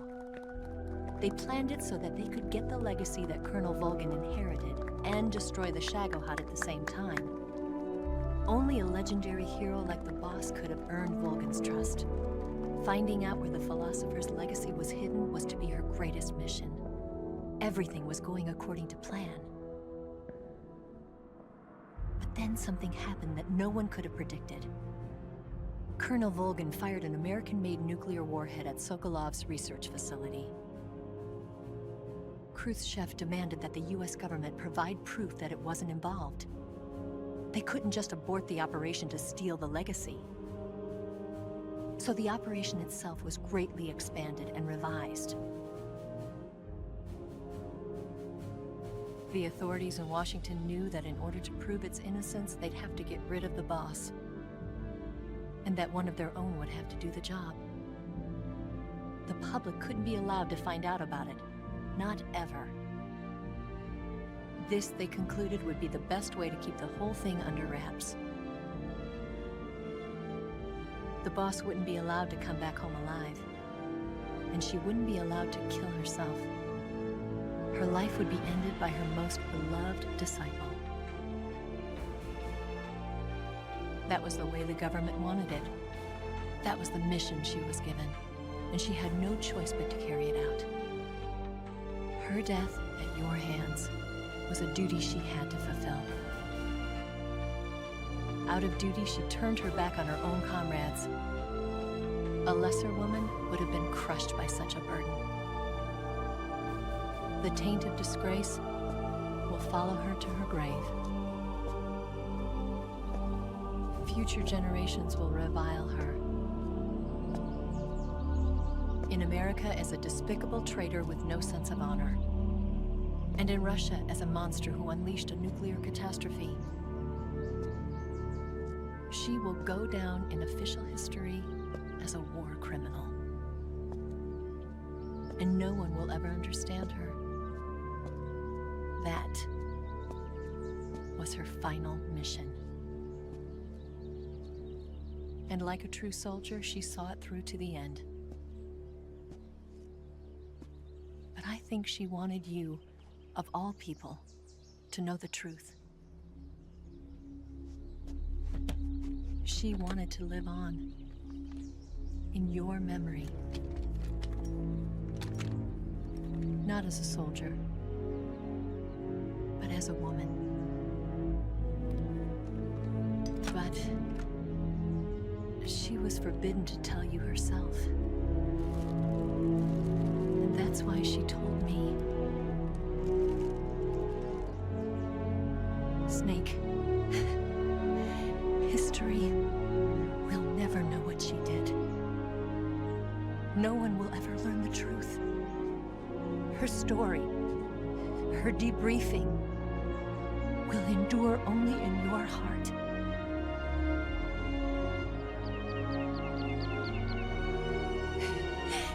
Everything she did for her country. She sacrificed her life and her honor for her native land. She was a real hero. She was a true patriot.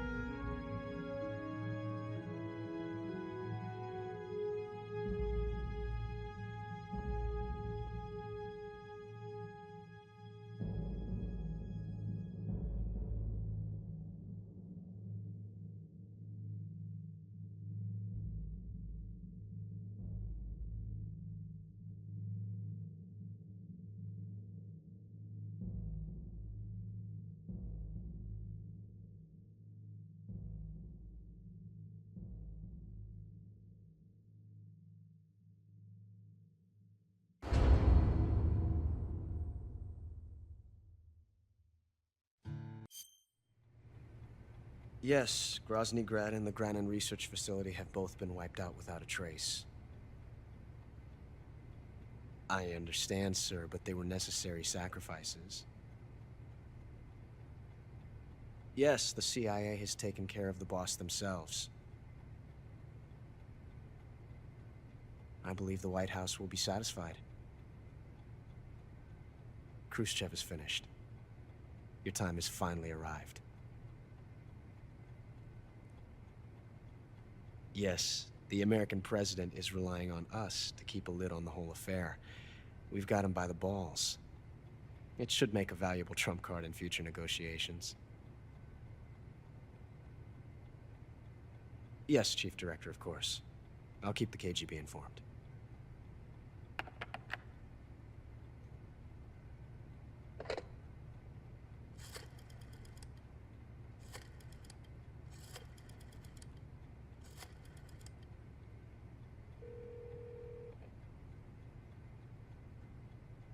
Yes, it's me.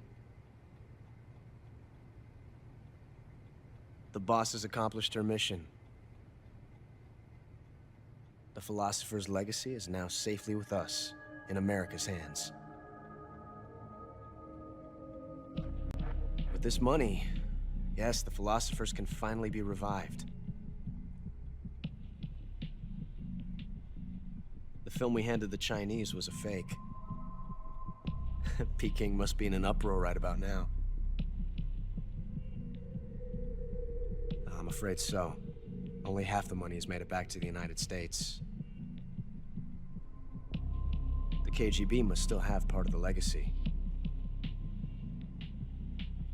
Yes, the weapon has been reduced to ashes. That's right. Grozny Grad has been obliterated by the Davy Crockett we brought in as well. Yes, that was the boss's work too. Speaking of which, I've obtained something from Granin that you might find interesting. It's a revolutionary new nuclear attack system. Perhaps it might just come in handy someday. Yes, we have Snake to thank for that. Khrushchev believed it as well. Yes, they bought our story. I don't think they'll be making a fuss. The secondary alert has been lifted as well. And the Soviets still haven't discovered my true identity. They have no idea that I've been triple-crossing them. I will continue my activities as a contact for the new government. Yes, it appears that no one knew that I was Adam. Of course, I am always at the CIA's disposal, Mr. Director.